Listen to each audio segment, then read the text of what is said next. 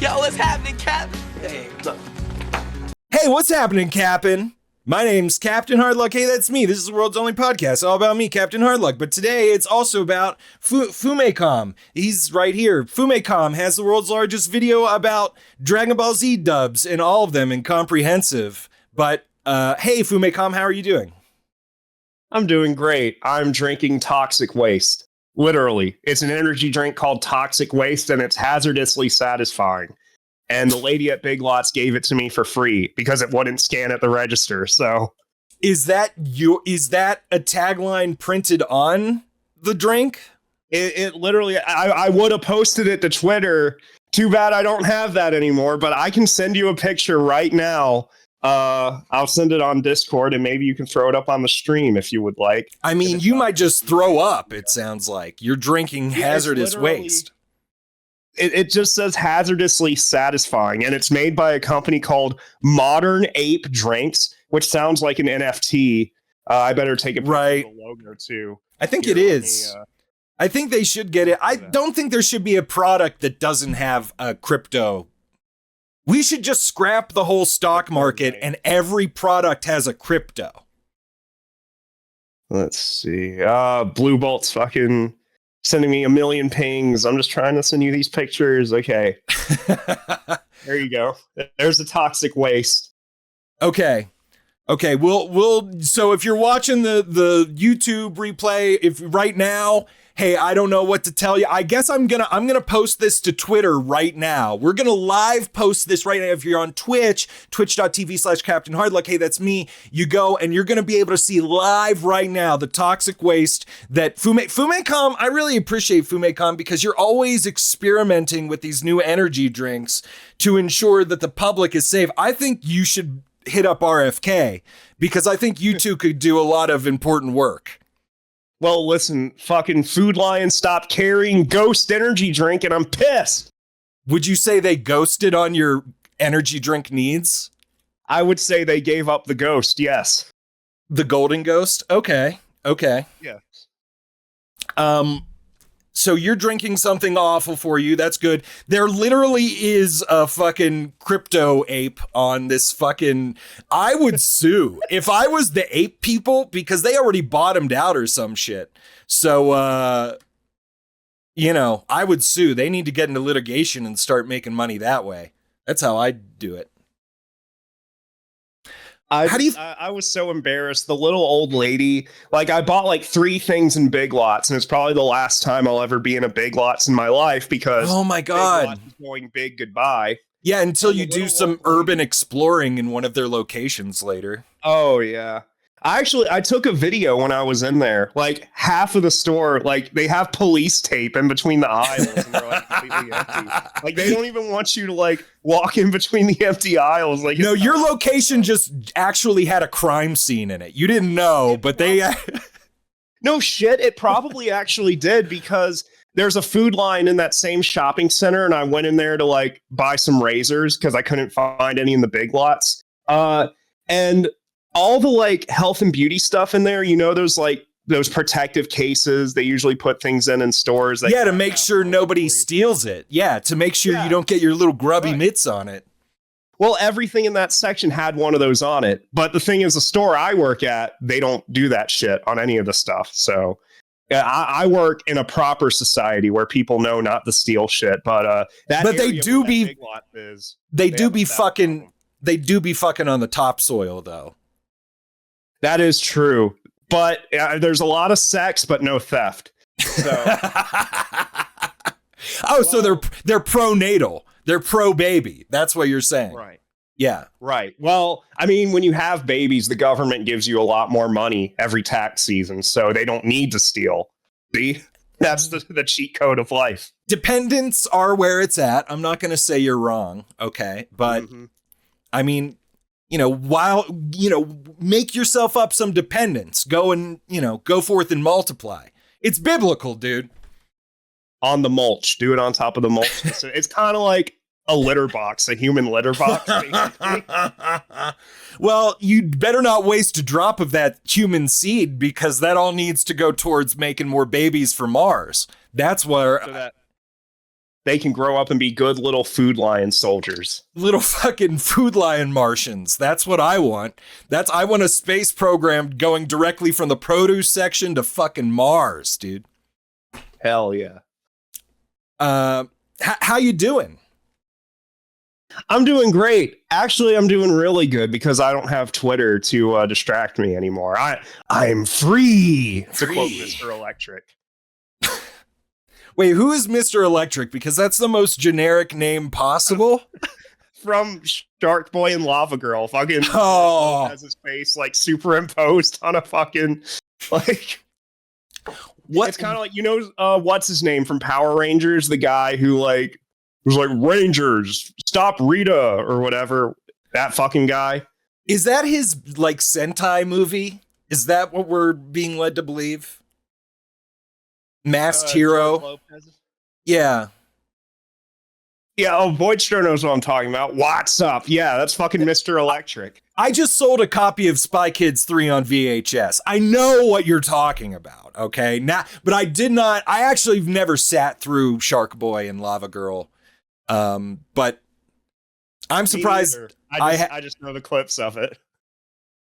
Judging by how Pornhub is lately, I'm surprised I haven't seen a Shark Boy and Lava Girl like dryer scene. Shark Boy and Cum Girl. Shark Boy is stuck in the dryer. You know, that's what I put him on Tumble, you know, Tumble dry. You know, speaking of porn, Rebel Taxi, the big cartoon YouTuber? No. Let me look it up. Bring that up, Jamie. Well, go ahead. I was just gonna say he's like one of the biggest cartoon YouTubers on fucking YouTube. All I was gonna say is that I never had any experiences with him, but some former friends of mine, when they were younger, they randomly got in a Skype call with him, and he showed them a SpongeBob porn parody. So that's cool. I forget which one it was. How spicy and fresh is this information? I mean, I'm not trying to incriminate Rebel Taxi or anything like. No, this is just alleged. No, this is all alleged. We will establish that right now. I mean, it really happened in the Skype days, but like, you know, who else is talking about this? Who else is talking about this? Well, one of the people was my old friend Skippy the robot on Twitter. He was one of the people. So Skippy the robot on Twitter and ask him about Rebel Taxi showing him SpongeBob porn on Skype. So is this probably freak the fuck out? Is this not privileged information? Or that's basically what I'm getting at. Like, is this the first time this information has been broadcast other than... I might have talked about it on stream once. I don't know. Damn. Okay, so $500,000 and we're talking about SpongeBob prawn. And so was it... I'm guessing it wasn't live action. Though that is the dream. Live action. It was? That's the dream! It's, you know, there's like a Teenage Mutant Ninja Turtles one too, right? The fucking pizza one where they're bukkakeing on the pizza. You know what? I didn't. It was watched in my house, and I did not watch the full thing. But some people did, and I don't know what happened. Didn't Game Grumps talk about it? This was a long time ago, by the way. This was like 15 years ago when this happened. Oh, so statute of limitations are up on whatever happened with us Heroes watching. In a calm shot. I'm sorry. What did you just say? I don't know. All right, fuck it. Drinking toxic waste. No, it's good. You should drink more of it, and you know, go to my Twitter to see live exclusive pictures of the energy drinks that Fumekam is drinking. It's the only place on the internet you can see him now. When you post them, though, don't tell him it's from me, because Elon Musk is gonna be like, oh well, we cannot have him on our platform because he doesn't like people who mess with kids, and doesn't he understand that pedophiles are what keeps society stable? We cannot have him on our platform. Is that what Elon? Is that what Elon's into? No, I'm asking you now because you're the one imitating Elon Musk. I think you have to be responsible for that judgment call.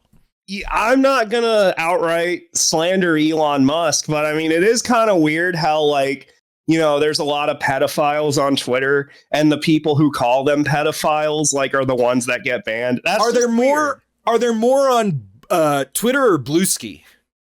Probably Blue Sky if I were to guess, but I don't know. I'm not on Bluesky.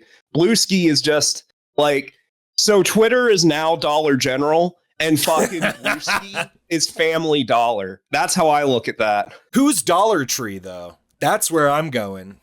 Ooh. That's a good question. Threads is, oh my God. That's awful. I love Dollar Tree. Why would you do that? I mean, Dollar Tree is good for specific things. You're right.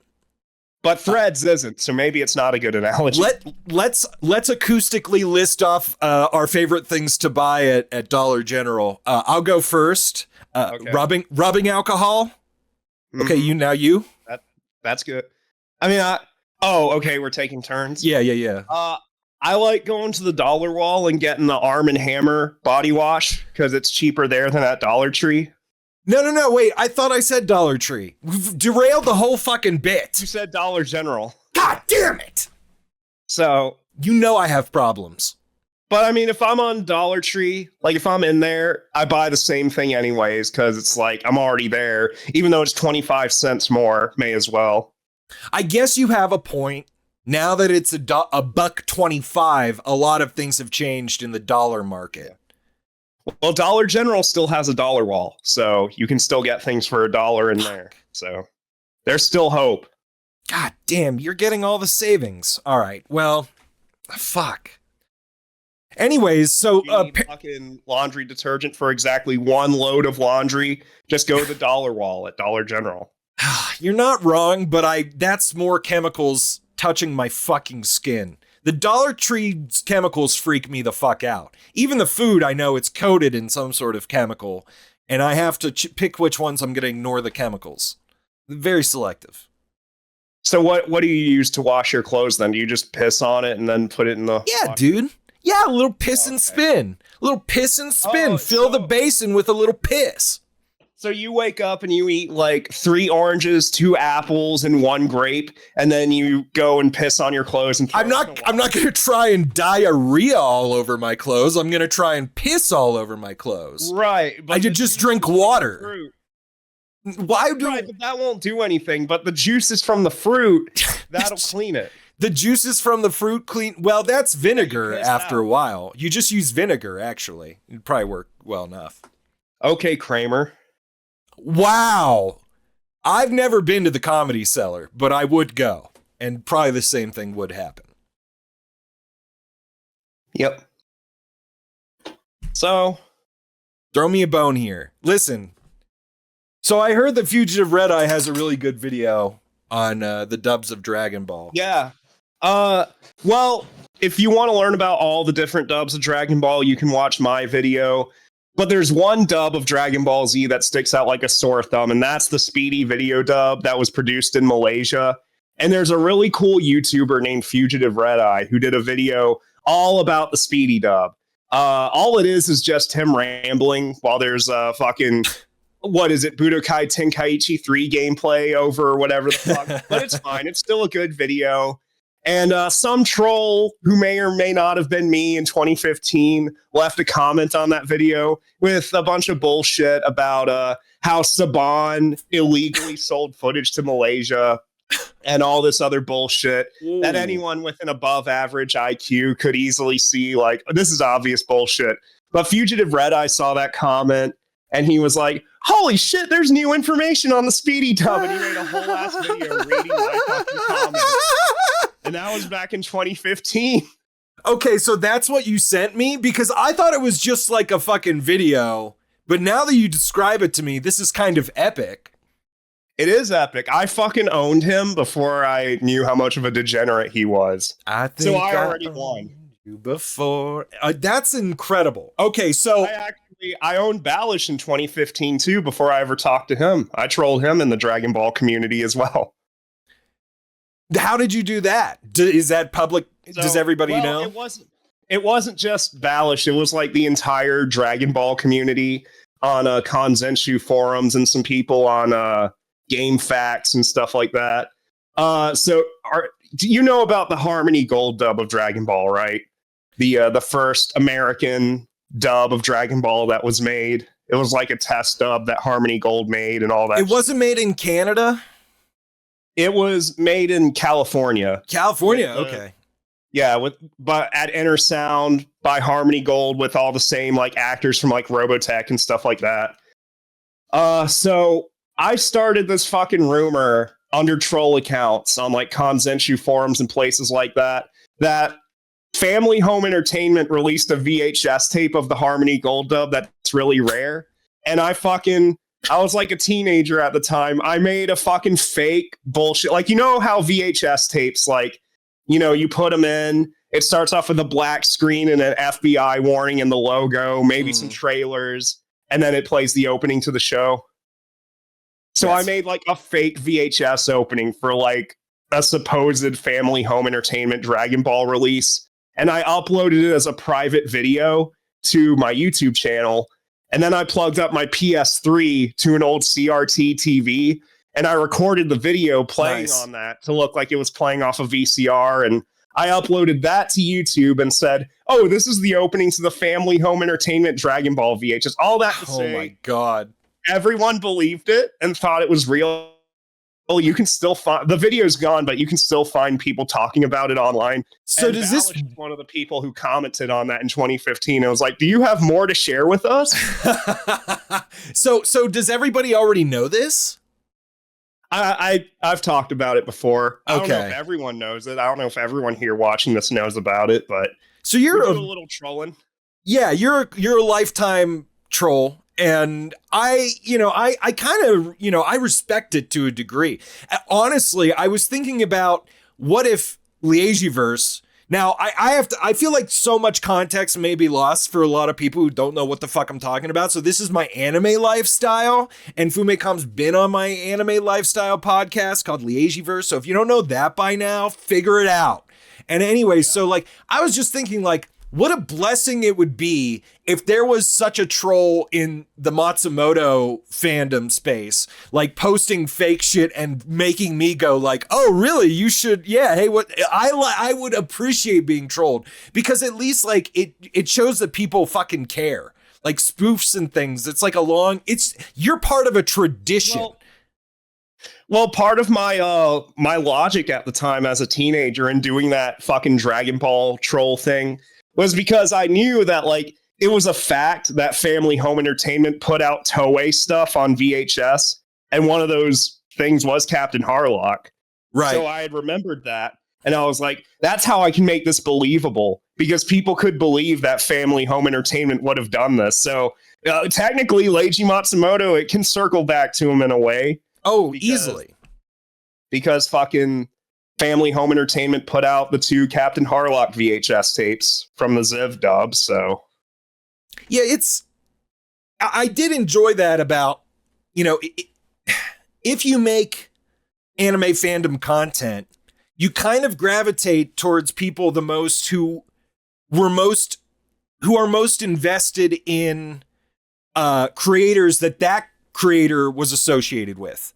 So like for me and you, Akira Toriyama and Leiji Matsumoto, they are like steps in history, in anime history, especially with regards to like shonen broadcast anime, long running, especially. So and worldwide appeal and everything, I would say.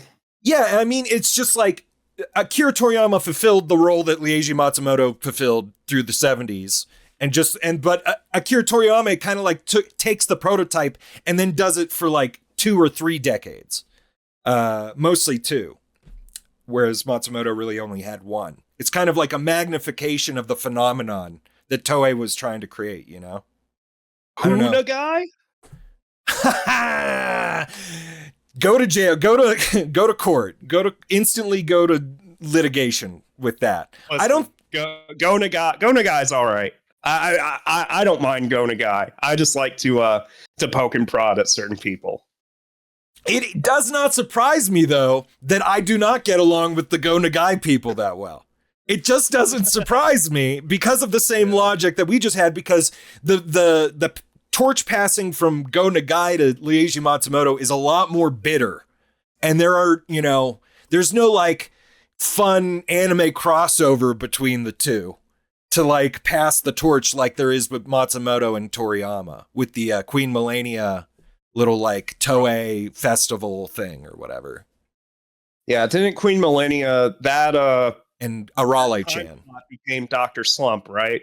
Or was it vice versa? That's right, because Dr. Slump became Dragon Ball. I don't know anything about the broadcast history. I just know that was kind of how they, and it's kind of sad because Queen Millennia wasn't doing as well as, Galaxy Express. So it's actually Toriyama kind of boosting the Queen Millennia IP by having Arale-chan, which I'm assuming was a phenomenon very quickly. Well, wait, they were airing simultaneously, weren't they? Because they're like crossover okay, that's what it was. Right, it was a Toei Festival little fun animation crossover thing that they did. And it's like really short. But anyways, as far as Go Nagai goes, doesn't seem to be as friendly of a torch passing, and I think Totaro's design might be a little lifted from Go Nagai. Possibly. I have a hard time tracing who, because Go Nagai has this like old man character with like a big toothy grin that reminds me a lot of Totoro. But Matsumoto, like for his style shift, took a lot of different shit. And I don't want to turn this into I could ramble like this forever, and it's probably boring as shit. But it was bad blood. Bad blood. Right. But listen, without Go Nagai, there'd be no Sailor Moon. And without Sailor Moon, there'd be no Sailor and the Seven Balls. So think about that. What is the Sailor Moon connection? I don't know. I guess Cutie Honey. You'd have to ask. Oh, Magical Girl? Who has the Oedipus complex on that one? Well, what are we saying? Go Nagai is getting credit for Magical Girls? I don't know. I guess because of Cutie Honey. I mean, I guess. I don't know. Maybe very loosely. I feel like Cutie Honey was, I don't know how popular Cutie Honey was in contrast to, say, Mazinger. I don't know. I think it was popular amongst people who like to masturbate, Yeah. And that's not the whole market. I won't argue with that. I'm not fucking Melanie Mac or Razor Fist. That's okay. Wait, Mazinger and Hardluck had I see what you're saying. Super Robot Wars, Dairyusei talking about crossover between Hardluck and Mazinger there. That's kind of the whole thing with Super Robot Wars is everything crosses over with everything. That's cool though. Yeah, I guess Yamato thereby associated with a bunch of super robots as well. But Minky Momo was in Super Robot Wars as well, I'm pretty sure. That's not even a mecha, but she's just there. I mean, maybe there's like a robot that can transform into a semi and run her over. I don't know. Yeah, and why isn't there a Magical Girl strategy game? There might be. I don't know. Fuck anime. It's for nerds. Yeah, this isn't the fucking nerd pod. This is the fucking cool kids table. Fucking, you can go talk about anime with the special ed kids. Well, I know you go to the bars in your hometown every night and just troll hard for pussy, and I think that makes you really cool. And it's one of the things. Watch the big football. We watch the big football. Yeah, it's big football time. It's big football season, and it gets larger every year. The Super Bowl is coming. Watch out. Well, what I've noticed about a bar is a woman loves nothing more than an excited man about football. They just really love that. And after the big football game, and of course your team wins because they never let you down, you go around and troll for pussy at the bar. And I just wondered what your secret was. Yeah, I brought my fucking... So there's like this new handheld NES console. Well, it's this new retro handheld. You can put a micro SD card in it and you can load it up with NES games. I put fucking Tecmo Bowl on it and I turn the volume all the way up and I just select my first play and I don't hit any buttons. So it just goes. And that gets them wet. That gets them frothing at the gash for sure. From flash cart to flash in her tits, it's about a 2-minute conversion rate there. So yeah, I think that's cool. Yeah, it's pretty cool. I think. Pretty cool. So you're part of like it only cost me $30 on AliExpress to get that little handheld. So you get a handful after that. Exactly. But you're part of the history of trolling now, and you've made some substantial moves, right? I would say, you have probably trolling aspirations that are much higher, much grander, things that you plot in secret, and I don't want to spoil any of that, but I do think as a participant in an art form, one generally develops opinions on it. So to you, what makes the perfect troll, or what do you aspire to do with trolling? Well, you remember the coup in Pakistan? Palestine? What? Huh? Exactly. You don't remember it. Right. That's what it's all about. I remember the Ghost of Kiev. It's about creating very stupid, inane situations that don't really matter to anyone, but dressing it up in a spectacular way to where, like, you're just fascinated. Like, who the fuck could do this and why? And that's what it's all about. Right. It's about, like, not the shock of what happened, but the shock of the thought process. Like, why? It's like an earthquake, right? Like the first tremor is never the one that actually kills everybody. You got to wait for the aftershock. Exactly. Or a tsunami, I think. Things that happen in Japan. It's like how you die in Japan. That's kind of like how trolling is. Did you know if you die in Japan, you die in real life? You die for real, dude. Also, I forgot. You know what? This is the confrontational part of the pod. All right. Hyperblock okay. to low. Metal Eater, yes or no? Yes. All right, we have to move on. We don't have time for a long explanation, Mr. Kennedy. Well, hold on. I mean, this can tie into our Big Lots conversation earlier because that toaster oven was the last big purchase I got from Big Lots. So you know what? Rest in fucking peace, Big Lots. I do not miss you at all. Dude. You almost fucking killed me, Big Lots, with your fucking shitty ass faulty toaster ovens that just explode when you look at them the wrong way. So good fucking dude, I fucking walked into Big Lots today. They still had a bunch of furniture there. You know why? Because Big Lots furniture is marked up like an insane amount already. They're like 20% off all furniture. Oh, okay, so that just brings it back down to regular retail price then. That's cool. These are Big Lots. You see how big this couch is? There's a fucking bunk beds. I did almost walk out today with they had like a movie theater recliner for like $400. I almost thought about like getting out the credit card for that one, but then I remembered, it's Big Lots furniture. It'll fall apart. Yeah, well, flipping down $400 on furniture is insane.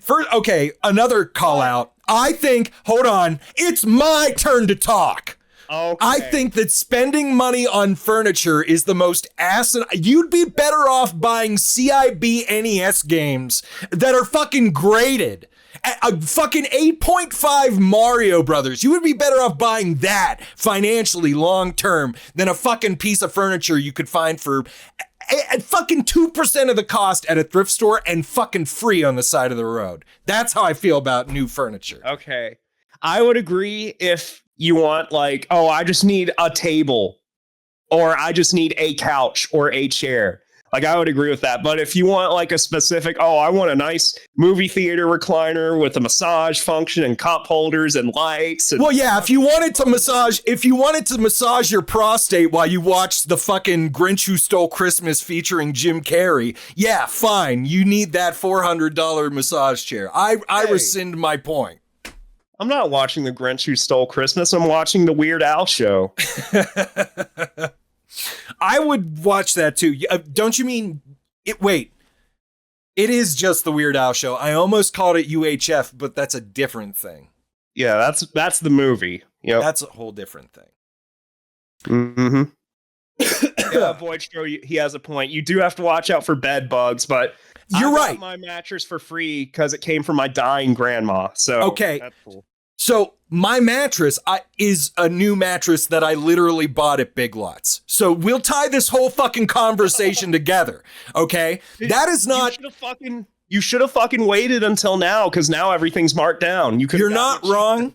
I should have slept on the floor a little bit. I should have slept on the floor for 2 more years and waited for Big Lots to close down when I moved away from the nearest Big Lots is like 3 hours away from me at this point.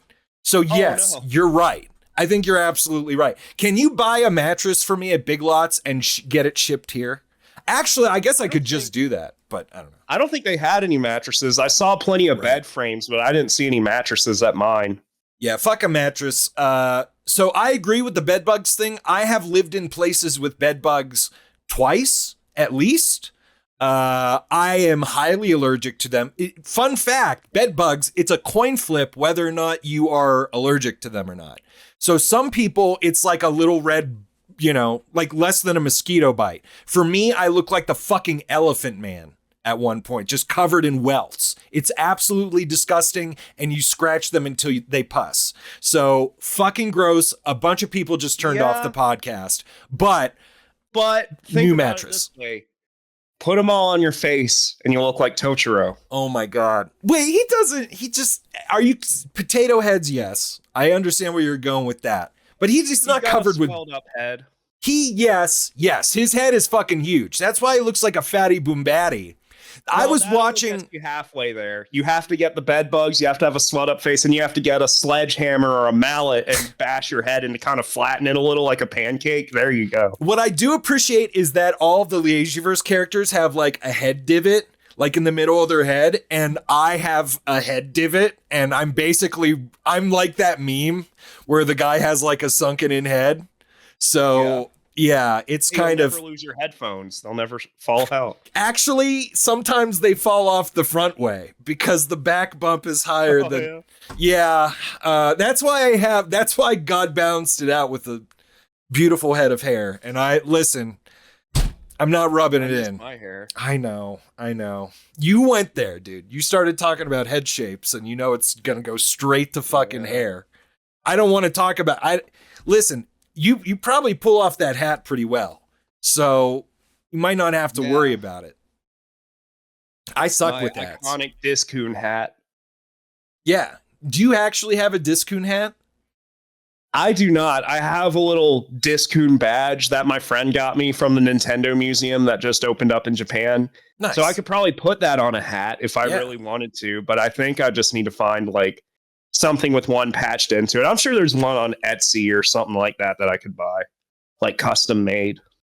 Do you think that somebody should throw the troll awards? Is there like a trolling award? Like, do people get? The problem with trolling has always been recognition, I feel like. Well, I mean, the Real Game Awards was a pretty good troll. If you saw that. I figured you would go there.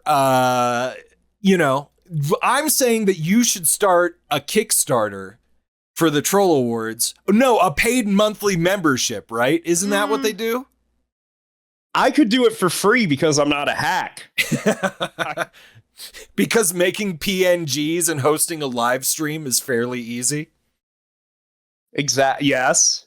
I wouldn't say it's easy. I'd just say, it's not like it's something I can already do without needing money. Like, it's easy for us because we're not hacks. I think that's the.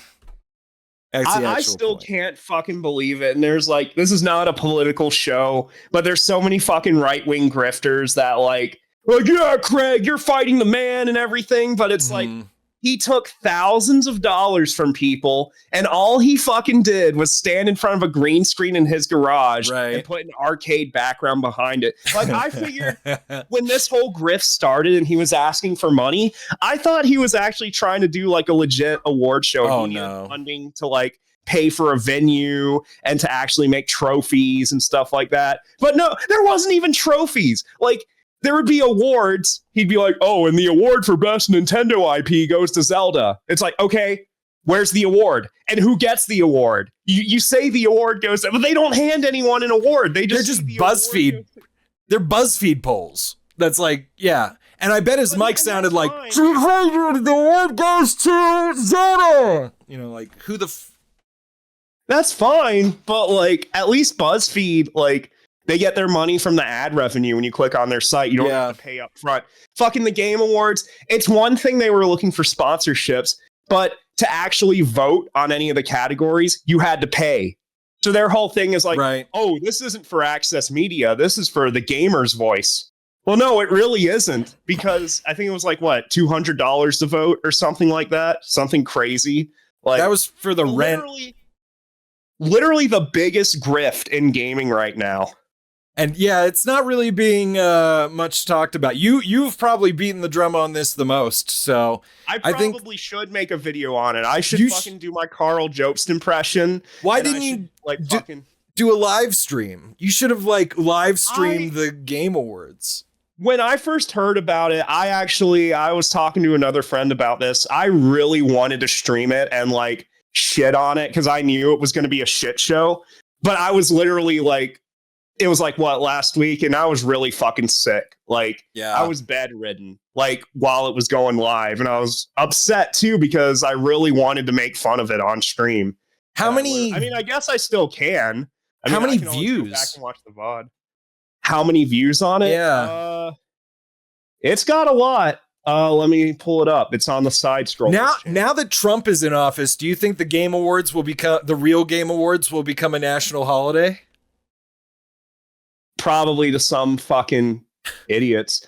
The official upload has 61,000 views, so that's not as many as I thought. Okay.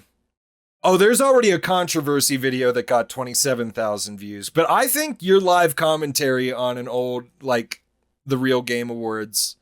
Holy shit. Oh, he also made, okay, this is the same, side scrollers. Just for... Yeah, it's Stuttering Craig from Screw Yes. Attack, if you See, remember. I'm not, yeah, like, I didn't really get, like, I watched fucking The Angry Video Game Nerd. That's Yeah. the only, and Well, like, that's how, the gaming years. same here. That's like, that's how I discovered Screw Attack, was through the Angry Video Game Nerd. So like, that's all I really cared about on Screw Attack. Yeah. But I'd like venture off onto some of their other shows. I remember the Video Game Vault. That was like their other show. They did the countdowns. Fucking top 10. I'm Stuttering Craig and I'm Handsome Tom. And this is a fucking top 10 dildos in gaming or whatever. Fucking whatever that shit was. They had do you remember the Mega Man fan film? Does that ring a bell? The live action one? Kind of. I was also thinking about, from the time that you watched that video to now, there probably are like at least 10 solid dildos in gaming by now. Since for sure. that time, before, actually at that point, there wouldn't have been as many dildos, and you could probably count those dildos in one hand. There's Now, always some soft ones too. some what? Some what ones? You said 10 solid ones. There's So, also 10 soft ones as well. yeah, nothing women like more than shoving a fucking Flaccid dildo. flaccid. It's like, I'm trying to think of it's like a neck pillow. It's like trying to get a neck pillow in your fucking pussy. But it's a whole pillow. Pocket dimensional pussy. That's called a callback. I don't know if you've been watching. Fumecom doesn't even watch this podcast, by the way. That's not he's true. here. I haven't seen all of them, but I have started watching it. I've seen the first 2 episodes. I watched some of your last one live, but I haven't seen the whole thing yet. You did show up. I do remember you being there, so I appreciate that. It's just a lot of the times when you guys are live, I'm just asleep. I'm in bed, so Yeah, no, or that's... I'm at work. You are the food line. You're the metal eater. You're YouTuber, Goku man, and you're also that. Do you want to talk about that? I'm that guy. I got that dog in me. Yeah. All right. Well, both of us kind of lost the plot there. Fuck. What was I talking? What were you just talking about? I literally lost the plot. Question. Yeah, that I think I did too. we've been disassociating for a little bit. Let's see. I am the metal eater. I'm the Food Lion. You're the Food Lion. Actually, I got Food Lion Lost Media, actually, that I'm getting ready to upload to the archives channel. No shit. A friend of mine. So back in the 90s, there was a huge controversy with Food Lion where ABC News was airing a story all over the country saying that Food Lion was doing shit like putting bleach all over the meat to make it look shiny. That's where that's like an urban legend. Like, is that where that comes from? Yeah, it was a falsified report. Basically, ABC News hired a bunch of undercover reporters to get jobs at different stores, and they had like hidden cameras and stuff like that. And they were trying to egg on the employees to like do shit they weren't supposed to, so they could come up with like a bullshit story for I think the show was called Prime Time. So Food Lion sued ABC and they won the case. But that's where that fucking rumor comes from, where like Food Lion, they fuck up the meat. And they might actually do that now at some stores, but back in the 90s. They adopted it as a practice after the litigation, yeah. But back in the 1990s, fucking Food Lion was sending out VHS tapes to like employees and their families with letters attached to them saying like, oh, you may have seen a story on Prime Time, and they listed out all the bullet points that were addressed, and like they countered all the arguments, and they sent out a VHS tape that like, you know, kind of countered the lies or whatever. That VHS recently went up on eBay, and a friend of mine bought it for me and sent it to me, and I have it in my hand right now. I've digitized it, and I'm going to upload it to the archive. It's only 8 minutes long, but and I'm going to scan. I have the letter that it came with as well, so I'm going to scan that and put that on the internet archive. So first off, this is a great. You should definitely do a retrospective video of this and just upload it to the Fumecom channel, because I think you could tap into an entirely different market with a video essay on that. The only issue with that, and I would love to do that, but the only thing that's stopping me is so the actual primetime broadcast that story was a part of, that's still lost media. Like, you can find clips from it. That's okay. Can't find the whole story. That just means you get to make another video when somebody's like, oh yeah, I have that. Yeah, but here's the thing. Like, people do have it. Like, there's archival copies of it. Okay. They're just not currently up, because that same broadcast, there was a Magic Johnson story. I guess there was a controversy with Magic Johnson at the time as well. I wonder what that was about. Yeah, I wonder. No, but somebody had the Magic Johnson segment that's uploaded on YouTube. So that means someone actually has that whole episode with the Food Lion. Yeah, that means you just put that factoid in the fucking video essay. All right, I'm not bad. I hope you make that video essay very soon, because I think you'll fucking. Well, here's the thing. I work for the company, so that would be a very biased video at the same time. That's okay. You're the Food Lion dude. Why wouldn't the Food Lion dude be working at Food Lion? Well, that just makes you. I'm okay with all sources are biased. Let's not get that twisted. True. All sources are biased. And as long as you're not, you could also say like there's plenty of ways you could deal with this. You can make as many excuses for not making this video essay as you want. I will argue them all expertly and flawlessly, and I don't care if you do it or not. But secondly, that is also how Nintendo promoted Pokemon and Donkey Kong Country, is how Food Lion combated the slander against them by ABC. I appreciate the approach, and I wish I got more VHSs in the mail throughout the 90s and early 2000s. Well, the difference with that, though, is fucking Nintendo mailed those VHS tapes to the public. I think Food Lion only mailed the VHS tapes to their employees, but... Oh, okay. In fact, let's see, what's the address on this? I thought they were just like advertising to the general public, like, hey, listen, we didn't bleach our meats. Here's our non-bleach meats. I could read this fucking, or at least save it. Just save it. Oh, go ahead. Okay, an excerpt is fine, but yeah. Okay. As you know, Food Lion has been under vicious attack by the United Food and Commercial Workers Union for over 8 years in an attempt to unionize our 60,000 employees against their wishes. This relentless unionization attempt was accelerated last Thursday night as the tabloid television program, Primetime Live, stooped to the lowest level of journalistic integrity by allowing itself to be used by the UFCW to spread misinformation, untruths, and outright lies against our company, and we can prove it. Fake news, dude. They got trumped before there was even Trump to be trumped in the same way he's being trumped now. Except fucking Food Lion donates more money to the Democratic Party, but that's a damn. That's beyond the scope of this. Well, I don't really give a fuck because like I just work there. Yeah, there's some reasons for that, I'm sure, and we could talk about them, but let's not. I met a lady from corporate and she was very nice and very diverse. So was she the metal lady? The metal lady, yes. You met the metal. Wow. Okay, well, yeah. Not the big cheese, but a big cheese, yes, came into my store and I fucking shook her hand and talked to her like it might have been like the beginning of December. I don't remember. You're schmoozing with the bigwigs over at Food Lion, and this is how, honestly, dude.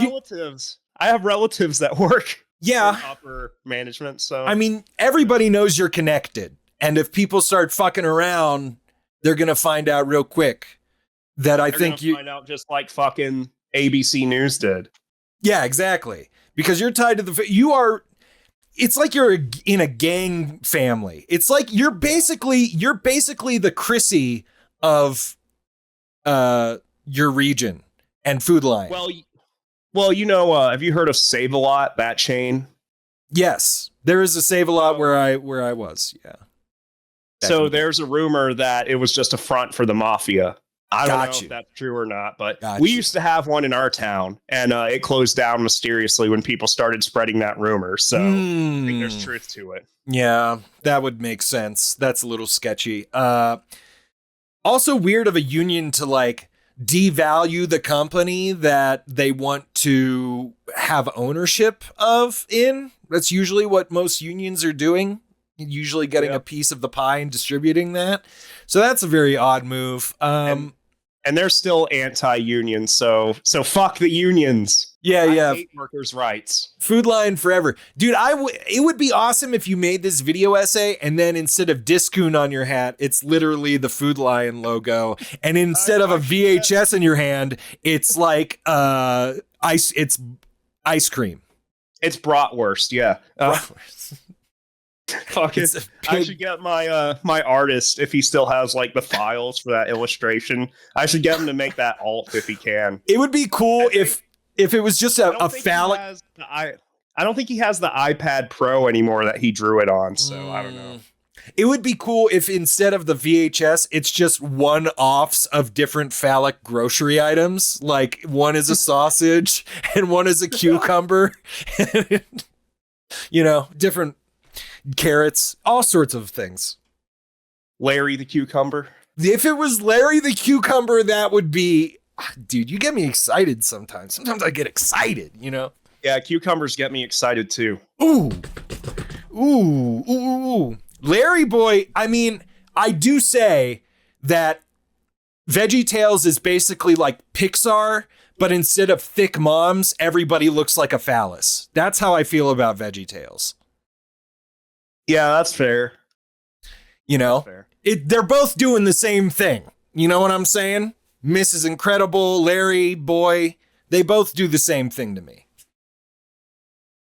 Yeah? Yeah. Yeah. Bob the Tomato. Bob the fucking Tomato. I'm gonna come. Trump. Trump makes his first appearance on What's Happening, Cap'n.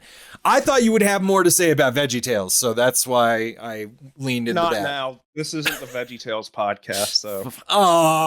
Dude, I could go out and get my VeggieTales paraphernalia right now and show it on cam. The original VHS of Rack, Shack, and Benny with the original Bunny song. I do have that. Hold on. I'm literally, I think I should be able to do this in like a second. Hold on. I'll be right back. Entertain them. No dead air. Oh. Don't let that be dead air. Oh, no. Keep talking and nobody leaves. I haven't seen any fucking contributions to the stream tonight. Don't you fucking know that in order to keep the lights on, we need money? We need to heckin' Munzors. Give me the money, or give him the money. And when you're done giving him the money, go over to my stream and give me some bits, and subs. I don't care if I'm not streaming right now. I expect the money so that I can keep streaming and I don't, You're the lose best, my motivation. Best co-host of all time, dude. That is exactly how I feel, and I'm glad you expressed the sentiment. Hey, watch this. Watch this. I'm going to snap my fingers and you're going to get subs, okay? Let's see some Bezos bucks. Come on. I don't know if my snaps are picking up on the mic, but... They are, kind of, sort of. See, I got magic. Every time I do this, people subscribe. So this is... Yeah. I see that on eBay all the time because I often search for VeggieTales merchandise because I'm a specimen. Yeah, it's missing one of the doors. That's a downer, but I haven't stumbled across a good deal on the batteries to test if it... I don't know what it says. Like and I don't want anybody to spoil it for me because someday it'll talk to me. This little baby what kind carrot. of batteries does it take? It's one of the little guys. It's like not super tiny, but it's thick. It's tall and thick. Probably a little small. Weird non-standard, not a AAA or AA.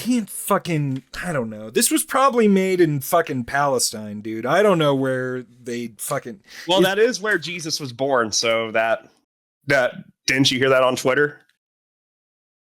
Well, of course. I believe everything I hear on Twitter about Palestine and Israel, and I will also say that I have old Rugrats dolls, and they were made. They have little labels with the Star of David on them because Klasky Kasupo is very Star of David Jewish. Now, I don't judge it. But I thought it was interesting that there were like Nickelodeon official toys with the Star of David on them. I didn't think... Viacom's a pretty big company. They had to fight for that because Rugrats, originally they were Christians. Because originally they would have Christmas episodes, but then they switched over to doing Passover and stuff like that. Well, Stu's a Gentile, isn't he?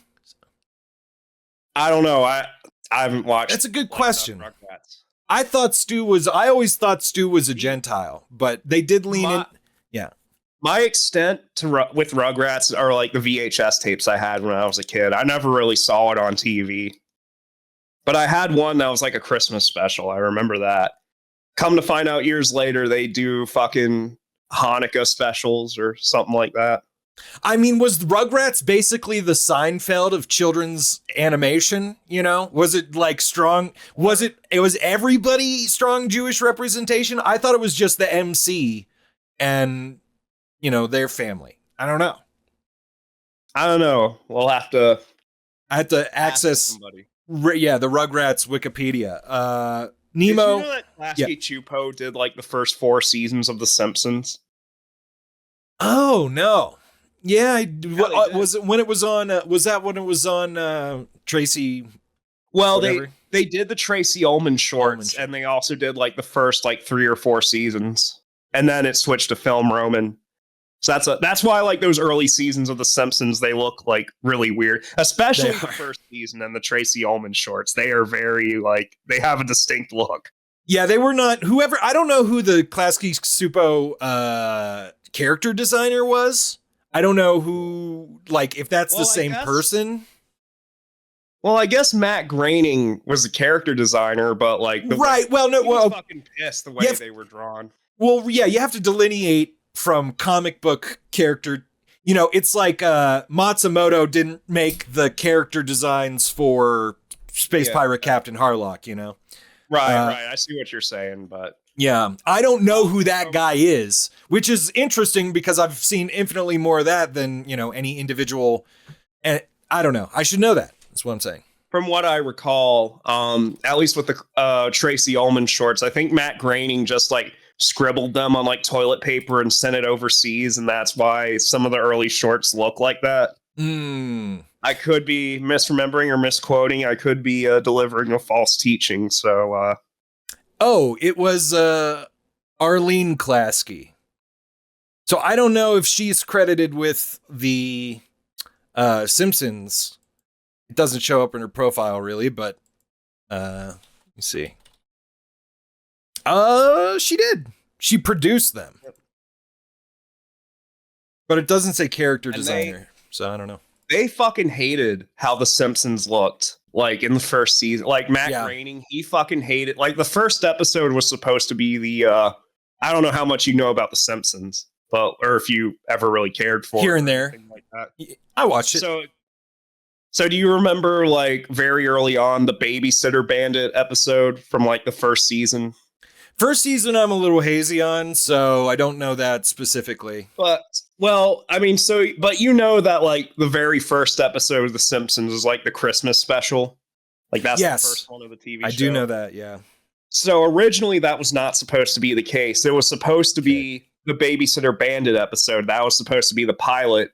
But they got back, like, a work print or whatever from Klasky Chupo, and Matt Groening was horrified at how the characters looked and how, like, smooth the animation was and everything and how free they were with the character designs that like he sent it back to them and made them basically redo the whole thing. And because of the production delays, that's why the Christmas episode had to be the first episode of the show that aired. And that Babysitter Bandit episode, I think it was like the last episode that aired of the season. But like they have that original pilot. It's on like the bonus features for the season 1 DVD and it's got commentary and everything. So it's pretty interesting to hear their perspective because, you know, my opinion, when I watch that pilot, I actually think it looks pretty nice. It's well animated. I kind of like how loose the character design is, but they fucking hated it. There is, I could talk a bit about that because I've seen two, like I've never watched Simpsons commentary, which I've just never watched it on DVD or just casually. I actually haven't watched it in a really long time.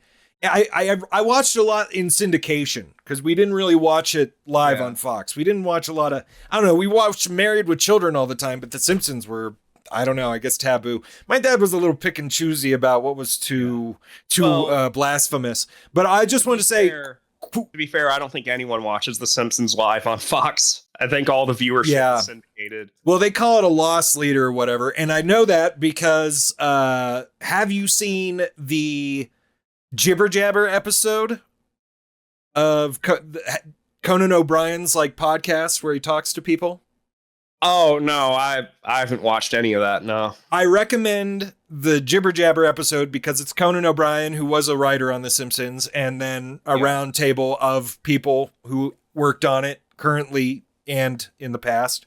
And it's interesting to hear how the person like still attached to it talks about it in contrast to everybody else who moved the fuck on. And then also a video where they talk about the character designs and like the No book or whatever. I don't know. Yeah. Well, I've seen, there's a video essay about it. It always shows up in my recommended feed. I've seen that video. It's a good video.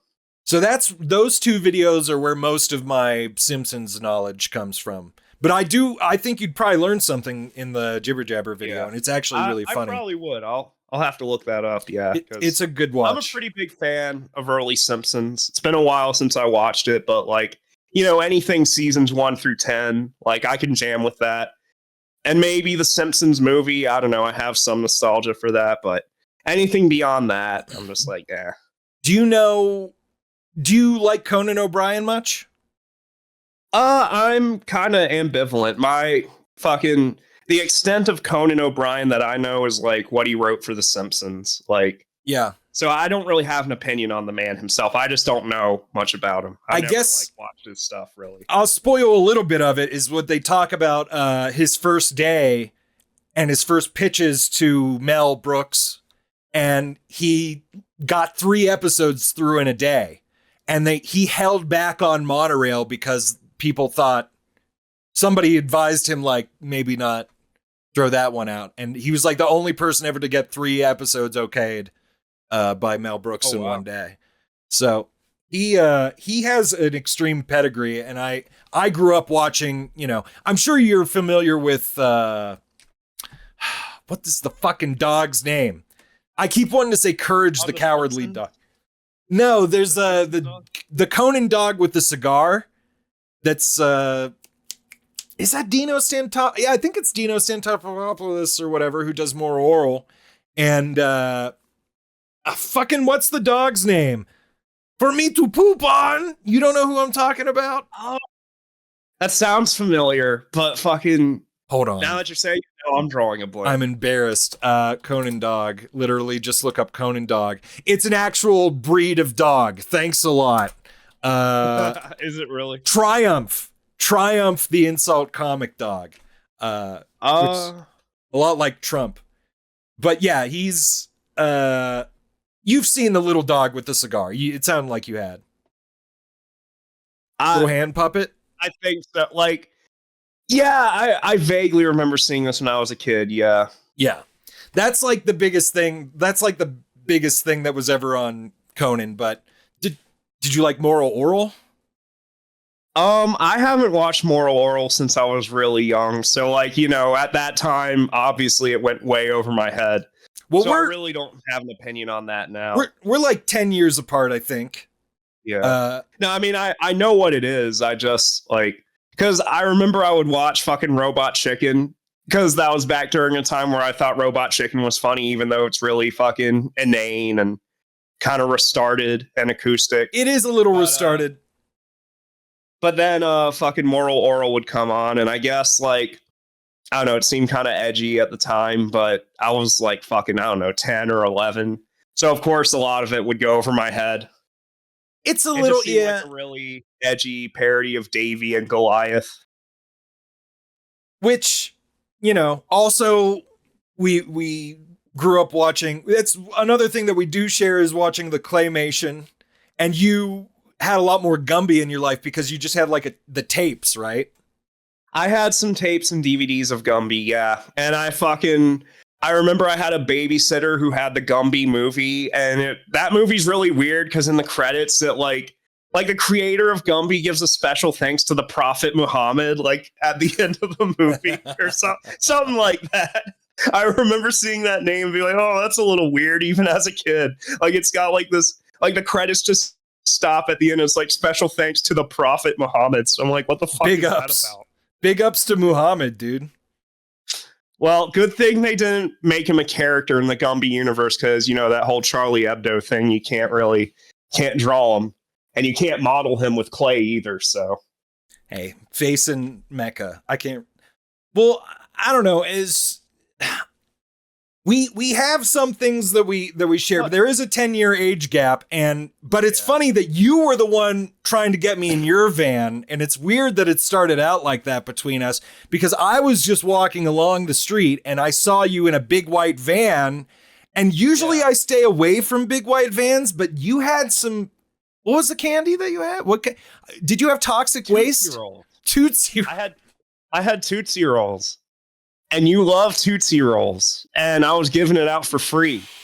So, I think it was a mutually beneficial relationship because I get to chase the clout of being on your podcast and you get free Tootsie Rolls. So firstly, I think that's a fair transaction. To call anything about this podcast clout, I'm the clout chaser. I'm looking for, by having you on this podcast, I have attained clout. So thank you for that. I appreciate it. Well, listen.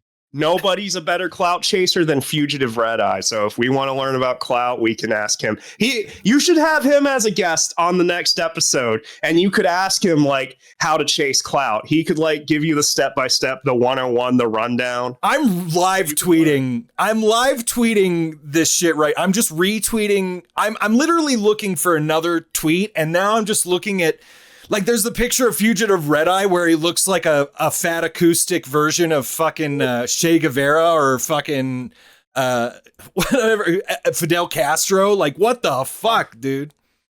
Watch your mouth. He's a beautiful man. He's a beautiful man. It's funny that they ever like, you look like Geico Caveman. Okay, is this your leader? What are you? So I saw a video where somebody was talking about Fugitive Red Eye. For context, for people who don't know watching the podcast, this is an asshole that's trolling me, and he built up a lot of clout by making a YouTube video about how to region break your fucking DVD player. And who fucking watches stuff on a DVD player? By the way, not anymore. And grandpa. But now the only way he can get views is if he makes a video about one of us. This is they have peaked with us. And listen, upload a Legend of Dragoon review, get like 10 views, put my name in the title of your video and you get like 100, 200 views. You're welcome. I should start charging royalties for using my name in YouTube videos.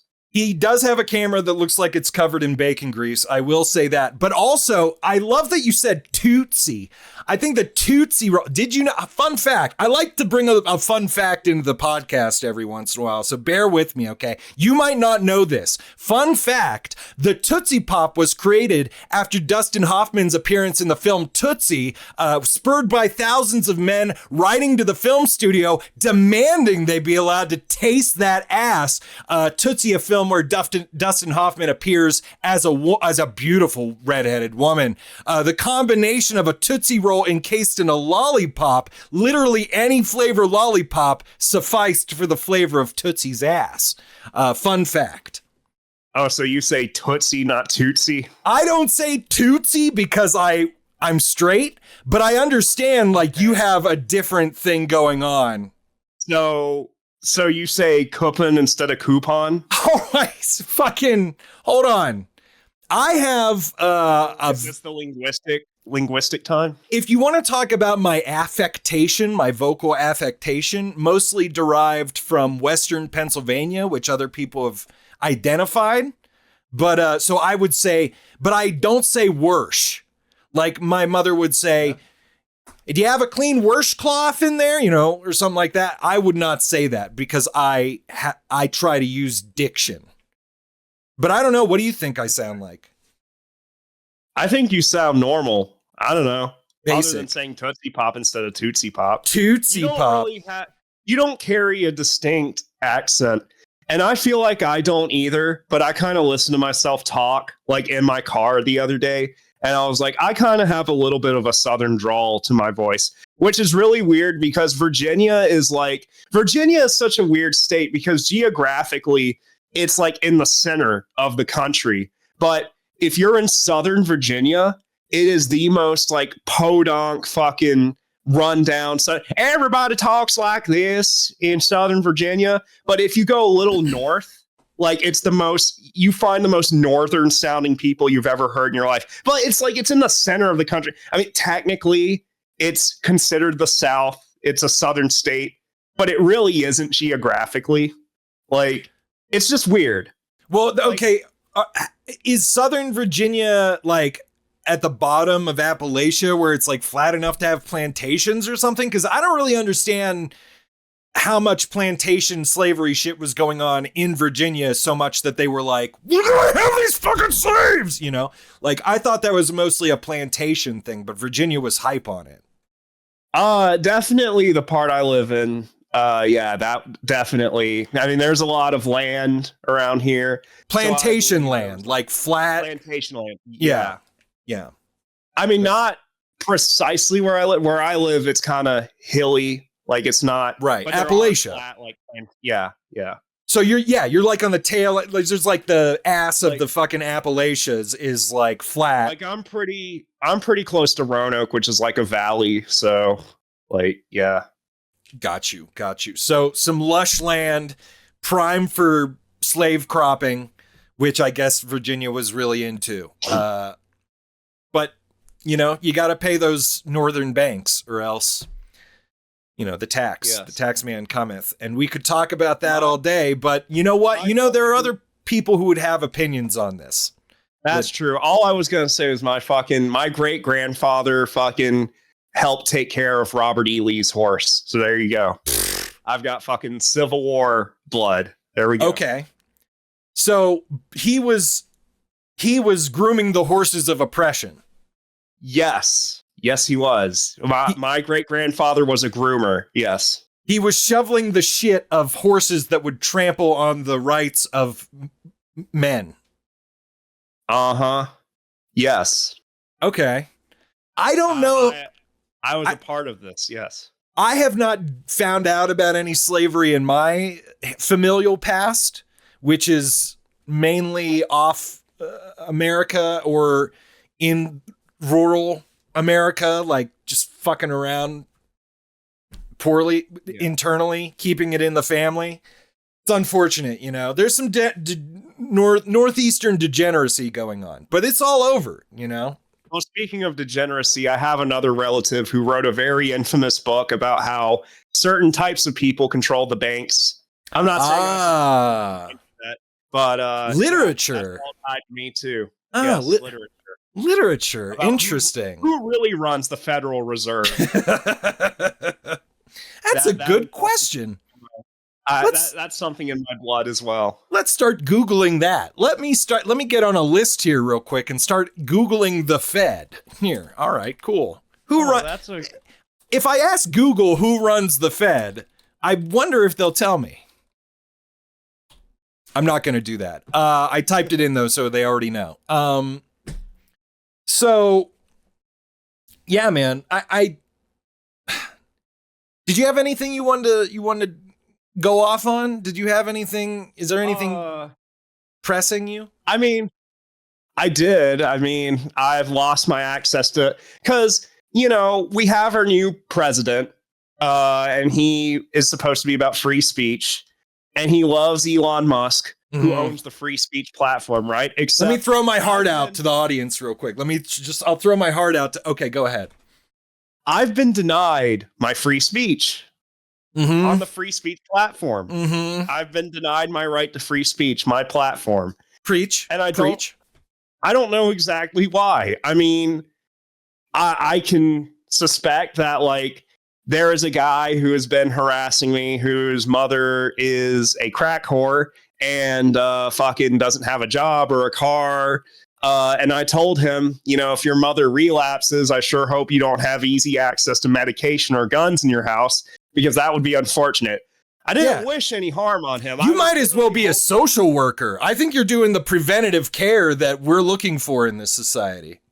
I was telling him that I hoped he wouldn't do anything rash. Yeah. But I guess fucking Elon had a problem with that, with me basically kindly telling a predator to fuck off. And Elon was like, doesn't he know that people who like to mess with children online, doesn't he understand that they sort of run our society? We need two things in this country. We need Indians and predators. That holds the backbone of America together. And, you know, that's going to bring us to glory. That's how this country needs to be run, by fucking Indians and child predators. So anyone who's saying anything bad about predators and pedophiles, they're not allowed to be on X. Well, it's a power dynamic, right? Because you need the predators on top, and you need the Indians to be under the constant threat of losing their jobs, so they're as submissive to the company as humanly possible. That's the thing that's the power dynamic that America's built on. And I just think some of the immigrants from the early 20th century have gotten a little uppity. You know what I'm saying? I don't want to go too far on this, but are Indians even real people? Do they qualify? Yes. No, yes. I have a strong stance on that they are actually human beings. I'm open to hearing a counter argument. Right.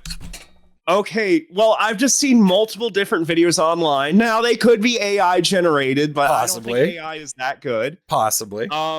There's multiple videos of people in like 7-Elevens and Circle K's. It's usually always Circle K, because Circle K is the worst fucking gas station ever. Damn. But it's always videos of these women, like they're paying for their gas or whatever inside, and before they stick their debit card into the fucking pen pad, they pull off a fucking like chip reader, and they're always like, oh my God, what is this doing on here? And then like the guy at the register's like, he's good, just put the card in. That's to, like, grab the card and put it in there. That exact sequence always happens. Yes. And, but they pull off the chip reader and they show it to the cashier, and the Indian cashier always just stares at it with like a blank fluoride stare, and it's just like, he's good, just put card in. Well, they need that fluoride. They need that fluoride because it keeps their teeth strong. But this is a leveled up H-1B.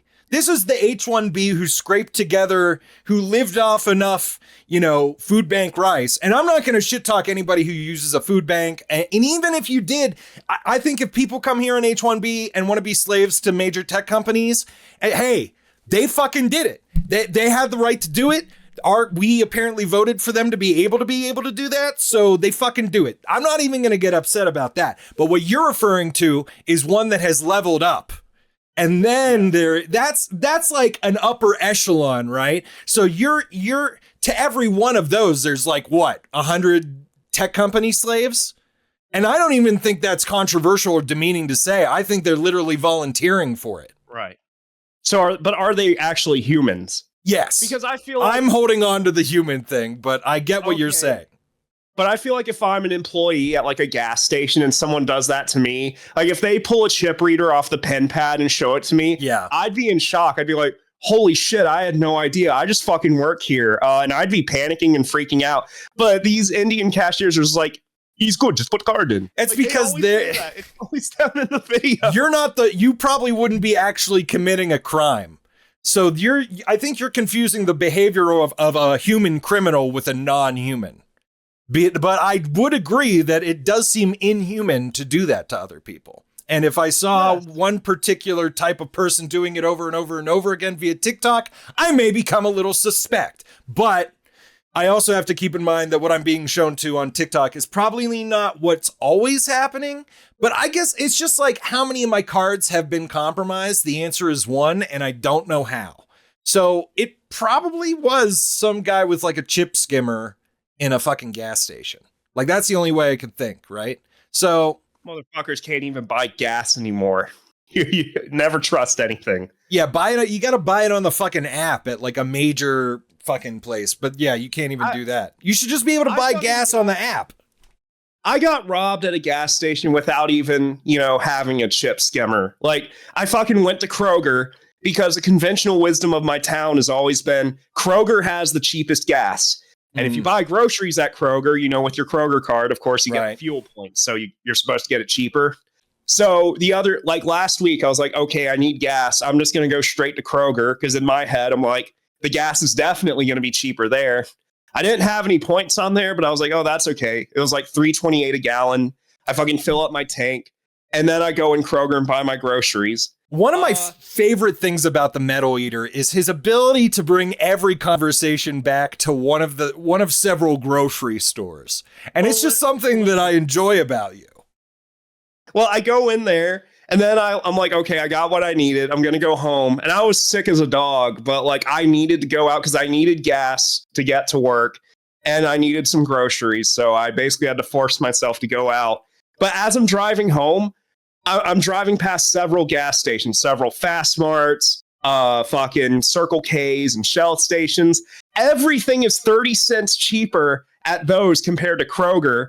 So I bang my head against the steering wheel because what the fuck is happening to the world? Kroger used to always have the cheaper gas, but now fucking it's 30 cents cheaper at Circle K. What's happening here? So now you have to get your card skimmed to get the cheaper gas. No, I see where your problem is. I would also hold on. You went on a good rant. Just give me a fucking second here because I have grocery store opinions. Firstly, I was at a Smith's today. I walked in. I tried to use my Kroger rewards number. Too many numbers for the fucking Smith's pin pad. I asked them what do I do? They're just like, here, I just put in the convenient one. What if I wanted those rewards? So firstly, I have problems with Kroger too, and I think we could team up on that. Yeah. Yeah. No, I hate Kroger. Shopping there is terrible, but sometimes I got to go there. But no, like, what's terrible about, do you have Circle K near you? Like any of them? Not anymore. Yeah, not anymore. I've lived kind of close to one. It was okay. So I never go to one, but there's one at the end of my street. I never go to it. They have an app. And they have a service called Easy Pay. And the thing about Easy Pay is when you enroll in it, you get 10 cents off the gallon every day, right? So that sounds good. It does. Typically every gas station, they have like a rewards card you sign up for. You get cents off every day. And usually all it needs is your email or a phone number or whatever. Not a big deal. Do you know what you need for Circle K Easy Pay? Do you know what they want you to put in to the fucking app? Social security number? May as well. They want you to put your fucking routing number and checking account number. Oh my God. They want you to connect that to who the fuck? You know what? I almost signed up. That 10 cents off. That information is on any check that you write. So if you write a check, they literally already have all that information. So it's not that bad, but I get it is fucking. Well, it's like if I apply for a rental, I've had them ask for like bank account information before. I'm like, I'm not doing this at all. No. Yeah, but But that, like, I can understand that more than like a gas station loyalty card asking for it. Like, Either way, it sucks. Yeah. It sucks, but like if a landlord asks for it, like that's more understandable. But like a gas station rewards card, no. I'll pay 5 cents more at Speedway or Sheetz or whatever the fuck. I'm okay with that. All they need is my phone number, which they could probably send me spam robocalls or whatever, but hey, it's worth it to say. Hey, if a grocery store is sending me spam, I'll take it. It's free food. Hey, sometimes fucking Food Lion sends me fucking recipes in the mail. You know what use them. You have a grocery store name that's really intimidating. Food Lion, right? Lions murder people in the savannah. A girl named Savannah. I grew up next to a giant eagle. Imagine that. Like a Food Lion, I can imagine like a food around some lion, but we don't even talk about food with our grocery store name. It's a fucking giant eagle. Have you ever heard of this? No, but like, can you find the giant eagle in the poultry section? There's no eagles anymore. They used to have what was called the eagle's nest. And that's where parents dumped off their kids to have terrible interactions with other children whose parents didn't want to be around them in the grocery store. But they did have a Sega Genesis in there. And there were Battletoads I played and Echo the Dolphin I played. I think we probably had Sonic. I don't know. I actually played Sonic the least because I was like, this dolphin game is doing something for me. On a Mega Play cabinet, because the old Sonic arcade game was Japan exclusive. Nowadays, they couldn't have had that.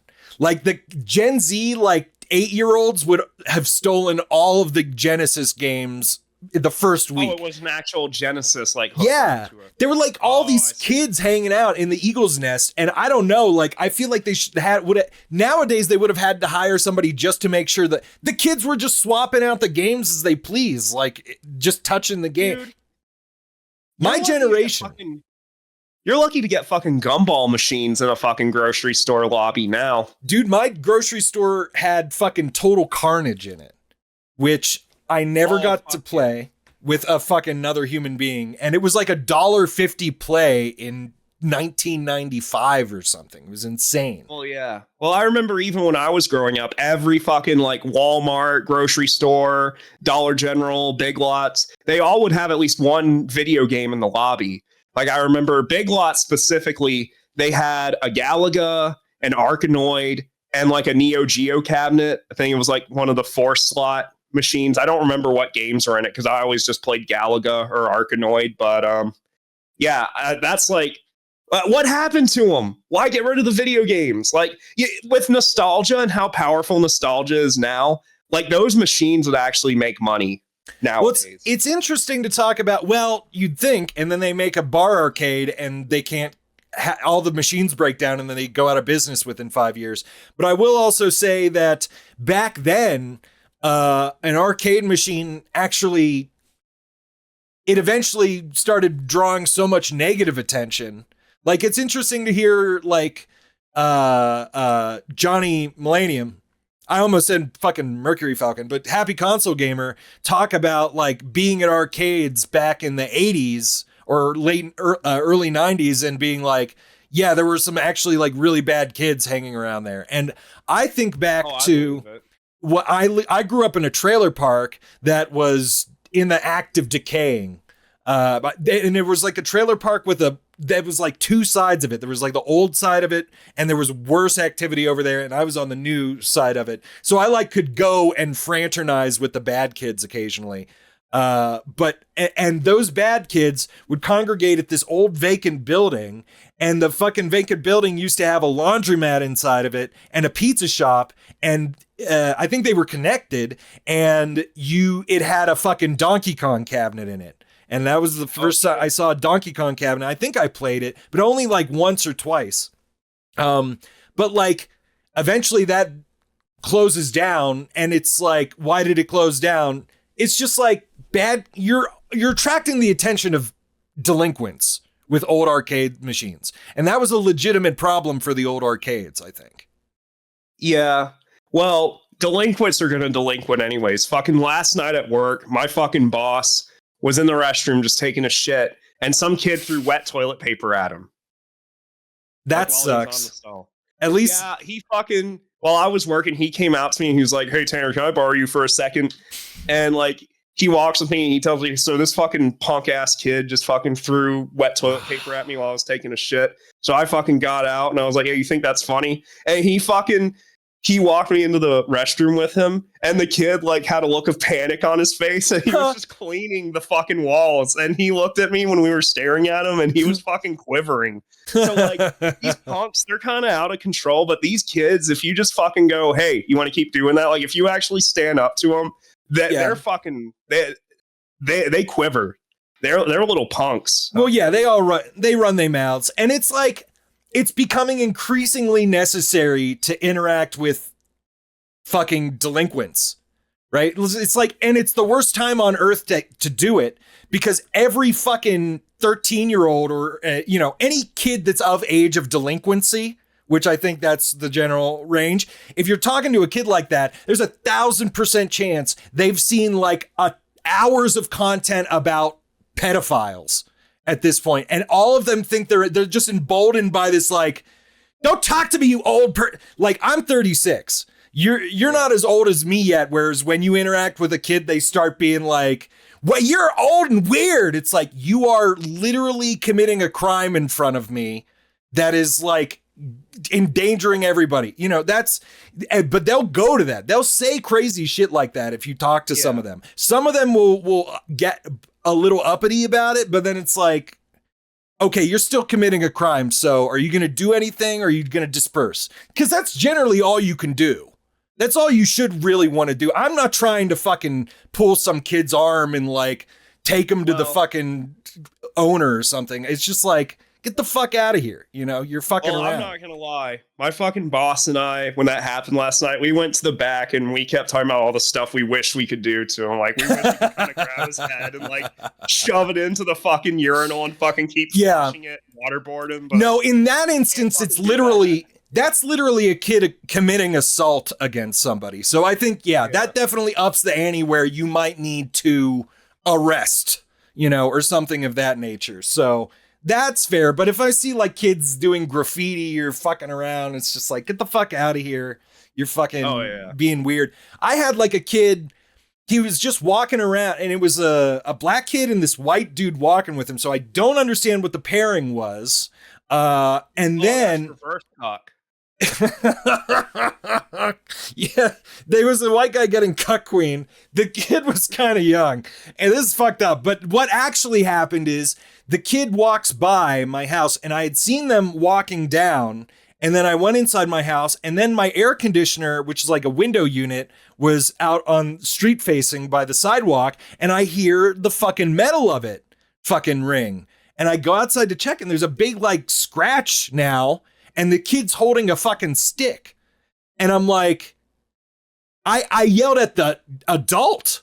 I was like, "What are you letting him do right now? He just like vandalized my property." He's like, "Whatever, dude." So now it's like, we've got rogue adults enabling these motherfuckers. And I think that's genuinely what you see on Twitter. It's called literal grooming. And grooming takes forms, all sorts of forms, not just sexual, but just generally. Like, parents groom their children. That's a thing that they should do. You do it literally, and you do it like you want them to be an upstanding citizen, so you groom them to be such. You can also be the perfect citizen. You can also make them like tools against whatever you hate in society, which is what I think what we're seeing now, and that leeches over into.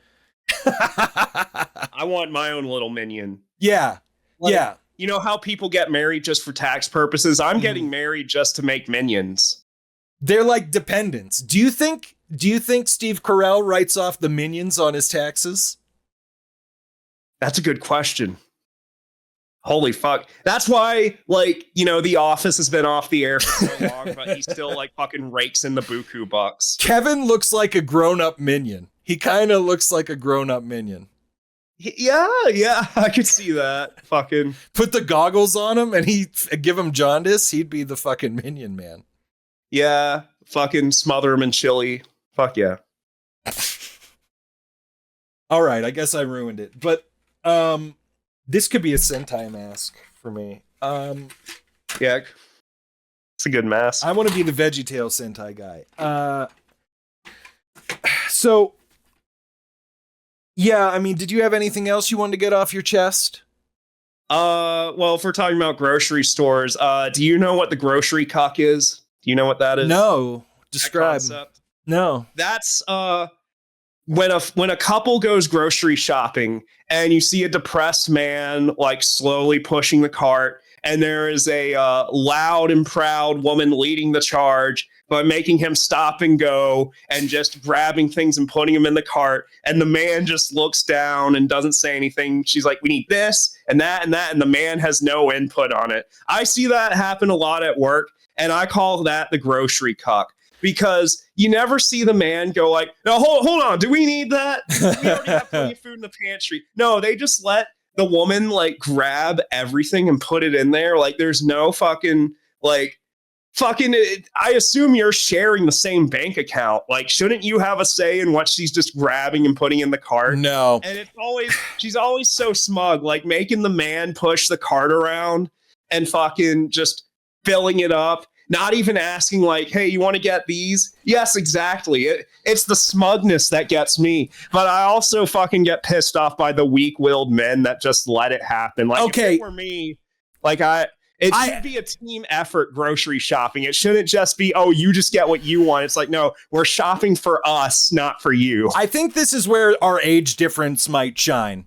Because I might have a little bit more relationship insight into how this is actually working. And I would agree with you that grocery cart cuck is not the optimal way to be. If you are paying for all the food, she should also just be doing the shopping. That's ideal. So the situation you're witnessing, though, is a man who is not buying her other things outside of the grocery store.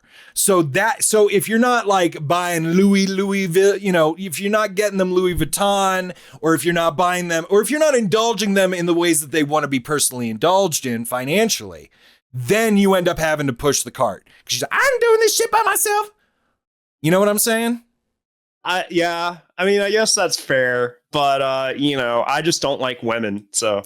Well, I could understand why you would come from that point of position, because what I just described implies paying for everything out of your own pocket, which I believe you have delusions of financial partnership or something. And I don't think you're a delusional person. I just think you're younger. That's all I'm saying. By the way, I'm joking. I love women, especially attractive women with big butts and big racks.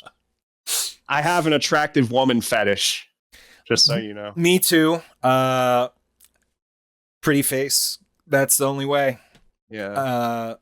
Some people like the uggos. It doesn't have to be a big rack. I like flat racks too, but I need a nice ass at the very least. Well, I know that after this podcast, you'll probably go straight to the bar and start trolling for pussy. Yes, I'm going to start gooning at the bar. Exactly. Go watch some football game and cheer them on, and then when they lose, find a woman to bring home to take out your aggressions consensually. Right. It's friendly. I will find a Miami Dolphin to do what dolphins do to Hank Hill. That's the plot of Ace Ventura, the first one. Is that really? Yeah, I think Jim Carrey courts a dolphin in that. He literally forceful. I gave you the spoiler-free description of the first Ace Ventura movie, and if you haven't watched that, but you've watched literally every Sonic, I think you owe it to yourself to go back and enjoy the complete works of Jim Carrey. Yeah. Well, listen, I've seen The Mask. It's pretty good. Isn't that enough? No. Both Ace Venturas. You should watch at least both Ace Ventura. Those are American movie classics. And Dumb and Dumber. I'll watch half of it. I'll watch half of the first one and the full second one. However you want to do it is fine with me. There are some interesting African tribal jokes in the second one. But have you seen Dumb and Dumber? I've seen the most annoying sound in the world. That's all I've seen. You've seen just that clip. Yeah. Yeah. Like on a short, like a YouTube short? Probably, or like shown in a clip show or something like that. I mean, I've seen that clip. It's shown a lot in trailers and stuff like that. I probably saw a trailer for it on a VHS tape, and that's how I remember it. So how was Sonic 3 to the Knuckles? Sonic 3 was probably the best Sonic movie so far because it's actually a full Sonic movie. Like, there's no dumb side plot involving the human characters that they made up for the movie universe. They killed him off, right? Well, sure. Yeah, we'll say that. Okay. They fucking... It was basically just kind of a straight-up adaptation of Sonic Adventure 2. But I would say the way they told the story in the movie was way better than the video game, because Sonic Adventure 2 actually kind of sucks. Like, if you play it nowadays, I just played it recently on stream. Not a very good video game. Like, it's fun to laugh at and make fun of, but actually playing it is not a good experience. Yeah. But the story, they did a really good job adapting the story into the movie, I think. In 2006, real quick, in 2006, I had a Black Jehovah's Witness dorm mate, and he had a big Sonic Adventure 2 poster that he hung above his bed. Yeah. Keep going. He had a woman in there. He had a woman in there at some point. Yeah. And I was in the room. I had that same poster. Is it like just the cover art of the game? Yeah, pretty much. I don't know. I think it might have had black and white checkers actually with the main graphic of Sonic and Tails, or Sonic and Shadow. Well, the one I had, it was just the box art of the game, but it was like a big poster of it. But yeah, anyways, I like how this movie actually uses music from the video games, like, because the first two movies, like, the soundtracks were okay, but it was mostly licensed music and just random BGM. I mean, the first two movies, they have like a Green Hill Zone piano arrangement, which is nice. But I mean, this movie, they went all out with the soundtrack, I believe. It wasn't as like the Mario movie, the whole soundtrack was just arrangements of the video game music, pretty much. This wasn't quite to that level, but I mean, you could notice there were like motifs of like songs from Sonic Adventure 2. They used music from Sonic 06 at points in the movie. They literally used the level complete music at the beginning of the film. Live and Learn, the most famous Sonic song ever in the history of the franchise, that was featured heavily in the film. That was basically like Shadow's theme. Like, every time Shadow was on screen, it played like a motif of Live and Learn. That was really fucking cool. So would you say this is actually Jim Carrey's greatest work? Like, he said he would only come back if he was presented with like one of the greatest scripts from heaven. I think he said it had to literally come from heaven. Do you think that Sonic 3's story was heaven sent? I mean, it was good, but I don't know. I feel like if what you care about is Jim Carrey's performance, I still think the first Sonic movie is the best one in that regard. Because it's basically like, I would consider that the Robotnik movie more than the Sonic movie, pretty much. But I mean, he's good in all three movies. But even though there's two Robotniks in the last one, there's more Robotnik in the first one. Yeah, he plays Gerald Robotnik. I'm kind of iffy on that because like he does a good job, but at the same time, it's Gerald Robotnik in the video game was kind of a tragic character, and they kind of make a mockery of him in this movie, which is fine. It kind of goes for a more comedic tone overall. But, you know, what they want you to feel sympathy for him and his relationship with his granddaughter or whatever, his niece. Well, what was Maria to Gerald, his daughter? I don't fucking know. I don't think they were blood related, to be honest with you. I think he just found that chick, but go on. Maybe. But they want you to like in the video games, Gerald's tragedy was like how the government took everything away from him and his granddaughter and everything. And that's why he built that ultimate weapon. And it's a very tragic backstory.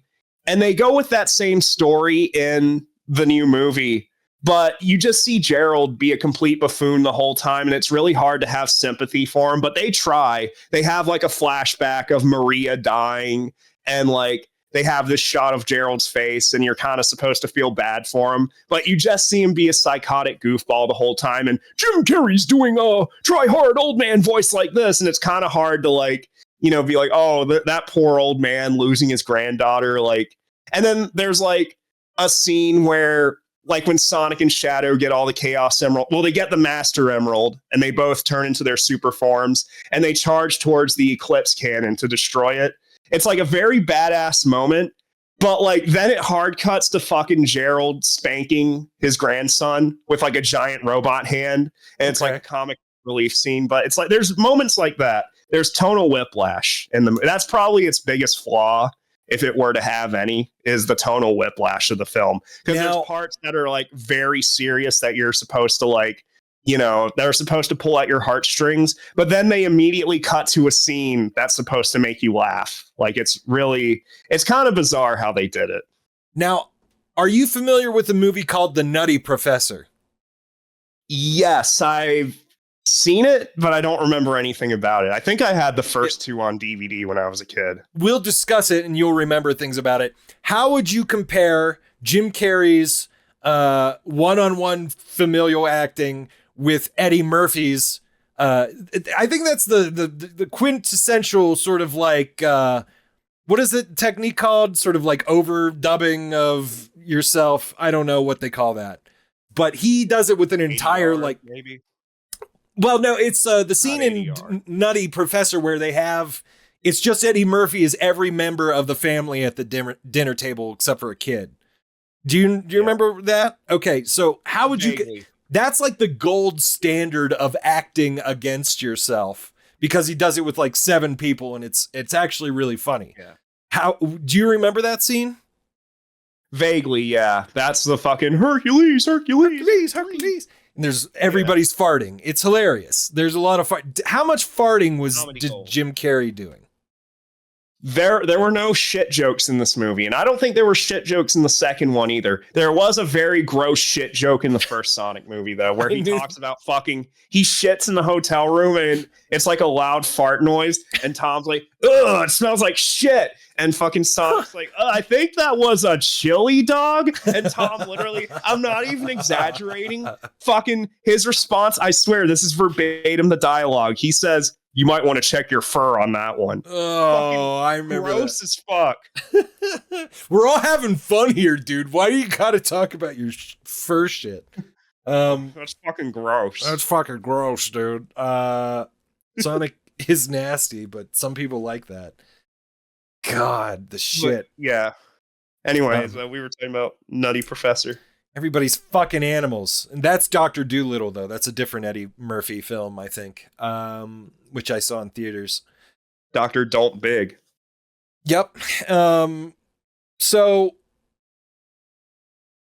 I've got to ask you, what do you want me to draw for you? Oh, fuck. I had 2 ideas. I completely forgot what the second idea was. But I was really, I should have wrote it down. But I still remember what my first idea was. You were hitting the gummies hard and you forgot. Yeah. Well, my first idea was like a very depressed Mario, like in the fetal position, like with his hands clasped to his face crying, while a bunch of cans of like Chef Boyardee was like rolling around him. That was my first idea. That's really what I wanted to be drawn. I completely forget but then I had a second idea and I was like, ooh, that's really good. But it's completely escaped my mind. Damn. But yeah, that's. Well, I think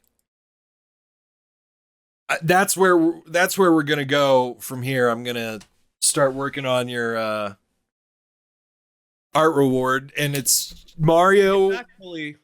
It's based on like a specific like image of Mario. Let me see if I can find it and send it to you right quick. All right, let me check the chat real quick here. I think it's mostly been talking about Braps and waifus. So, yeah, there's Lavenza. Yeah. So, fucking Lavenza. Can't wait to get to the watermelon patch.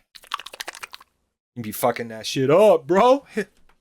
Yeah, that image I just sent you on Discord, that's kind of what I want it to be based on.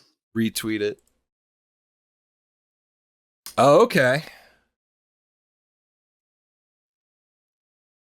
I might have to make a fucking Chef Boyardee fucking brush or something. Chef Boyardee's nuts.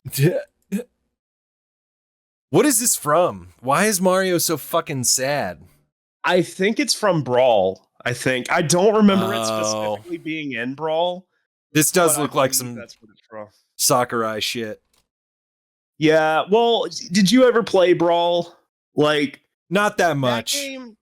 That game had a very, like, I kind of thought it was cool because I was like 10 when it came out. I was like, wow, this looks fucking HD and epic and cool. But now it just looks very fucking corny. Like, it was really try hard how edgy they were trying to make all the characters look in that For game. sure. Everything's very dark and depressing in it. And all the fucking cutscenes in the story mode are like I don't know how to describe it. It's just very like the melodrama in Sakurai, like I feel like I don't think he ever made like a serious game, and maybe there's like a disconnect in his head between like the seriousness of the storytelling he might like and the fucking cutesy bullshit he actually makes, which is Kirby isn't bullshit, but that's just word. But it's interesting because like the melodrama of the Liège-verse impacted him because Meta Knight's fucking spaceships look like the Yamato and the Arcadia respectively, and the Arcadia in I think Brawl. Yeah. Well, did they ever change the design of the halberd? I think it's always the same. No, it hasn't. There's a Liège-verse tweet which you can't see anymore, but thanks, Elon. Yeah, thanks, Elon. But I do have fuck. Let me see if I could just open it real quick. Probably not, but hold on, I'm looking this up. Well, I see it now. I have an image of both of them like all cropped together and shit. Yeah. But well, I mean, I can see it just looking at it. Yeah, that's definitely the Arcadia. I want to drop it on the stream real quick, but I might not be able to do it really quick. But yeah, go scroll through my Twitter forever and go find that comparison. But definitely the Yamato and the But the thing about Kirby, at least, like, yeah, Kirby has the weird fucking eldritch demons as like the villains or whatever. But I don't know, it doesn't feel like out of place for Kirby, I guess. Cause like Kirby, like the overall art style, it's still fitting for the aesthetic. Like it's bright and cheerful and colorful for the most part. Brawl, everything was just drab and depressing looking. I don't know what the fuck was going on with Brawl. It's definitely browner than all the other Nintendo properties. So he definitely, he had some emotions and feelings he wanted to get out. I suppose they tried doing that with Melee as well to a degree.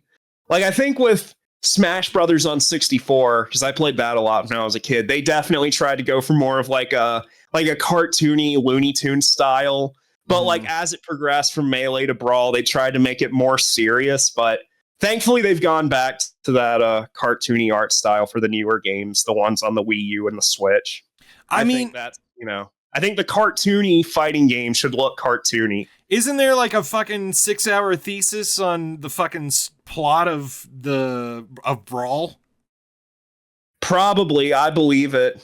Which is funny because there's literally no dialogue in those cutscenes. But that's fine.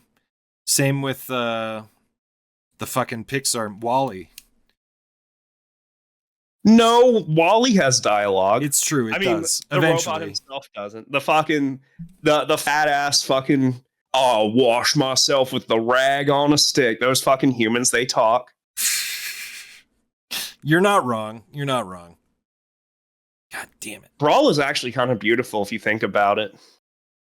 It tells a story without a single word. That's what I'm saying, dude. Although I think there was a mutiny going on with that game because, it ends with all the Nintendo characters being turned into trophies. And who comes in to save the day? Who comes in to save all the Nintendo characters? And Solid Snake. Fucking Sonic the Hedgehog. So True. What's that trying to say?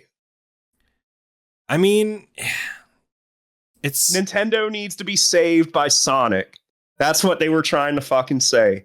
That's kind of fucking crazy. I mean, one hero looks out for another hero, dude. These are heroes, Well, listen, Sonic's not cheap. Sonic's just fast. Listen, there are international problems, obviously, in the video game community because they haven't had Sonic and Mario and Sonic were not at the Olympic Games this year. This year. Last year.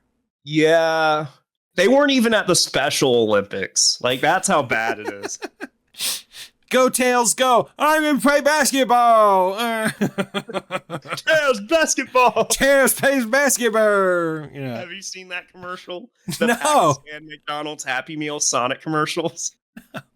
Fucking Oh shit. Tails sucker, shadow basketball. That's how the commercial.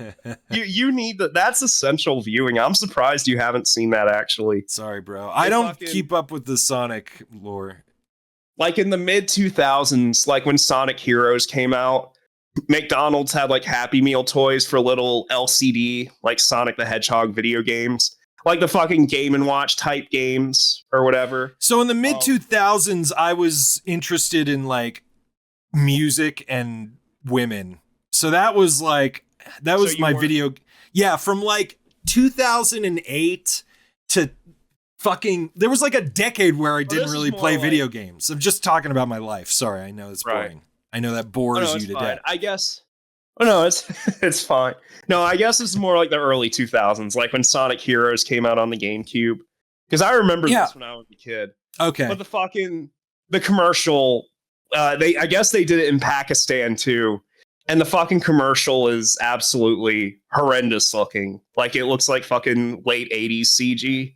Mm-hmm. But it's fucking Pakistan, so they're like 10 decades behind on everything. For sure. No doubt. There's one for Crash Bandicoot as well. That's like that because they did Crash Bandicoot toys as well. Well, where did you see it? On YouTube. Yeah, in the early 2000s? Well, not in the early 2000s. I mean, it was years later when I saw the Pakistan commercial. Right. In the United States, they just had like actual models from the video game. Well, that's what I meant. Yeah, that's what I meant. Like, when did it actually become viewable? That was part of the conversation. To the rest of the whenever it got uploaded to YouTube. Yeah, I guess within the past 15 years. I don't know when it was first uploaded to YouTube, but all right, that's fine. Thank you for admitting that you didn't know. Because of that. Yeah. It's okay not to know. You don't have to know. Well, I mean, it's a famous meme because like they're literally just saying the names of all the games, like Tails Soccer, Cream Butt Flubber Catch, Shadow Basketball. That's pretty good. Yep. Good toys. Good McDonald's toys. Basketball. So you weren't interested in getting kids meals in the 2000s? That's what I was trying to say when you were talking about your life. You weren't interested in the mighty kids meal? No, I dropped out of the kids meal market for about a decade. Now I'm back in it, honestly. When was the last time you got a kids meal? The last time I got a McDonald's toy was probably within the last 6 months of me like thrifting and being like, oh, this is the Catmobile from 1999.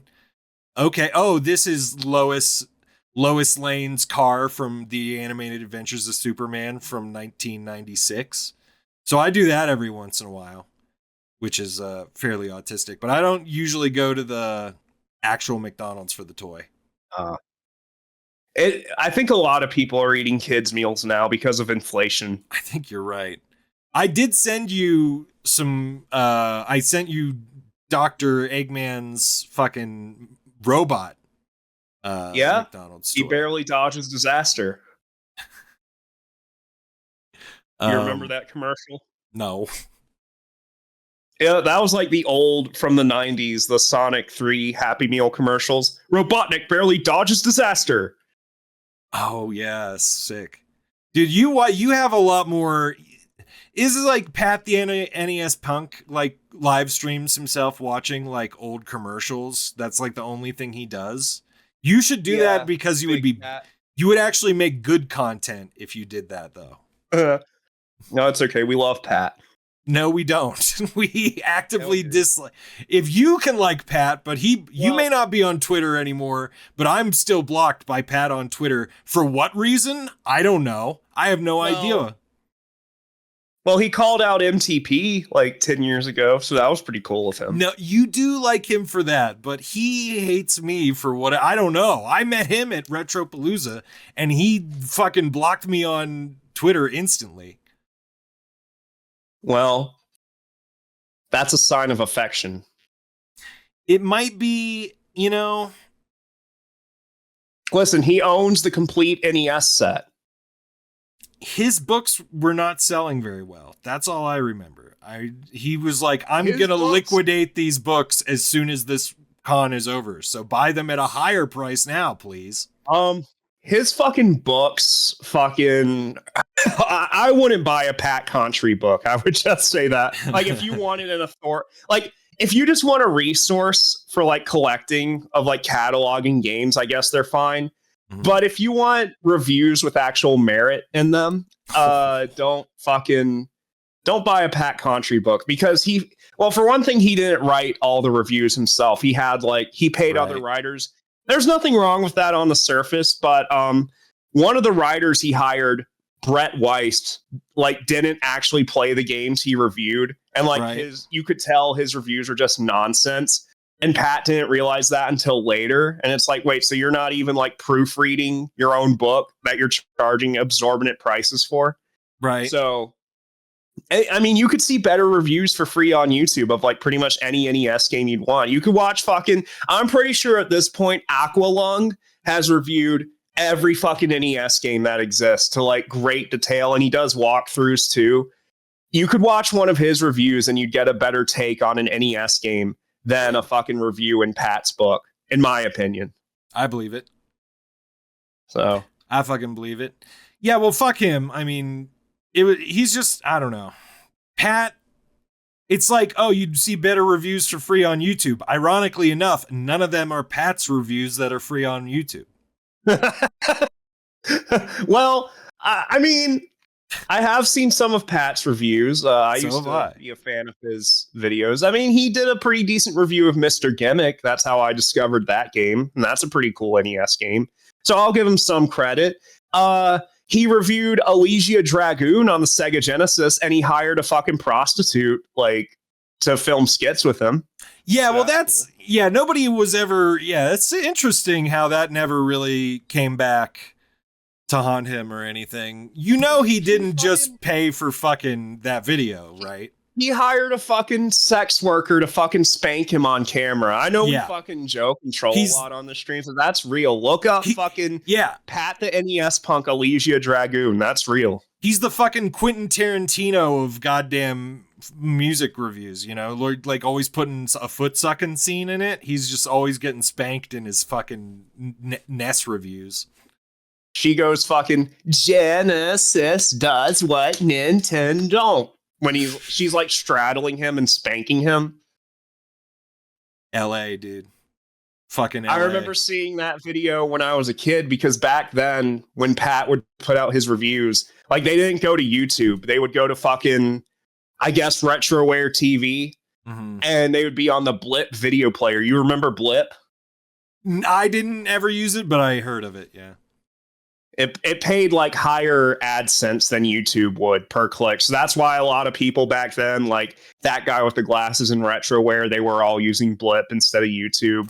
But Pat would always upload his videos to Retroware, and then he'd re-upload them to YouTube later. And I remember watching the Elysia Dragoon review when it first came out and seeing that and being fucking shocked, because like, you know, the worst thing the angry video game nerd ever did was he would have like, you know, fake poop on Bugs Bunny, which is just kind of childish and comical. Mm-hmm. But fucking this dude hired a full-on fucking dominatrix to fucking spank him, wearing like fucking actual dominatrix gear and shit like that. I remember even as a kid, I was like, this seems fucking, and for Retroware TV, that just seemed really fucking out of character. He definitely was outing himself, but it was like, well, I can AVGN do a bunch of shit jokes, but I can't have I don't think anybody probably ever argued it, but definitely the narrative around outing yourself with your art is it's a little newer. I don't think people realize how creators just do that a lot with their sexual impulses. I mean, I don't know if you would agree, but like I always felt like Retroware TV was the more like the family friendly like website for video game content. Interesting. Because they had people like Pixel Dan and the Gaming Historian. Rue was on there. Like people, of course, the Game Chasers are on there, but I would still I'd say the Game Chasers is safe for work enough. Yeah. Usually. So depends. That's why it was just weird for me to see that. But I think this was before the Game Chasers was even a thing when Pat put out that video. So that's old school. That's fucking. It is old school. I'm nostalgic for that era, though. I loved going to Retroware TV and watching those videos. I preferred them over like Screw Attack, definitely. Because Screw Attack, you just had angry video game nerd. But like Retroware, like all the contributors to Retroware TV made interesting content, in my opinion. Like substantial, like, content that was worth your time. It wasn't just throwaway junk like the fucking Video Game Vault or the Screw Attack top 10s. Like you can watch an old Gaming Historian video and you'll still probably get something out of it, I would say. Yeah, he was kind of the last one of that generation still making like videos that fucking popped, but I think he got robbed on a couple pops in a row and got burnt out real fast.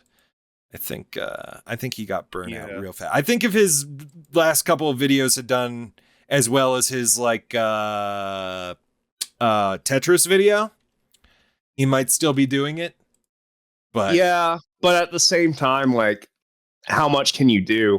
Like, and I guess the video game industry, it's ongoing. Like, there's always going to be history, but like, I can understand not wanting to go over like, oh, the history of the PS4, the history of the PS5, because like the gaming industry is so depressing right now. Like, there's interesting stories going back to the 80s and 90s, stuff that wasn't well documented. And to that degree, I mean, like everyone knows what's going on in every facet of the industry right now. You've got all kinds of websites talking about it. Everything is super well documented. But the stuff in the 80s and 90s, like, not so much because things were so different for gaming back then. So, well, I mean, I could see that he may have run his course to a degree. I think it's probably what he feels. The thing is, he is one of the few people who even the video game years is like not evergreen content. They wanted that. It's like people would still be watching pop-up video in I Love the 90s if it was truly an evergreen format. But I think the video essay is here to fucking stay. Like it's just documentary. Oh yeah. It's like I don't think you can get rid of that format. And the thing about everybody back then is like even AVGN has lost a lot of its watchability through time. It's not aged the greatest. Personally, it's got great nostalgia factor to it, which I think is key to the longevity, but it's not like Gaming Historian where nobody's going to watch that Tetris video in 10 years and not find it interesting if they're interested at all in video games or Tetris. I'd agree. Yeah, the format, it definitely holds up. So, and then I guess that plays into like the ability to fucking retire on YouTube. I think that's kind of what he did. Yeah, he basically did. I mean, I don't know what his situation is. I don't know if he worked a job before and he had a 401k or like. I just can't imagine it being not the case. Like, I don't know. Maybe he gets money a lot of different ways, but it's something when you're that plugged into the fucking algorithm and your shit is that indelible in terms of like watchability, I would give up if my shit wasn't hitting. I'd be like, well, and as long as it took me to get bored or get poor again, and maybe we'll see him have one of those situations in the future. Nobody's immune to that. I'm just curious, like, how much money he makes. Like, it's none of my business, but like a channel that size, because someone like him retiring is different than someone like PewDiePie retiring. PewDiePie can give up and he could feed multiple families, but like someone like Norm, obviously Norm's not as well off as PewDiePie. Sure. I mean, no one would be, but like, I'm just kind of curious. I don't know, because you look at someone like Review Tech USA, who had over 1 million subscribers, deletes his entire channel. And according to him, like at the time his channel was being deleted, he said it was only making like, I don't know, $600 a month, I think is what he's. Yeah, and you can totally see that when you're making just churn out daily content bullshit that, rant videos, that there's no longevity to that or anything that he ever made. As far as I'm concerned, I've never seen anything evergreen. True. So yeah, I would agree with that. I mean, to me, there's a certain degree of nostalgia, and this only applies to me. I'm not saying this applies to everyone, but like seeing old capture card reviews on YouTube and stuff like that, I really like going back and watching that, but I'm the exception, not the rule. So, well, I think there nostalgia, right? Like I will admit to the value of nostalgia, but that, a lot of people would say that's the only thing keeping. I mean, there's an entire Reddit now that's just dedicated to saying that exclusively, that if it weren't for old AVGN, there would be no new AVGNs. And probably Bimmy doesn't share the same mindset as Norm, but I don't even know if Norm has kids. That's an important distinction to make as well. Yeah. This is true. I don't think he does, but I mean, I don't know. It's none of my business anyway. I'm leading you into Bimmy talk if you want to go there, but you don't have to. I haven't been keeping up with Cinemassacre on any front, really. Like, I haven't been keeping up with the you don't know what the truth is. Yeah. No, I don't, and I don't know what the lie is either, because I haven't been watching actual Cinemassacre. I did see that because Bimmy was a part of Stuttering Craig's Real Game Awards. He was there. He advertised, I guess, fucking Retroware, because fucking Screenwave rebranded into Retroware now. So that's a whole thing. But they're publishing an NES homebrew AVGN game, and fucking they got Ricky Berwick of all people to help promote it. But like, of course, honestly, I saw the tweet show up in my feed, before Elon censored me. The NES game he's coming out with, and they're actually putting it out on a cartridge too.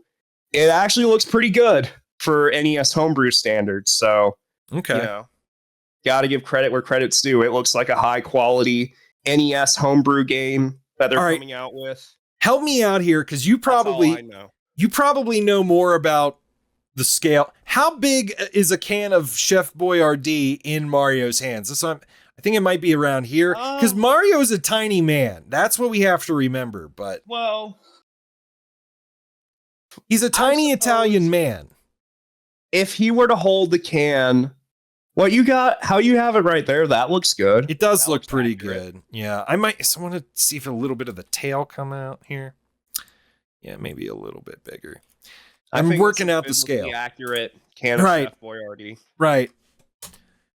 The Chef Boyardee. There's nothing biblical in that fucking can. Hey, these are two Italians that are in different moods. These are the duality of man right here. Chef Boyardee, Mario. Chef Boyardee's a fucking poser, dude. He's a fucking corporate shill is what he is, yeah. But I love Chef. For the fucking... Firstly, what do you mean no artificial flavors? What is the flavor now then? What are they flavoring it with? Oh, it's natural flavors, which are just artificial flavors. I like these beef particles, dude. I want beef particles wrapped in gelatinous dough. This fucking shit. This is the nastiest shit, the ravioli.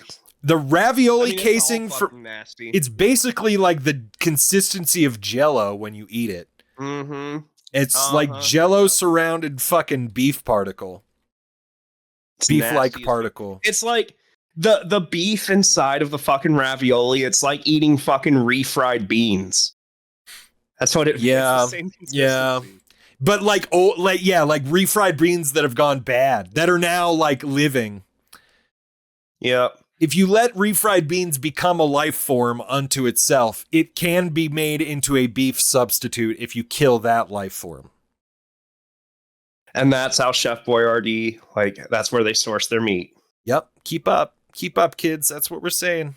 They make fucking frozen Chef Boyardee now, like in a bag that you cook, I guess, in the skillet. It makes me think about frozen Kit Kat bars and shit. Like if you can buy a frozen candy bar.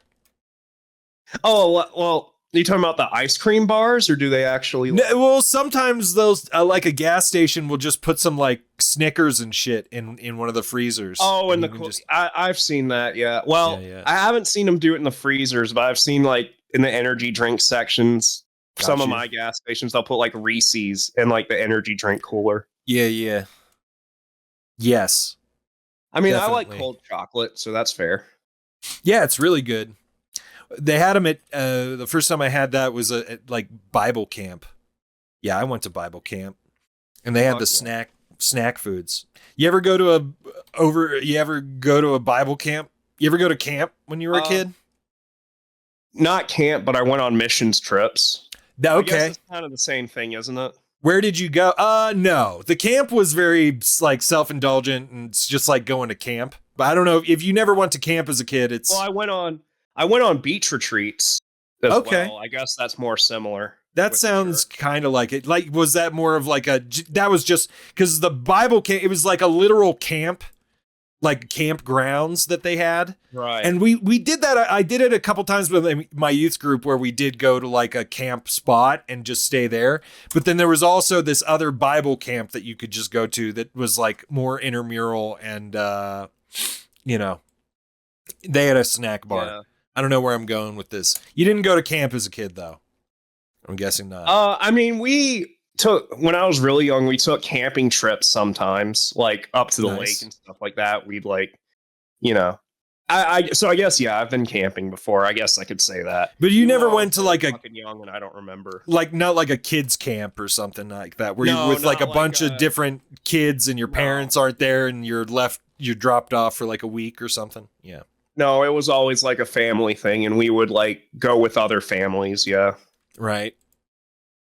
So, but like that was when I was really young. That was before my parents divorced. That was back when life was good. Now everything fucking sucks. Bro, it's just about to become the best it ever was for you, dude. You're on the cusp of your greatest victory. Did you know that? Like I had like I had two childhoods basically. I had the nice normal like privilege, both of my parents love each other and we live in fucking luxury. I had that when I was really fucking young, and then my parents divorced and everything fucking went to shit, and I had the traumatic poor childhood too, where we were fucking homeless for the whole fucking summer. So, where were you staying homeless? Where were you staying when you were all homeless? In my grandmother's basement. Okay, so you were housed, but not independently housed. Yeah, crammed in a very small house. Yes. So yeah, that's how a lot of refugees live.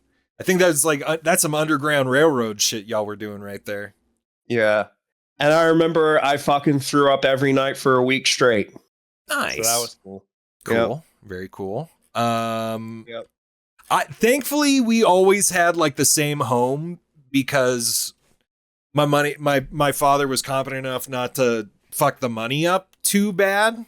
Somehow kept it afloat, but we had like a boon period that ended with like my dad got fired from his job, and then we just like everything just got, it was always like bad, but then like it just got crazier and crazier up until my dad got fucking diagnosed with a brain tumor. And then that was just like a fucking crescendo. But you know what I was thinking of? That was basically me from like 14 to 20 dealing with that shit.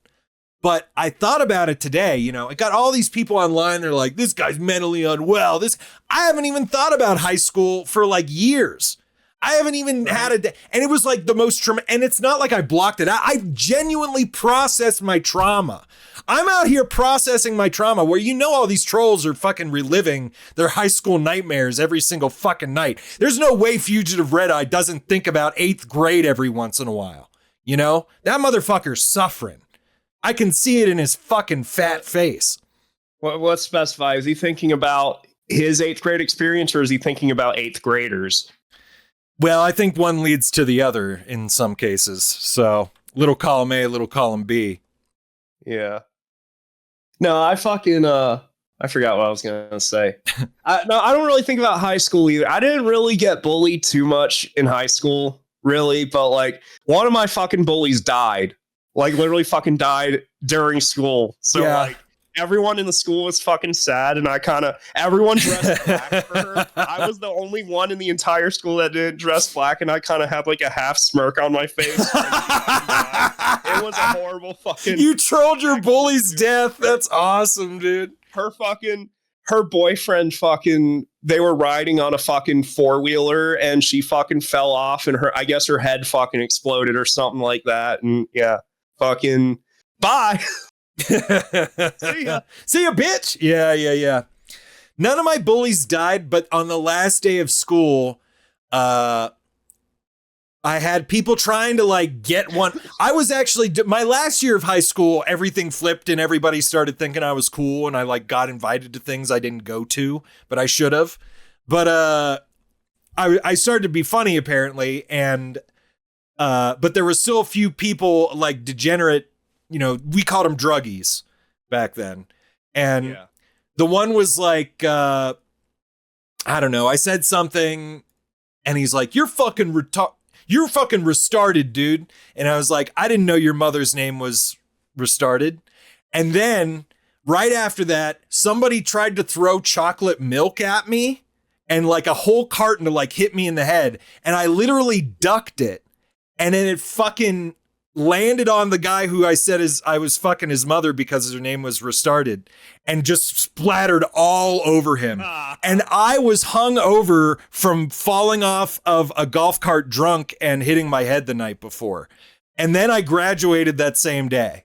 So my last day of I had closure. I had vindication. Exactly, dude. You won the school, dude. It was great. Like I fucking won because one of my fucking bullies fucking died. Oh, you're such a horrible person for fucking reveling in that. You're so bad. I didn't. How dare you? I just I wasn't sad. Like, right. That's the thing. It's kind of like the fucking CEO, the United Healthcare CEO, where like I'm not gonna dance and gloat about a man dying, but I don't feel sad that he died. It was fucking pointless for one to do that to a large degree, and it's like performative for people that do not have your best interest in mind, aka like the people who think they're going to usher in the communist utopia once they kill all the capitalists. That's actually brain dead. But anyways, that's what I'm saying. Yeah. Well, that's what I mean. The CEO was a killer. I mean, I would subscribe to that. But, sure. That's I'm not going to fucking grandstand about that. Like, okay, he's dead now. Oh, well, he had a fucking fortune. His family's going to be fine. That's also why I don't feel bad, because the kids and I guess his wife or whatever, if he had kids, they're going to inherit all that wealth and they'll be okay. Like, the guy was a murderer. The CEO was not a good guy. But that's all that needs to be said about that. Yeah, I mean, I could subscribe to that, like, nonplussed, getting all excited about all this shit. That's primarily what fucking degens want. No, I mean, I'm not going to start going, eat the rich, kill them all. No, but you know what's funny? Luigi Mangioni's sister was the former vice president of Food Lion, so. Oh, shit. Yep. Okay, so is that where his familial money comes from? Is Food Lion or like groceries or something? I suppose so. But I believe the same day that the assassination happened, the current president of Food Lion announced her retirement. So I was an odd coincidence. Yeah, I don't think that's too odd at all. That's interesting. Yeah. Switch it up. Get the fuck out of there, girl. Yep. Even though his sister doesn't work for the company anymore. But yeah. I think she's like an artist or something like that. Or maybe an autist. An autist. Probably an artist. Well, Luigi Mangione, or what the fuck ever his name was just like fucking black twinks, apparently. And I don't think that's offensive to say. I think that's just actually a fact. That he was just Didn't his Twitter account have like Gardevoir in his banner or something like that? I didn't know that. I think so, unless that was a troll account. I'm pretty sure his actual Twitter had like Gardevoir in the fucking banner. Yeah, he was interesting. He was interesting for sure. Yeah, I wouldn't be surprised if he was. He's fucking nuts. He was radicalized by fucking Pokemon degens. Like that's like the pipeline, the real pipeline. They talk so much about the alt-right pipeline. The real fucking pipeline is fucking Nintendo to communism. God damn it. And that's why they had to change the voice of Mario.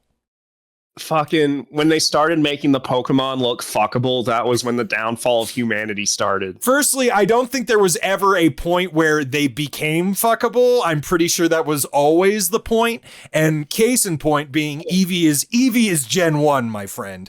Okay? Eevee is the ultimate fetish. Anything you want. Anything you want. Yeah. No, you're right. Let me specify. Okay. Where they started looking fuckable. They were always fuckable.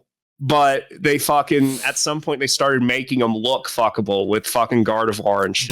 Blood, I would only fuck Fat Pikachu. Fat Pikachu's the only one I would put my dick in. I would fuck Fat Pikachu and Snorlax. I would fucking buy a fucking Snorlax pillow and cut a fucking pussy hole in it. Cushion for the pushing, dude. That's what everybody needs more of in their life. I said Slowpoke and I can't. Snorlax. That Snow Brothers. That's a good NES game. Firstly, Snorlax isn't getting away. No. He's stuck there. He might crush you, but that's just, I think if you're fucking Snorlax, I think the crushing is part of it. Well, that's why you keep the Poke Flute on you, because that's kind of like the Pokemon world's equivalent to a rape whistle. Oh, I thought you were going to say so you could stimulate your prostate with it. You could do that too. It's kind of a double entendre in that sense. A double-ended entendre, yeah. I don't even think that's what a double entendre is.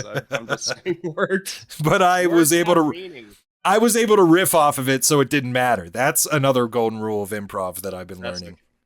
Yeah, first rule of improv is anything that you think of that's funny, you whisper it in my ear so I can say it, and I get the credit for it. This fucking Mario, dude. He's sad. He is very sad. That's fucking. I'm pretty sure that comes from Brawl. I could be wrong. You're probably right. All the time. They always use that image when like a news article comes out that has depressing news about Nintendo or whatever. Oh they God! Always use this one image for the fucking banner image. Well, now you have this fucking image though. You can send me all of those tweets that you're definitely. I mean, I know you're not off of Twitter. Let's be real about this right now. I know you're not. I know you are not without an account right now. Sure. Oh, do you feel like I'm exposing you? I'm not going to talk. I think that would be the case for most of us. I think that would be the case for me, and not just because of the Liagiverse page that I also have. Yeah, I still have access to the website, but I'm not giving it another serious go. I'm not making another Fumecom account on fucking Twitter because it's just not worth putting my energy into. I mean, when I was fucking paying for it, I got fucking suspended for a week and I was fucking paying for it. Like, and I didn't even get like prorated on my fucking bill. Like I still had to pay the full subscription price, and I literally couldn't even like or retweet stuff. And I was paying Elon $12 a month. So getting banned, the whole thing. Getting banned while that happens, that's not good. Yeah, that's fucked. Yeah. So I canceled premium, and I guess it's because I didn't have the premium protections. That's why I just got permanently suspended. Mm-hmm. Oh, interesting. Yeah. Yeah, that's a fair point. I've got 2 alts on Twitter, but I'm not making another main. So can you not like get back just to park it? Like I can sign in. Like my account's still there. I can sign into it. What about I can't do anything with it if I go on desktop, I literally can't do anything. But if I go on mobile and sign into my main, like I can look at like all the posts from accounts I follow, but I can't interact with any. Right. It's read only mode. And I can submit an appeal, but even if I could, and even if like I won the appeal, it's not worth the energy, honestly. I think you're right. I'm just curious if you can still get Fumecom. Like, what happened to that account that it's deleted? Like, will nobody ever be able to get that name again? I don't know how that works. Yeah, I don't know. That kind of concerns me, but I don't know. It's out of my control. People do what they do, you know. I guess I was just wondering if you could get the just to have it, but yeah. Well, I think I can do something about it, but the handle I had before, it should like no one should be able to take it because I can still sign into the account. Like I said, it's read-only mode. Oh, okay. So I don't think anyone can take the username because I got you. Like I said, I still have my chance to like submit an appeal, and I can still, like I said, look at every account that I follow. Are you talking about the original? Are you talking about the original Fumecom account? That's what I'm talking about. That's what I'm curious about. No, that's long gone. I can't. When you delete an account, you have like, I think, a 3-month grace period where if you log in again, you can restore it. But no, that's long gone. So what happens to that username is what I'm curious about. It becomes freed up, and fucking Saturn Slam fucking took that at first. But I fucking told him, hey, you could go to jail for doing that. And he was like, okay, I changed it. And he changed it to Saturn Slam. Fucking scared the shit. I don't even think it's actually a crime. But like, I scared the shit out of him and made him fucking change it to Saturn Slam, the fucking bitch. Well, it's interesting. It is a federal offense to impersonate somebody. And I actually had an ex one time no.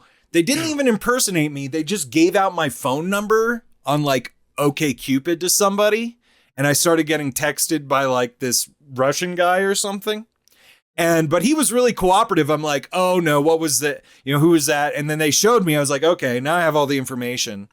And I was talking to a lawyer at that point, and the lawyer was like, yeah, that's identity theft. I was like, oh, that's what I would charge. So if somebody's just giving away your phone number and saying it's somebody else, that's identity theft. So, and yeah, the parody thing, I don't know how often that's been taken to court, but I don't think it has been. And a lot of this shit with like even identity theft, new cases about it all the time, and cyberbullying, which is just an expansion. There are a lot of cyberbullying laws now, but that's just an expansion of what like definitions of criminal harassment generally. Yeah. So, well, during open enrollment last year at work, I enrolled in some legal protection. So yes, I'm not worried. Do you have, is it Legal Shield? I don't know. I haven't actually set it all up yet since the start of the year because all that shit starts in January. I still got to go through and get my vision and dental stuff set up and all that. But yeah, well, I think it was like some identity theft stuff, some like I need to see everything that I have. I kind of checked a bunch of stuff during open enrollment, and I was like, seems like this will be helpful, you know.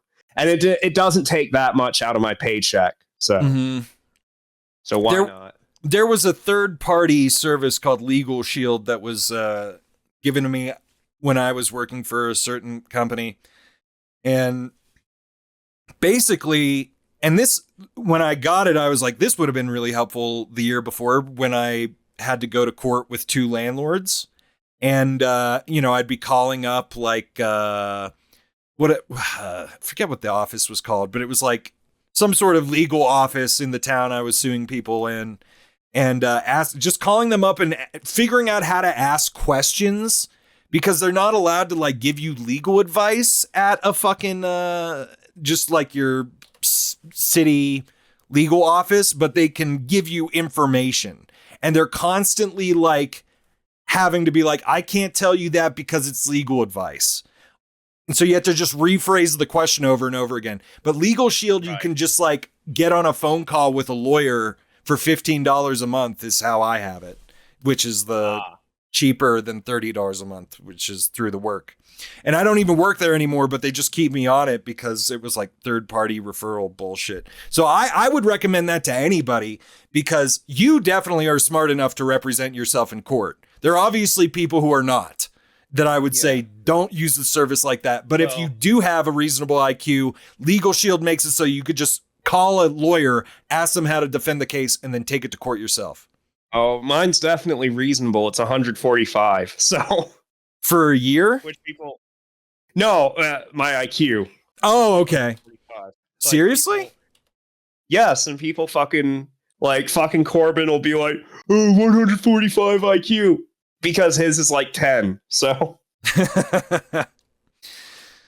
I don't know. Corbin may have some sort of markable. He can read, I guess, but logic is poor. I don't even fucking read books, and I have a 145 IQ. So the weak should fear the strong, is what I would think. Have you actually had your IQ measured? I haven't. I measured it myself. Yeah. Okay. Yeah. In the bathroom. Yeah. Okay. Yeah. I'm with you. Actually, my IQ is over 300. Dude, that's awesome. Over 9,000 even, maybe. Yeah. I used to do good on the SATs. So, but that's not an IQ test. No, it's fucking not. And you should be. It's a test of nothing. I fucking took the SATs and it meant nothing. It did nothing for me. Yeah, that is kind of how it goes. It's just a waste of time. I fucking remember one year for the SATs, I prepped and I studied. And you know what I fucking... What playlist I put up on YouTube while I was studying the night before? The fucking instrumental tracks from the Mario 3 cartoon. How'd you do? Fucking study music. I did pretty good. I mean, that was high school, and I graduated in fucking 2016. So I don't remember what any of my scores were. Mm-hmm. But in Virginia, we have the SOL tests, and I always did pretty good on those. Those are the standardized tests in Virginia, standards of learning, SOL.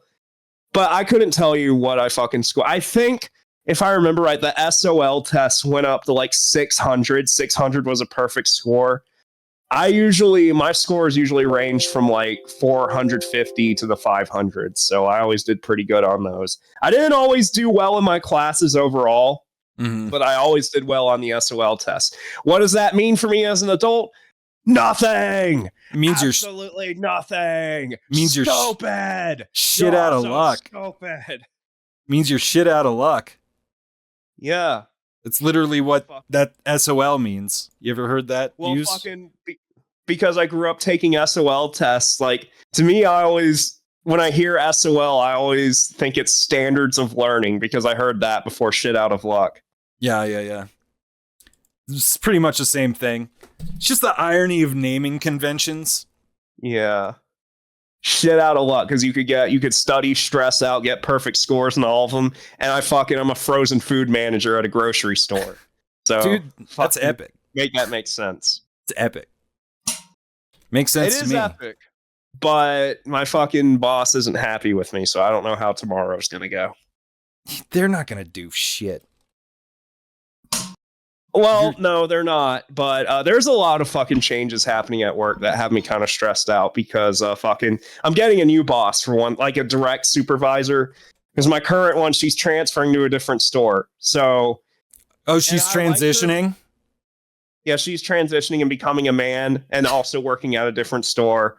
So I don't know what that means for me because she's my direct supervisor, but she doesn't she keeps her hands off of me, and I answer to the big cheese instead, which I'm okay with. But fucking, I don't know if this new guy, I don't know if he's gonna fucking micromanage me on top of having to be managed by the big cheese. If that happens, I might That is how the old man lost his fucking place. Dude, I pray for the day that you stop working at that fucking place. I gotta be honest. As heart to heart, man to man, friend to friend, whatever you want to qualify it as. I hope to God you leave at die at that place. Jesus. I'm gonna own that place. Go ahead. I hope it's everything you ever fucking wish for. But dear God, it's rough to hear about sometimes. I'm gonna make him my bitch. I'm gonna come. Food Lion. They don't fucking give me a hard time. I'm gonna start getting nasty. You should, dude.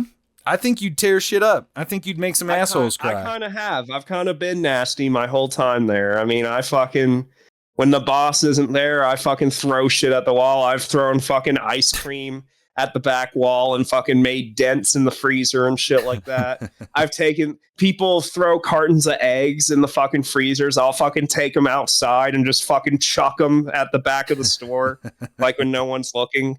I do that shit. I'm not afraid to admit it because we have an outdoor dock where the trucks come in. Usually stores like the trucks pull in and you unload the trailer from the inside. But no, our dock is outside. So I could just go outside whenever I want to. And I don't smoke, so I don't take smoke breaks. I just fucking throw shit outside. Nice. Like fucking Angela in the Christmas episode of The Office when she's outside fucking throwing the ornaments and stomping on them and shit like that. I kind of do that shit with eggs.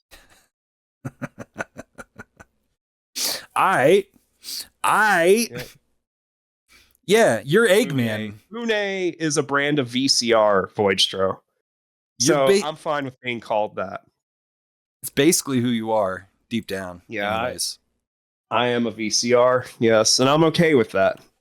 That's how you identify. I sexually identify as a video cassette recorder. It's awesome, dude. That's so fucking Betamax, cool. VHS, or otherwise. Dude, you're no beta. Come on. Fumercom or otherwise. Who said that? I don't care who fucking... Balish said that in his fucking return stream when he was fucking threatening to block anyone who still interacted with Kid Goku roles. He's like, I don't care who it is, Fumicom or otherwise. I wish I had a soundbite of that, but that stream's gone. That's hot. That's good. That is, yeah, I wish you did too. It'd sample the shit out of that. I mean, I probably could if I wanted to, but that's a 5-hour stream. And it's not on YouTube, so there's no transcript. So that's a lot of scrubbing to do on a video file. Definitely not fucking worth it at all. And it's grating on the ears to hear a fucking grown ass man cry about a paper plankton and be like, they fucking burned it. Even though it wasn't burned, it's just fucking. But I've been talking to Blue Bolt and Mario the Plumber for the past 48 hours, and they're like, but they fucking burned it. And I fucking sent them literal pictures of it still intact. And they're like, it's AI generated. Well, to be fair, you did use that as a troll recently, so. I did, yeah. Well, because that's what they've been doing this whole time. So, like I told you, everything I've been doing, I've just been mimicking their behavior. And when I do it, it's like, oh, you're so fucked up and deranged and crazy. So that tells me everything I need to know, that like when I act just like them, they say that shit. Like that just means I win. Yeah. It's not hard to win. I mean, they're just a bunch of literal fucking nobodies. Just farm them for fucking content. That's all they are. It's fucking, it's really bad. Dude, I'm the one that makes the fucking money. I just got a fucking paycheck from YouTube this month. Nice. So. Yep. So, and I haven't done shit, but I got paid from Twitch and YouTube all in the same month. So. Okay. So yeah. Thanks, guys who give me the Bezos bucks and the fucking subs. I fucking bought groceries with it. Well, I ordered the fucking the USB-C dock off AliExpress that I need for my laptop. I use that. I use my latest YouTube payment to pay for that, but I'm still waiting for it to arrive. Your particulars sometimes, and what you want to do to record a stream are beyond me. I don't even respond to it sometimes just because I'm like, I can't. Well, this is my thing. Like, if I was to play, like, I want to do the Yoshi's Island stream, right? But like, if I'm having someone co-host on it, I kind of want them to be able to see the game as I'm streaming it in real time. Like, I know you can look at the stream and have it muted, but if you do that, then like you don't see the game in real time because there's a delay on Twitch and you can't hear the sound of the game. But if I fucking like bought a new like NVIDIA 4000 card, I can do 8 encode sessions at once. So I can stream, I can record, and I can do high quality screen share on Discord with audio, and it doesn't detract from the screen or the stream because it doesn't take up resources. Whereas my current desktop, it's an old fucking AMD card, and I can only do like 3 sessions at once. And I'm just basically doing high fucking power, high level shit. And I'm trying to do it to where I can have the most editing flexibility possible, but I also have the freedom of, if I'm playing a single player game and someone else wants to come in and commentate over the gameplay, they can do that in real time. Yeah. And it doesn't inhibit the stream itself. And that's what this laptop will allow me to do with the hardware that's going to be inside of it. It's just, your setup is fucking, it's crazy, bro. It's crazy setup. The way you go ham on it for something where I would just be like, all right, here, you get that. I'm just going to download the VOD from Twitch, and then we're done and we move it on. Well, I just like, I'm kind of a snob to a bad degree, I would say. I mean, you're very particular to, you have an idea of what you want. I like having flexibility. Like, I like having every audio source in a video file as its own separate track. So that way, like, because I can't watch the video live. So if I mess up on an audio source while I'm streaming, well, if I edit it to upload to YouTube later on, I can fix that. If everything's on its own track, I can adjust the levels in Vegas and all that. And I can use like source record filters and OBS to where, like, if I wanted to record the gameplay without any overlays or anything like that, like if I wanted to chop and focus like on the gameplay itself for whatever reason, I would have that ability. Like, it gives you a lot of flexibility, but the issue then is you need so many different drives and you need a shit ton of drive space. So yeah, that makes it. I mean, I just always am like, oh, I fucked up the audio terribly. I guess I'm just going to overcompress it and hope people tolerate it on YouTube. That's kind of, yeah. So I respect what you do. Obviously, my attitude is not, I mean, I like to think that my content generally comes out okay, but I know it's not. Yeah. I'm always just worried about, the worst thing that I struggle with is S-ing. Like, everything just sounds like it's fuck out, and I'm always stressing that. I'm really sensitive to that too with my own voice. I try to use like fucking de-esser filters and stuff like that, and I feel like I can kind of mitigate it, but like, yeah, that's my most annoying thing too. I hate hearing the S sounds. Yeah, I'm still Adobe fighting Premiere that. Premiere used to have a pretty good de-esser filter, I felt, but I haven't really been using Premiere lately. Well, I realized it's why, and it's shitty compression, and I don't know. I fucking struggle with making my audio as pro as it can be. I like know enough to get by, but then I'm always up against these humps, and I'm like, it's too fucking much. I'm just trying to make a fucking video where I talk to my friend for a few hours, you know? I think you should probably get a dynamic microphone like I have for your streams. I think pretty much everyone should. I think nobody should get I mean, I like the sound of condenser microphones in like a proper setting for it, but I think everybody who does live streams should just stick with dynamic microphones and just put it on a boom arm. So like, as you move, you can keep it close to your mouth. I think that's the move for everyone, because my room is not good for a condenser microphone. And when I first moved in here, I was using my AT2020, but all my streams from like 2021 through 2022 sounded horrible because my bedroom used to have good acoustics at my mom's house, but here it's terrible. Shit. But I like to think I've got pretty decent audio now with this and this microphone only cost me like $60. So. And I don't even plug it up to an interface anymore. I just plug it straight through USB, which I know is a big no-no, but, you know. Yeah, fuck it. It makes it easier for me. It's less shit on my desk. Yeah. Nah, I mean, yeah, fuck it. I mean, that's how I feel, so you're never going to have to justify your compromises to me. I'm just like, fuck it, dude. Just make more shit. Yeah. Like, that's the fucking thing that ends up ultimately mattering the most, is just make more shit. But it does suck because you want to fucking maintain some quality. Yeah. I mean, I would prefer to like use my condenser for like videos and stuff like that. I think a condenser microphone is better for like edited content, but well, I also have made like proper music. setting. I've also made music and shit with it, you know, so I want to be able to record my own vocals and stuff like that. So it's more of a thing of just like, this is the best thing that I fucking have. And the best dynamic mic I have is a SM. If this sounds worse than an SM57, then fuck it. I'll live in my own delusion, but I really don't want that to be the case. It sounds fine on Discord. The way you have it, it sounds fine. But your room obviously must have better acoustics than mine does. So. Well, it's full of boxes. Somebody said it looks like the back office of an Olive Garden, and I think they're probably correct. So all the boxes and shit over there, that's good. And there's lots of like features in the room, and not a ton of. Also, my bed is right next to me. A bed is an awesome fucking sound gobbler. Yeah. But yeah.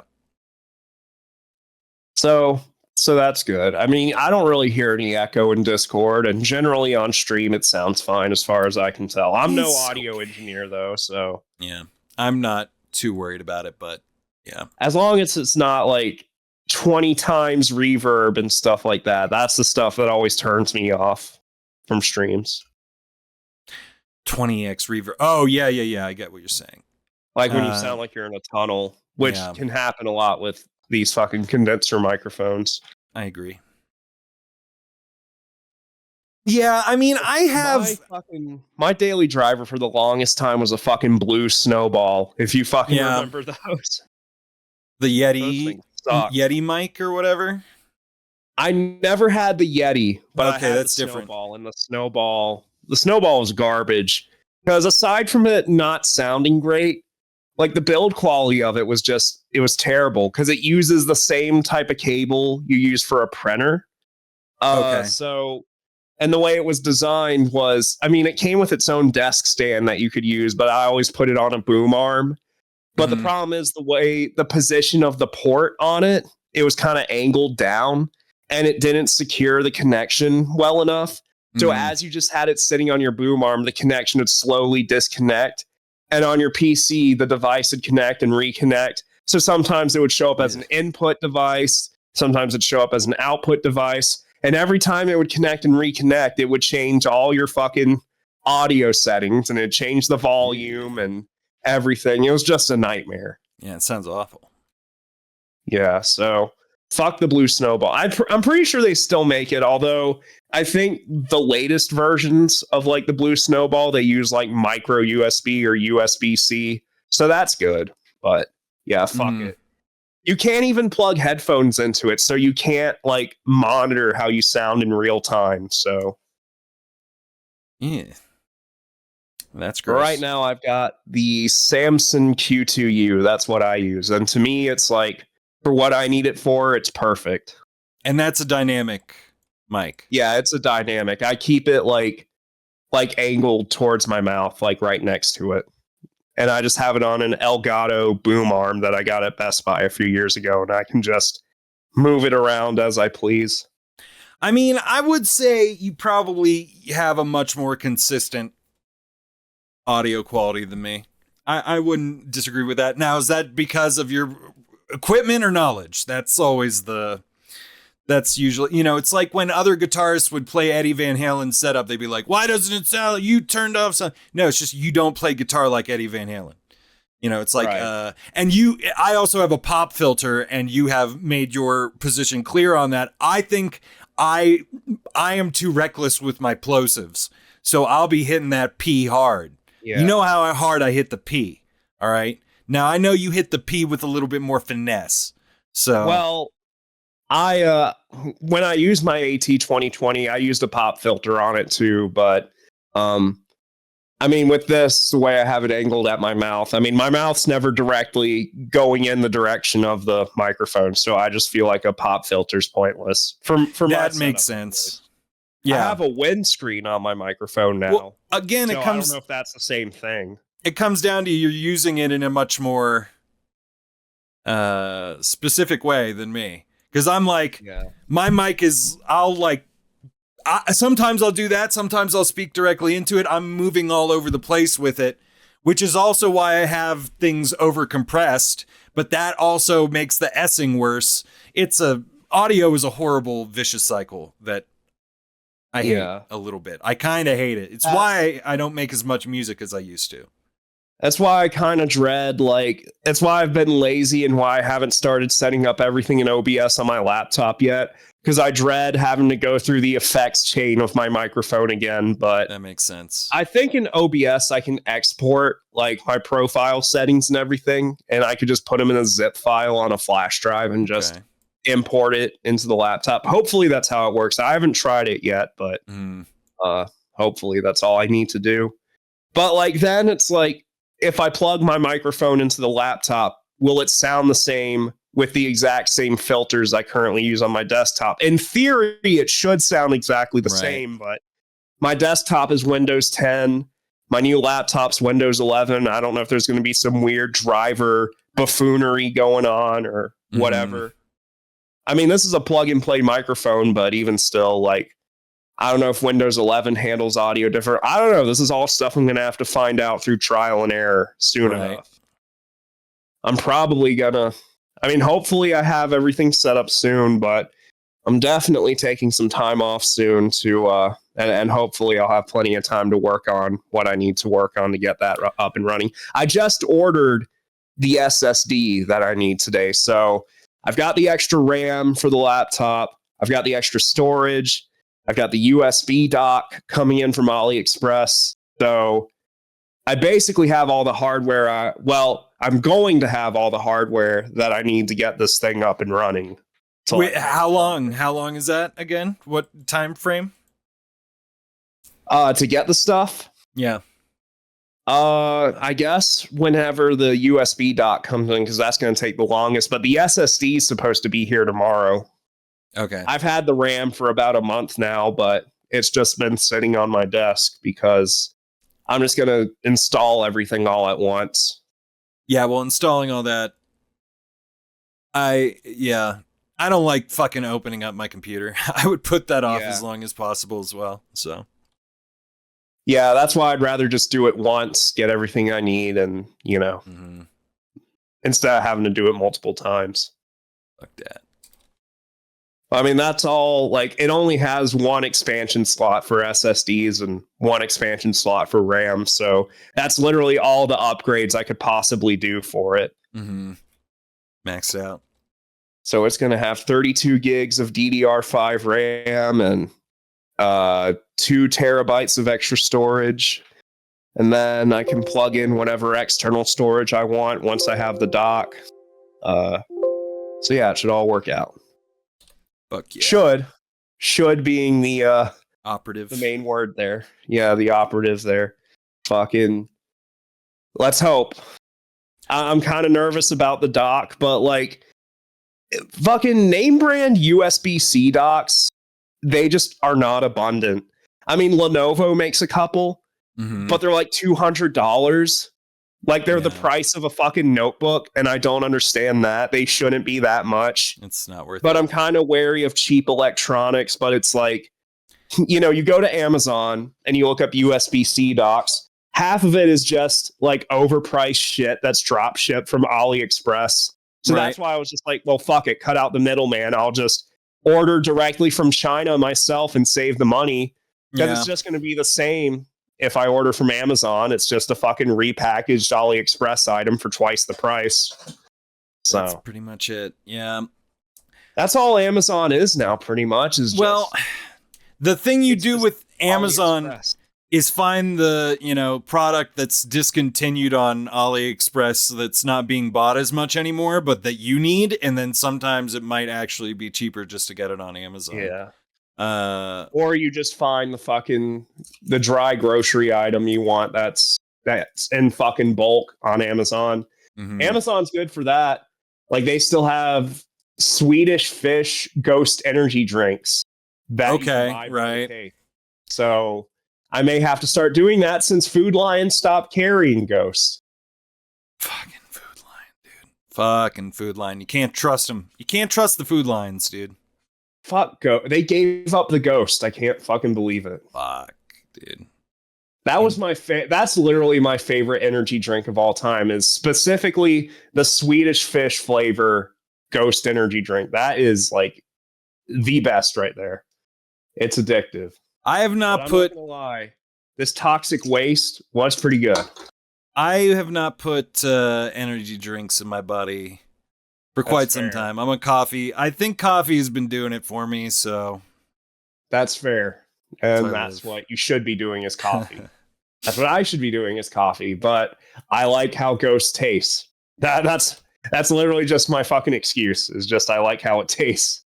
That's very it's like beer. Yeah, that's like what alcoholics say about beer. I just like how it tastes. I'm drunk as fuck.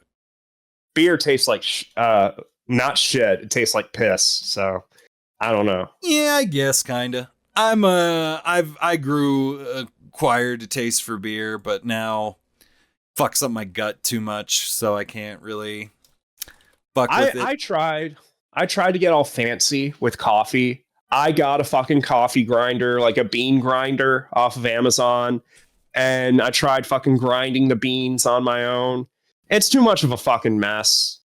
Like bean grinders. I don't like wasting time. I just want to fucking hurry up, get my grounds, and fucking put it in my fucking coffee maker and just go. Bean grinders, which your mom calls a dildo. Oh, man. Sorry. Oh. Sorry to you. I'm sorry. I respect your mother. That's true. Yeah. It was the amorphous mother, the collective mother. Yeah. Yeah. Mother unit. Yeah. The motherboard. Speaking of drinks, I'm going to go grab 2 drinks right now. Okay. I'll be right back. More toxic slime.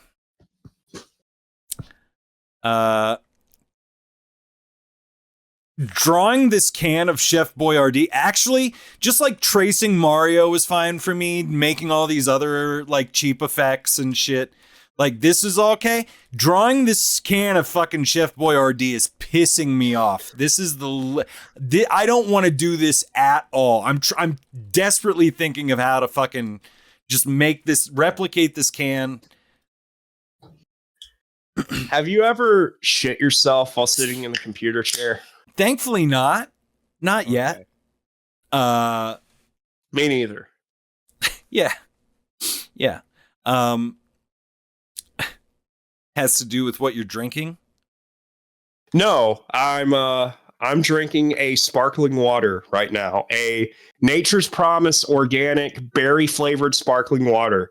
It's very good for me. And after I finish drinking that, I'm going to have another thing that's very good for me. Dr. Pepper Zero Sugar Blackberry. The blacker the berry, the sweeter the juice, dude. I don't know if you've seen this. They just came out with this Dr. Pepper Blackberry. They got regular and zero sugar varieties in like a 12 pack. So, and I think it's pretty good. You're an aspartame fan. I know that. I am an aspartame. It's because of the calories. Like, I have not drank a regular soda like in a long time. Mm-hmm. Because like a can of soda is like what, 200 calories or something like that. Whereas, yeah, this aspartame, I understand it's not healthy. I understand it's not good for you at all, but it's 0 calories. So yeah, my mindset is I'd prefer to get all of my calories from food and no calories from liquid. So, but the best thing to do is to just drink regular ass water. I understand that. But again, I like the way aspartame tastes. You're an aspartame man. There's breast man, there's ass man, and then there's an aspartame man. And I tell people all the time, I'm not saying that like aspartame is good or it's better than sugar. I personally have a taste for it. And I call it aspartame, by the way. Aspartame. Yeah, dude. And people always go, isn't it aspartame? Like when I talk about it at work. And I'm like, no, it's aspartame. You're just trolling them all. You'll win that fight. More likely. I say food for the metal eater casually at work. Like if I just talk casually and like and I try to give like a kid at work advice on something, I go, hey, food for the metal eater. And I fucking point my finger at my forehead while saying that. And nobody's questioned me on that. So I'm going to make that a thing. It's going to start from Virginia and it's going to work its way out west. I'll let you know when it gets here. The mouse. Fucking Fievel the mouse. He went west. He did west and so out. did food for the metal eater. Though I don't. Fucking movie? I just don't think those mice would have survived the journey in real life. It's just not very realistic for me. So yeah. No. Is that a movie though? I don't know. Fievel goes Yeah, it west, is. I believe it is. Yeah. Because I get that confused with the Toei animation cat, like in the logo, the fucking pussy. Yeah, boobs, the pussy boot. Yeah. So, which is actually a lot of people. It was actually after a very popular manga adaptation of the Puss in Boots story that was illustrated by Leiji Matsumoto, and then literally the year after that manga came out, Toei Puss in Boots dropped. Yeah, and fucking what's his name? Hayao Miyazaki. I can't believe I forgot his name. That was like the first thing he worked on, wasn't it? Was that movie? Oh, okay. I didn't know that. He animated some. I mean, he didn't direct it, but like I think he was a key animator on like certain scenes in that film. That makes sense. I think that was his first work, but I could be mistaken. No, going back to fucking Fievel Goes West, I get him confused with the fucking Toei animation cat because not a lot of people know this, but there's a trilogy of those Toei Puss in Boots movies. So there's the first one, that's Puss in Boots. And then there's like a second one, and I forget what it's called in Japan, but it's like Western themed, but it still stars Taro as the main character. And there's a third one. I don't know what happens in the third one, but everyone knows the first movie. It was dubbed by the same people who dubbed Speed Racer, I think, and it played theatrically in the United States and, was released heavily over here. Was very well publicized all over the world. But the second one, they dubbed that one up in Canada, and it got a very obscure VHS release in the United States that not a lot of people know about. But they called it Ringo Rides West. And the cover is just the Toei animation cat pointing a gun at you with a shit-eating grin. It's the funniest fucking VHS cover I've ever seen in my life. But I get that confused with the fucking American Tail movie. That was the American Tail. Yeah. I can never think of for the life of me what the fuck that movie is called. I'm always Fievel's first time out. It's something like that. Yeah. Baby's Day Out. Yeah. Baby. Yeah, exactly. I remember seeing a video of like an autistic VHS collector, and I'll never find this video again. It's like finding a needle in a haystack. This is why when you see a fucking super obscure video that you think is funny, always download it. Right. Like, just do it, because you never know. You may never see it again. Because fucking, like, it was this video of this autistic guy who collects VHS tapes. And every day or every other day, he would upload, like, updates to his collection, like tapes he would find at Goodwill or whatever the fuck. And he had, the autism inflection in his voice, like, very userific.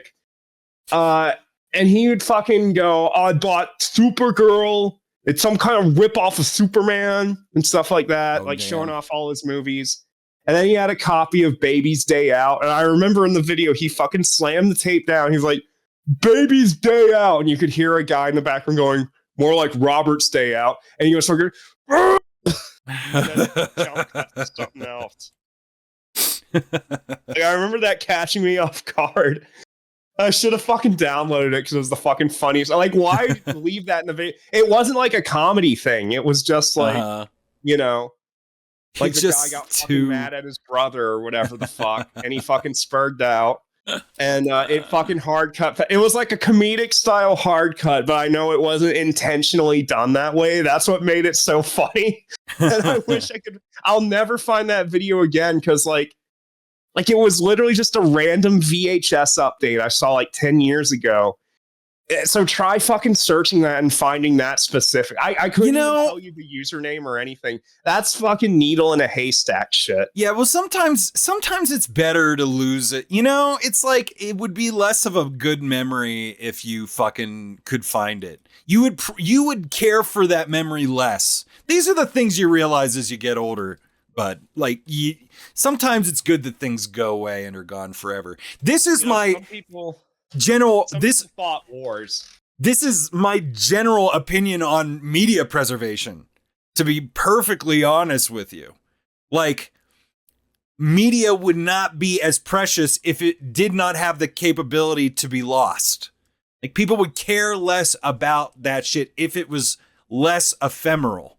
It's that like mysterious ability to disappear that is why we have all these people fucking, stealing money from autistic people to bolster their own anime fucking Laserdisc collections, so that they'll upload it to YouTube and get to watch it. That's why people care. I would agree. I won't argue much there. Because like, I mean, I guess it's why anything that's come out in like the past 10 years, like, it just doesn't have any staying power, because it just, it exists. It goes into the void and everything's digital now. So, it's never going to disappear. Right. I don't know. I guess that's why. The worst is like Netflix. Yeah. You can't stream it on one platform for a year. Honestly, I'm surprised. You can always go on like 1337X and download it. Doesn't matter. So it will exist one way or another. Yeah. I get what you're saying. Yeah, it does. Like, and I also looked at, there was like a meme on Facebook of like different Teenage Ninja Turtle cartoons over time. And like between the first two, there's a big difference. Between like the original one and the Nickelodeon one that came after it, you can kind of see what they did. Like, okay, they're making it less round and bubbly. They're making it more angular. It actually looks a little bit more like the original comic books. You can see it. And then the next one, it's just like instantly McCrackened out, which I think like all after like the Powerpuff Girls and Dexter's Lab, like after that, it changed. Literally every single cartoon went to like the thick black line. And now it's just like and then so that's the third cartoon. And the fourth cartoon of Turtles looks identical to the third one. Like the progress of animation character design style stagnated. It's been stagnant for like the last 20 years. I don't really understand where I'm going with that. But anyways. No, I mean, yeah, it's true. Everything has fucking stagnated, really. And it's just every facet of media, fucking video games and shit like that. Like, video games come out and they just exist. I don't think anything really has staying power. Like, even something like I played Astrobot and I enjoyed it. I mean, it was a fun game to play. Like, it was a good video game, but like, I couldn't really sit here and, give you a full-on thesis about the game or like tell you anything unique about it. It was a very fun platformer to play, but like, it was just, I don't know. I don't want to downplay it either, because like, it was a very good game and I think it deserves like the accolades it's been getting. But at the same time, I'd be lying if I denied it wasn't the most video game ever. It's completely derivative. It exists to be derivative. I think that's what I was saying the entire time you were playing it. Like, yeah, but I think like it just goes to show like how fucking bland, especially fucking the side of things on Sony's end, have been the past fucking decade. That a video game like Astrobot comes out and it blows the general populace away. Like, it's fucking Game of the Year, and I think it deserved Game of the Year, honestly, because look at everything else that it was competing against. But like, it's still the most video game ever. I agree. Despite that.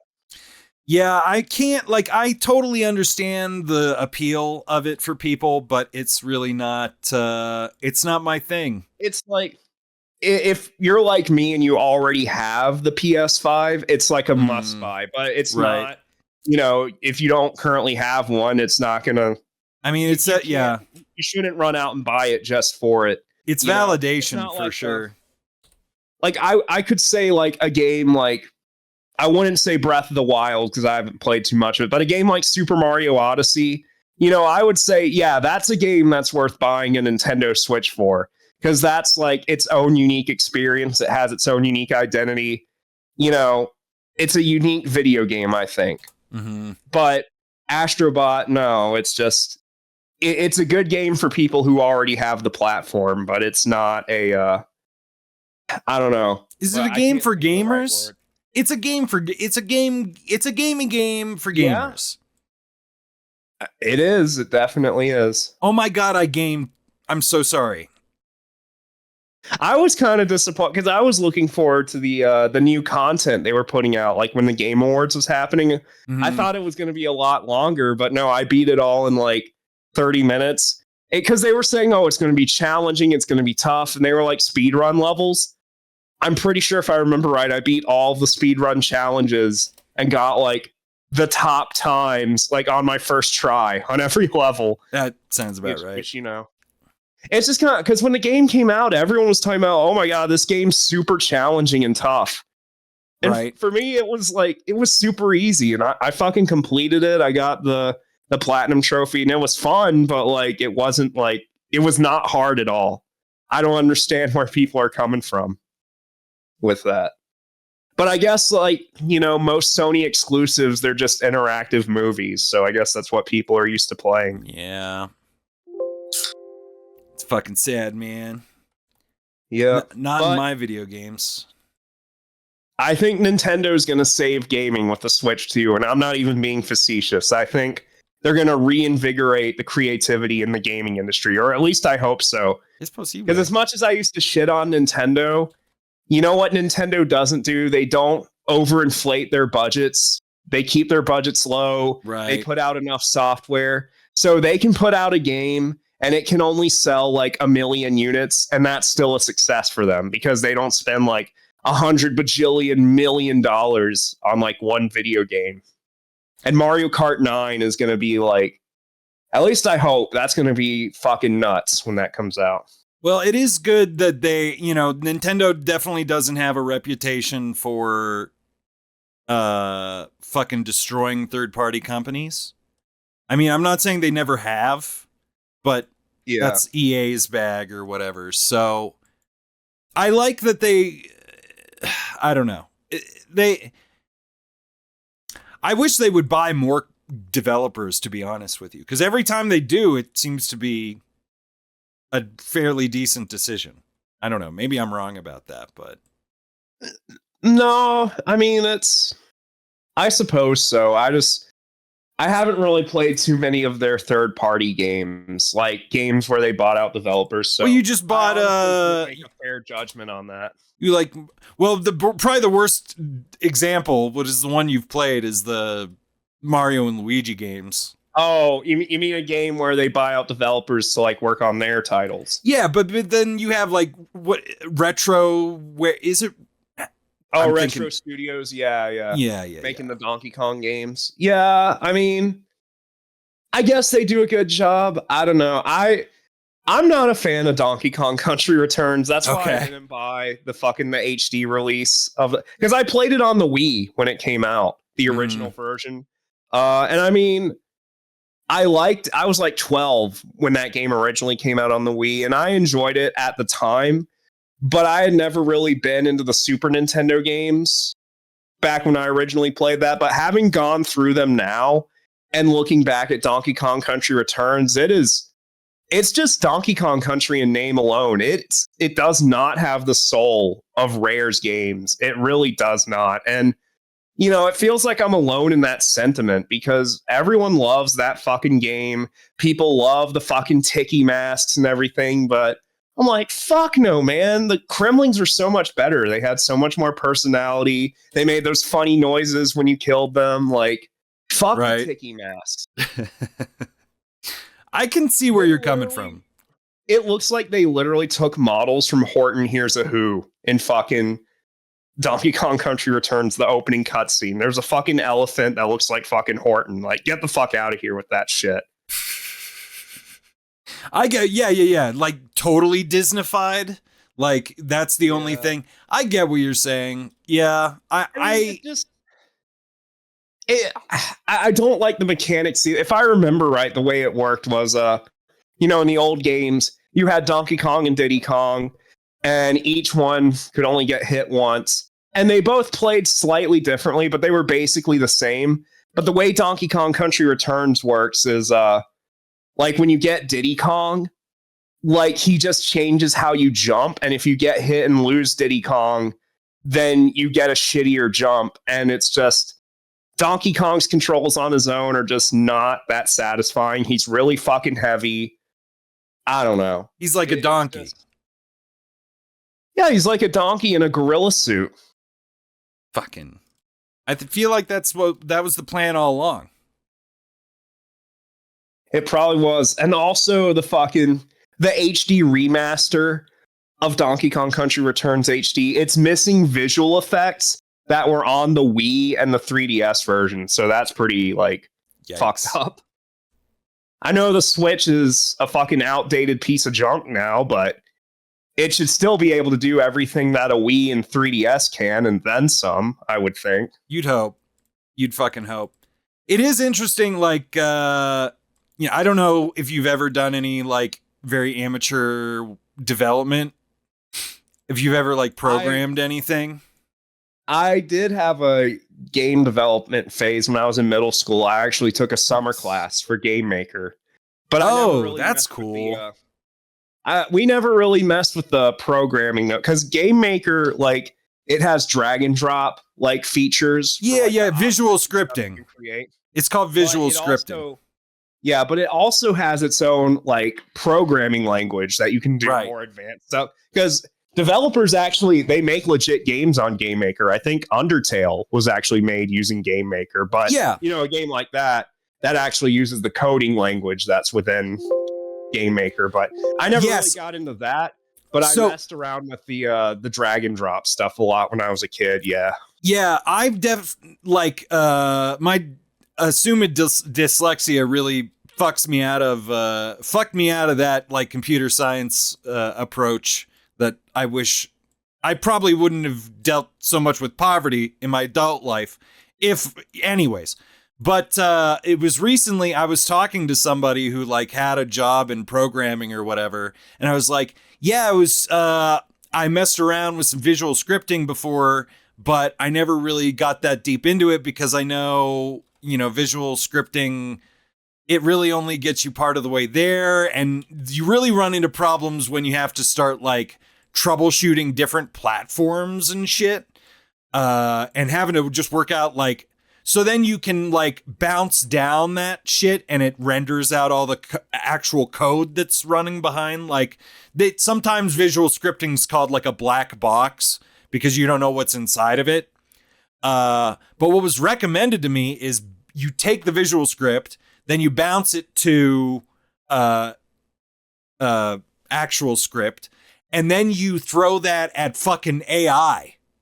And then the AI fixes all the fucking syntax bullshit and makes it actual good code. So you can just tell the fucking AI to fix your code now. I wish I had that when I was fucking 16, because I might have kept making games and shit. Yeah, that's what my best friend, that's his fucking career. He does web development, web design. He works for a big firm. And it's not, he's told me sometimes because he's a project lead. Mm-hmm. And he's admitted to me sometimes if he's having trouble with the code and he can't figure it out on his own, he's told me sometimes he just puts it in the chat GPT and has that help him out. And he makes fucking a bajillion dollars a fucking hour. So yeah, everybody who was able to read good before AI showed up is they are actually in better positions now than they were when they started. AI generally made all of their jobs better. And the only risk is that your boss finds out you're actually worthless. That's the only actual risk that AI has added to the fucking programming workplace.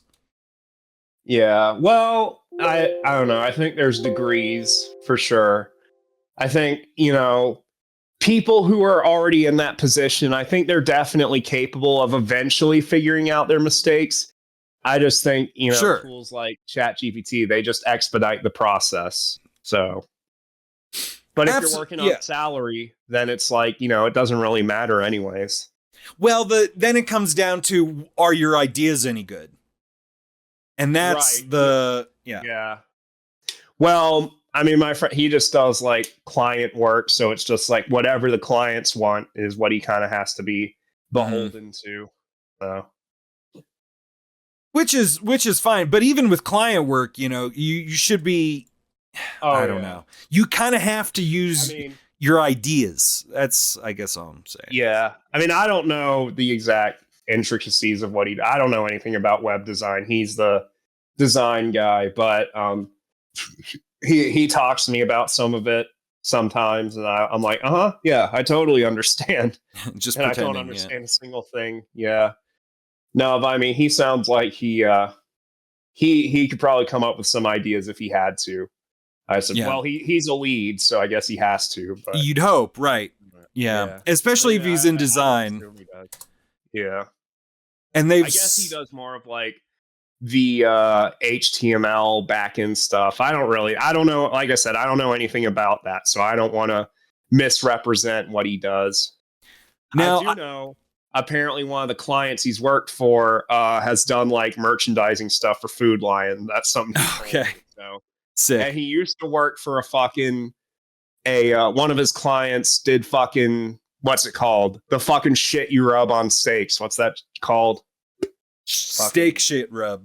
Shit rub. Yeah, steak rub. Yeah, one of his clients or one of his former clients was like a steak rub company, and we fucking sold their shit in Food Lion. So I'm like, holy shit, my best friend worked on the fucking website for this company's product that we sell in our store. That's pretty cool.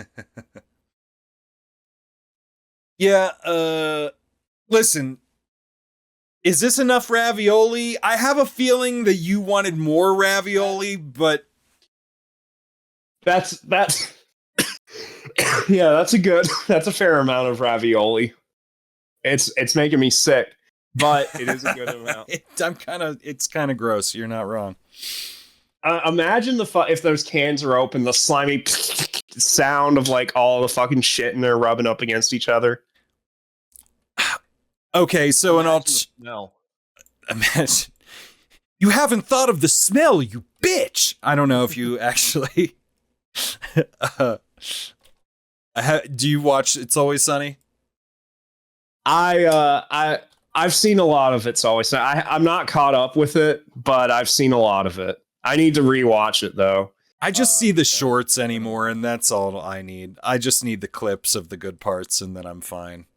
It's fucking hilarious. I love it, but like I couldn't like recall specific episodes. I would need to be reminded of them. But like I watched it up to a point, and like I never, because I know it's still ongoing, so I'm not like caught up with it. But yeah, so, I have seen Always Sunny. My dad used to have fucking DVDs of the first 2 seasons. So nice. And he used to have custody of me like on the weekends, like every other weekend when I was a kid.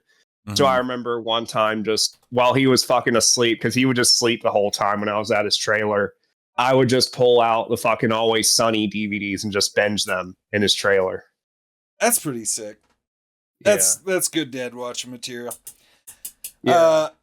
I changed the narrative of this image a little bit. Okay. He longs for the Chef Boyardee. The implication there is that he desperately needs a can opener. Yeah. To slurp up all this ravioli. Yeah, that's why he's sad. My idea is that he's sad because like he sees what his culture has been reduced to. That was my interpretation of it. All right. Well, I mean, this is fine. All right. I mean, Mario's kind of a fake Italian, so like I can going to crave Chef Boyardee. We're gonna get if we're talking about video game Mario, he's definitely a fake Italian. Now, if we're talking about Mario from the cartoons and the live action movie, oh, he's a real fucking Italian. Like, especially if it's Lou Albano, right? Mario. Like, that's as authentic as you. To me, that's the numero uno Mario right there. That's the whoppiest Mario they ever made was Lou Albano, and I can say that. I'm allowed. You're not. Well, you're not. I can say it too. No. What are you gonna do? I will call the IDL on you. I am also fucking of European descent. That starts with I. So. Yeah, European after all. You're just pissing, dude. Ew. I'm Irish, and that also starts with an I, so it's fine. Yeah, and IUD starts with I too. I came up with my own slur for the Irish, by the way, but I can't fucking say it because you'll get banned. I'll type it in the chat. Don't say it out loud. But yeah, that's what I call fucking Irish people. Poor Mario. That's what I call them. They're just a bunch of poor Marios. Yeah. Poor man's Mario. This is the fastest I've ever made one of these art requests, I think. I think I'm getting pretty quick at this. Yeah. No, this is it's efficient, depressing beefaroni. Or that's not beefaroni, that's beef ravioli. My bad. I mean, shit, I did this in like less than an hour. All the other ones are fucking multi-stream artworks. Thanks for making it easy on me. Jesus Christ. I wish I could remember what because this was my first idea when I initially told you I finally figured out what I wanted, but I came up with the second one and I wish I had written it down somewhere because I know it was a banger and I was like, ooh, that would be good.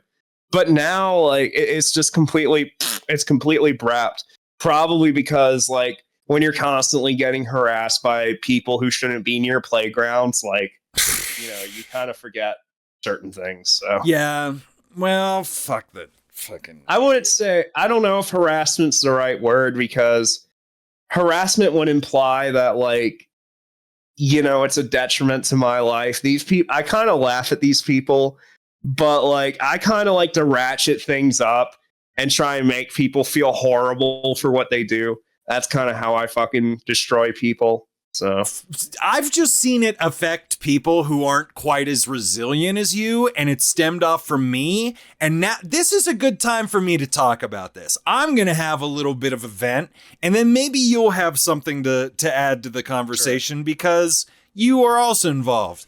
And as of last night, I guess, the narrative's still going around that an ex-acquaintance of mine, Vintage, we'll call them, had a Discord server, and on that Discord server, some people recorded a conversation with him and uploaded it to YouTube without consent. Now, they would like to say that's not a problem because they lived in states where you're allowed to record a single party consent, but the way phone laws work, which are federal laws, which imply felonies, is that you have to consider the laws of both states in interstate communication before you record a call.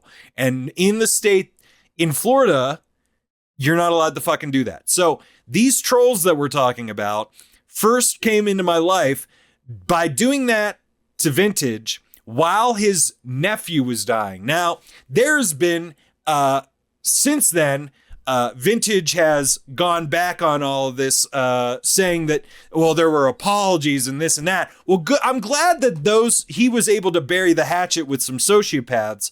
Fumecom and I, different personality types. We're not as much a giant bitches willing to fucking just tolerate anything and any behavior and wild ass fucking shit that people say.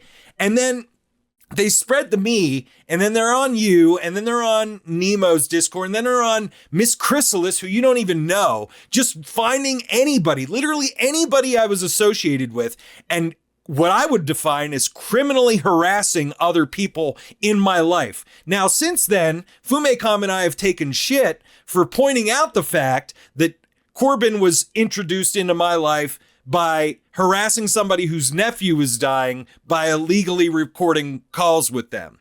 And apparently this is overexposing Vintage's problems in the situation. But the problem being that Vintage tolerated these people after getting that apology and after seeing them go onto my Discord and other people's Discord and just fucking tolerating it. And it took him me convincing him, I guess he just wanted to delete his whole entire Discord or some shit. Anyways, all that shit's gone, but now Vintage doesn't want us talking about the situation under which he was originally harassed. But I would be more okay with that if it wasn't his neglect of the situation that led to these people spreading like fucking bacteria to everybody else. It's like you have to take these people spread like a virus. I've never experienced it before. I don't know how many virus people you've had in your life, Fumecom, but it's a new experience for me. Yeah. Well, I mean, my kind of 2 cents on that, I guess. I'm not above forgiving people if they apologize, but the problem is there's a difference between a sincere apology and just a, okay, get off my back apology. And obviously, Corbin's not the type of person, he doesn't feel bad for what he did. He's admitted that. He still doesn't feel bad for what he did to Vintage. So, you know, and that's whatever. But like, you know, for some reason, he still wants to be in Vintage's space. And Vintage, for whatever reason, I don't understand why. That's why. The type of person you want to make a safe space for. Like, if they were genuinely They're literally harboring terrorists. I mean, for fuck's sake. If they actually, you know, did actions to prove that they were sorry, that we could all see, they actually looked at what they did and were like, okay, that was fucked up. And from it's the fact that they don't correlate. It's the fact that they don't correlate their chronic, ongoing, virulent fucking spread of harassment. They don't identify that as the actual cause of the problem. It's not, they don't identify the fact that roving around in through bands of degenerate behavior to go and harass other people and to farm fucking content. That's the actual problem. Not that his nephew was necessarily dying. It's that you do that kind of shit to people who are suffering through life. Like, life is a fucking activity that most of us suffer through. The fact that you're throwing on dog shit to random people just because you think you can get a reaction out of somebody and fucking turn it into content for your garbage ass YouTube channel, that's the problem. Not that Vintage's nephew was dying. Doesn't that make sense to anybody? Of course. Yeah. Sorry to interrupt, but like, that's like the fucking fine point on why this is fucked up and why it doesn't matter to me at this point how Vintage feels about me telling that story. He is complicit with the horrors that he's fucking unleashed. He'll do nothing to fucking hold. He doesn't want to be accountable for it. Fine. Then don't harbor them. Oh, well, it's fine in my disc. You know, what the fuck ever. It's obviously not fine outside of that. But I don't know, maybe that's just the fucking Florida mentality. He's a fucking Florida man. I mean, after fucking all that shit happened, Sugar Booger, who he's really close to, was doing all that shit to us, spamming the porn fetish art, which sending people unsolicited porn, that's literally a fucking crime. Like, that's actually a crime to send unsolicited porn to people. Yeah. But the guy's too fucking retarded to realize that. No, I told him in a fucking, in Discord, in that Mr. whatever, that private perfect citizen. Yeah. And then he was like, he tagged Corbin in a message. He's like, do you think I trust you more on legal matters? Do you think I broke the law? And it's like, Corbin literally he preys on like the mentally feeble to build his cohort, like his fucking, oh my God, it's so gross. This poor like abused kid who likes scat porn and wants to let me know. Oh, and he knows the fucking the secret item box locations in Doomsday Zone because he kept fucking telling me about that for some reason. Even though fucking like fucking that's a supersonic level. There's no item boxes there, but it doesn't matter.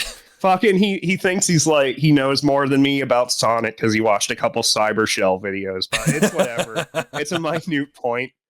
And I don't really care. Because I fucking told him, well, I'm more of a Sonic fan than you because I own the first Sonic plush ever made, which I don't. I made it up, but I just grabbed the first image I saw on Google, and then he went on a fucking tirade, like fucking, well, you're only in it for the glory. You just want stuff because it's rare and stuff like that. And I just kept going with it. I was like, yep, and I have it. I've got the tag. It's in perfect condition. I have it, and you don't. Even though I don't really have it, but like they fucking believe me because they're fucking retarded. Oh, he's No, really. like, it's bad. But seriously, like, I don't know why anyone would want to be in a Discord server, like in Vintage's server, when he saw what Sugar Booger was doing to us and like sees that happening and is like, oh, that's fine. I definitely want to make a safe space for that person. Like I always say, like, I don't like Mario the Plumber. I don't think he's genuine when he says he's changing. But all that being said, if I saw someone on my side of things, if they tried going after his wife or making comments about her or trying to harass her, I'd fucking block that person and never speak to them again. Like, I don't care who it is. If I caught that, I don't support that at all. I'd fucking block it. I wouldn't want that shit happening on my end. Doesn't matter what my allegiances are or anything like that. Well, you've expressed sympathies. You've expressed sympathies for MTV's wife before, his Leaf wife. Because there were people that were fucking going after her, and she doesn't deserve to be dragged in. Oh, we were just talking about how it sucks for her to have to be with MTP. That was what was said. That was that was kind of snarky, but like. But that's different than saying, but she's a bitch. No, that's saying that, she's victimized by being next to this guy who's like super autistic and doesn't care about her feelings probably. Well, there were people calling her ugly and stuff like that. Going after her. That's a bridge too far. That I don't. Yeah, I'm not okay with. I just wanted to make a clear delineation because you have mentioned his wife, but not in the context of she is this or that or the other than she is victimized by being in a relationship with that person. For her, yeah. Right. Yeah. But I don't think she's a bad person. Yeah. Well, I don't know her. I don't know that, but I'm saying like she doesn't deserve to be targeted. Right. But all that point, because like I say that because fucking Balish goes on his stream. I mean, this is kind of scattered all. I know we're not talking about Balish, but on his stream, he says all the time, I don't support anyone who fucking harasses my enemies and stuff like that. And it's like, look at what your mod's been doing to me. And he's yet to fucking, reprimand him. He still follows him on fucking Twitter. He was on the fucking Shadow streams as a fucking mod. No fucking punishment. So he's a fucking liar. So when I say that shit that I don't condone harassment, like I actually mean it.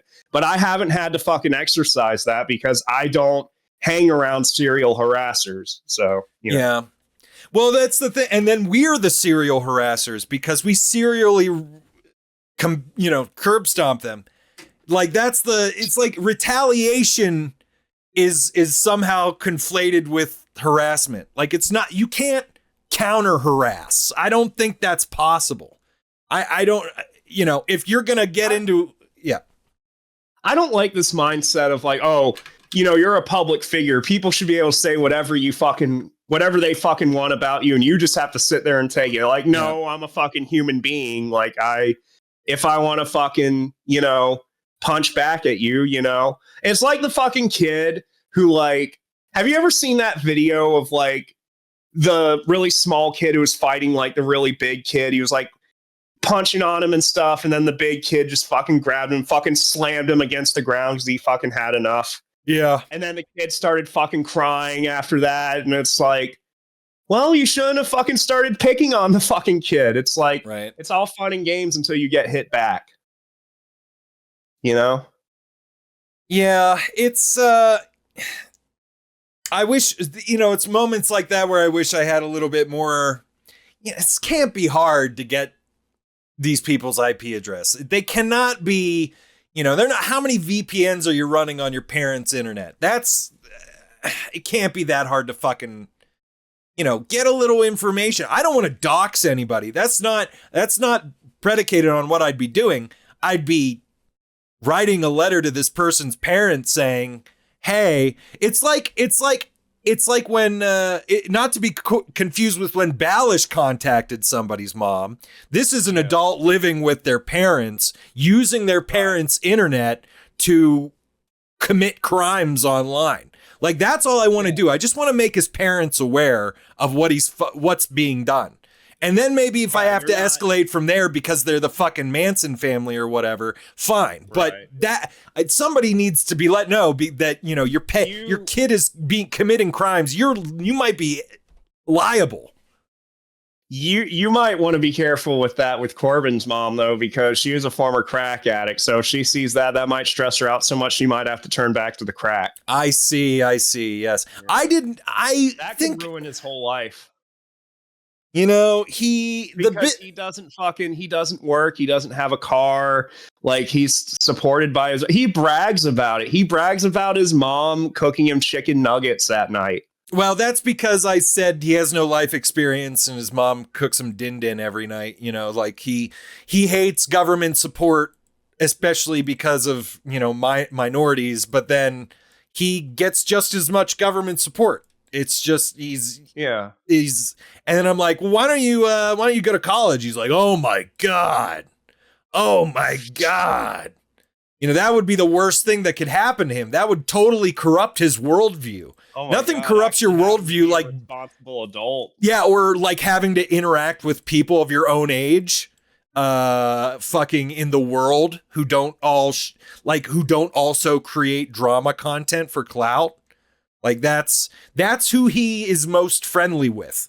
Is like a dude 10 years older than him that makes clout chaser content. He could go save Christmas, but he won't. Oh yeah? Yeah, he could.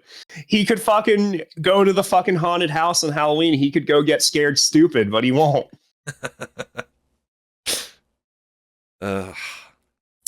These people save Christmas, do something, you know? Right. Or steal it. At this point, he could steal it, and I think he'd end up better because his heart might grow 10 sizes that day. If he's Jim Carrey, though. Those people use the internet as like some excuse to act like some emotionless tough guy. Well, he genuinely is a sociopath. He has a video of himself taking a sociopath test online and passing with flying colors. He is sociopath positive. He does not have normal human emotions towards other people. He can't feel empathy. He has to fake empathy. Every relationship in his life is predicated by the value he can derive from them and perpetuated with only lies. He does not have any relationship, even his relationship with Fugitive Red Eye. Fugitive, I've actually talked to. Fugitive, I do not believe is a sociopath. I think he's fucking cringe and a loser and sad, but he's not a sociopath. He might be getting taken advantage of just because of his predilection to hang out with 16-year-olds. But I feel like he also doesn't have the guts to pull the trigger with any of them. So he's not like going to have a scandal. He just likes being surrounded by young boys. But one of them turns out to be a sociopath, and he mistakes that attention for something like an actual connection in his life. So he is actually being taken advantage of in a way, in a really weird, twisted, bizarro, creepy way. Yeah. Well, I mean, I don't know. Fucking he did a review of fucking Mazin Saga on Sega Genesis, and he was like, I couldn't use Game Genie codes on my hacked Xbox 360, so I had to fucking bust out my hacked Xbox and use the Sega Genesis emulator on that because that has Game Genie codes. And I'm like, bro can't even set up RetroArch on a fucking PC. So I don't know if he's all there either, to be honest. He could probably set up RetroArch on a fucking DVD player, though. Yeah, he could make a video about that with like a million. Bro uses a fucking. I bet he has a fucking HD TV, but he hooks up the fucking DVD player with fucking composite cables and stretches out the picture on the fucking high end fucking TV. That's his aesthetic. I remember he was on a stream and Guy Safari was on there, and Guy Safari, because he's into fucking retro video games, he just fucking blurted out, what cable should I use on my fucking NES? Composite or component? Because that's how he talks. And then Fugitive was like, I don't know, use whatever looks better. And it's like, fucking anyone who knows anything about AV knows that component is better than composite. What the fuck do you mean use whatever's better? Component is what's better. Like, he's been making YouTube videos for so long, and he's supposed to be the expert on DVD players, but he doesn't know fucking video connection types. Yeah, he has no real actual information about anything. He's not very educated. He has a lot of like points. He has a lot of like talking points that he hasn't really like considered it. Like every single one of his like red eye random or whatever fucking, it's stupid, call it. Like whenever he's fucking ranting about a thing, there's just vapid.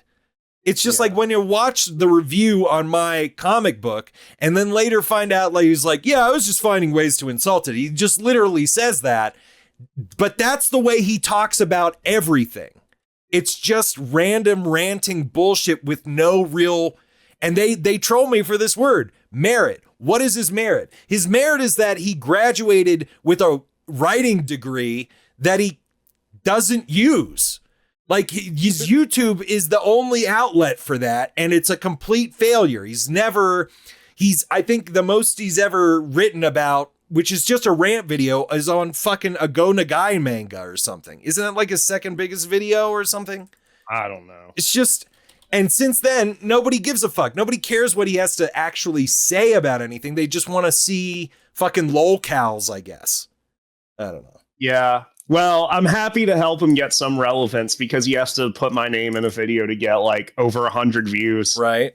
And it only works for him, though. It doesn't work for Corbin.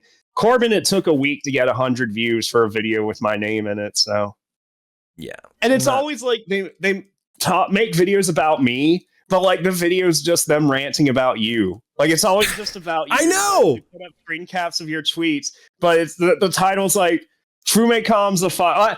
I'm the clickbait, I guess. I guess I'm clickbait, and I guess I'm kind of honored to be. And then it's just all my stand-up set. Yeah, and then it's just all my stand-up set. So you are more click-worthy than me, but I'm where the real lolcow content is. You know, you'll never be as lolcow as me, bro. Sorry. I like how his fucking rants. He rips off geekdom too because he calls them rantdom, like geekdom, rantdom. Really? Yeah. Because it's fandom. Oh no, I'm looking at my own YouTube page. That's embarrassing. I don't know, dude. I posted your artwork. I posted the alternative can opener artwork. That's all on Twitter. You obviously can't see it, so good luck getting your art. I don't know how you're going to get it. I don't know how to send it to you. He calls it rant dom because he wants to be dominated by a ranter. This user dominated me completely. And now watch, he's going to make like a fucking 30-minute video response. Like, he said I tried to rip off geekdom, but no, obviously it's a play on the word random, but he's fucking stupid and doesn't realize that. Like, I can fucking read his fucking mind. That's how he fucking talks. Like, he fucking said I was hanging out in front of a playground, which I wasn't. And then he doesn't say what he was actually doing.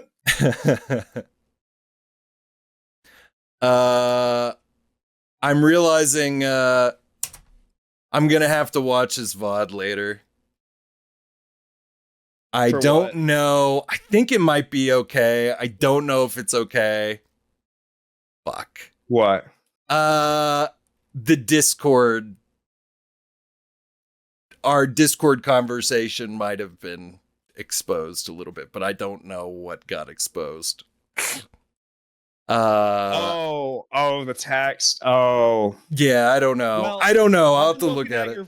I've been looking at your virtual camera this whole time. I haven't seen anything pop up. Yeah, it was just like for a second though, so I really don't know.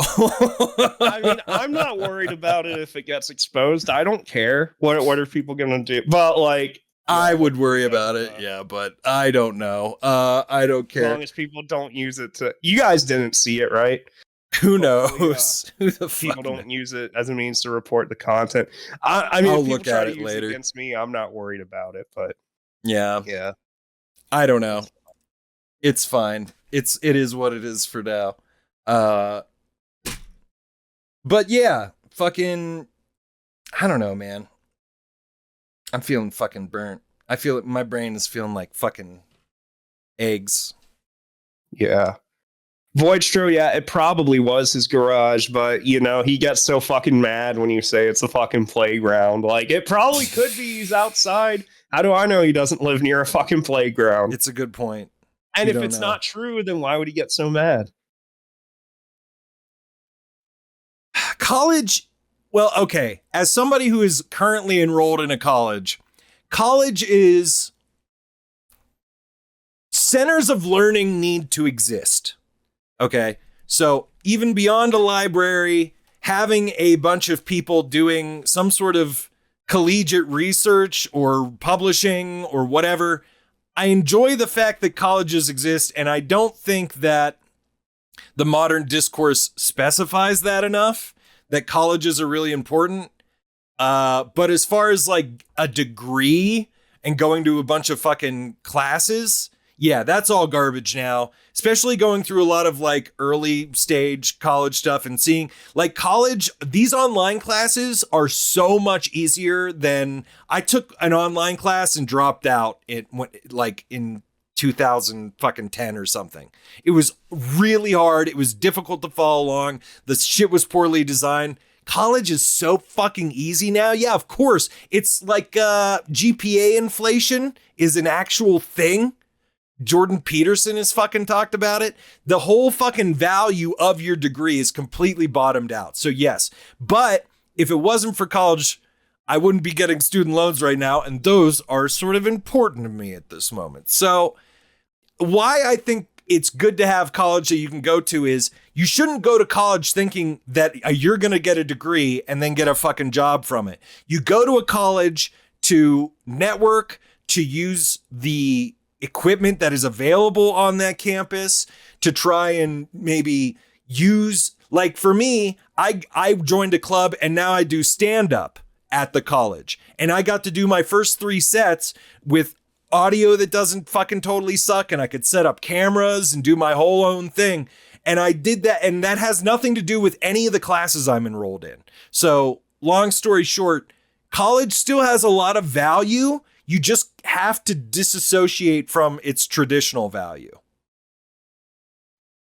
Yeah. I agree with that mindset.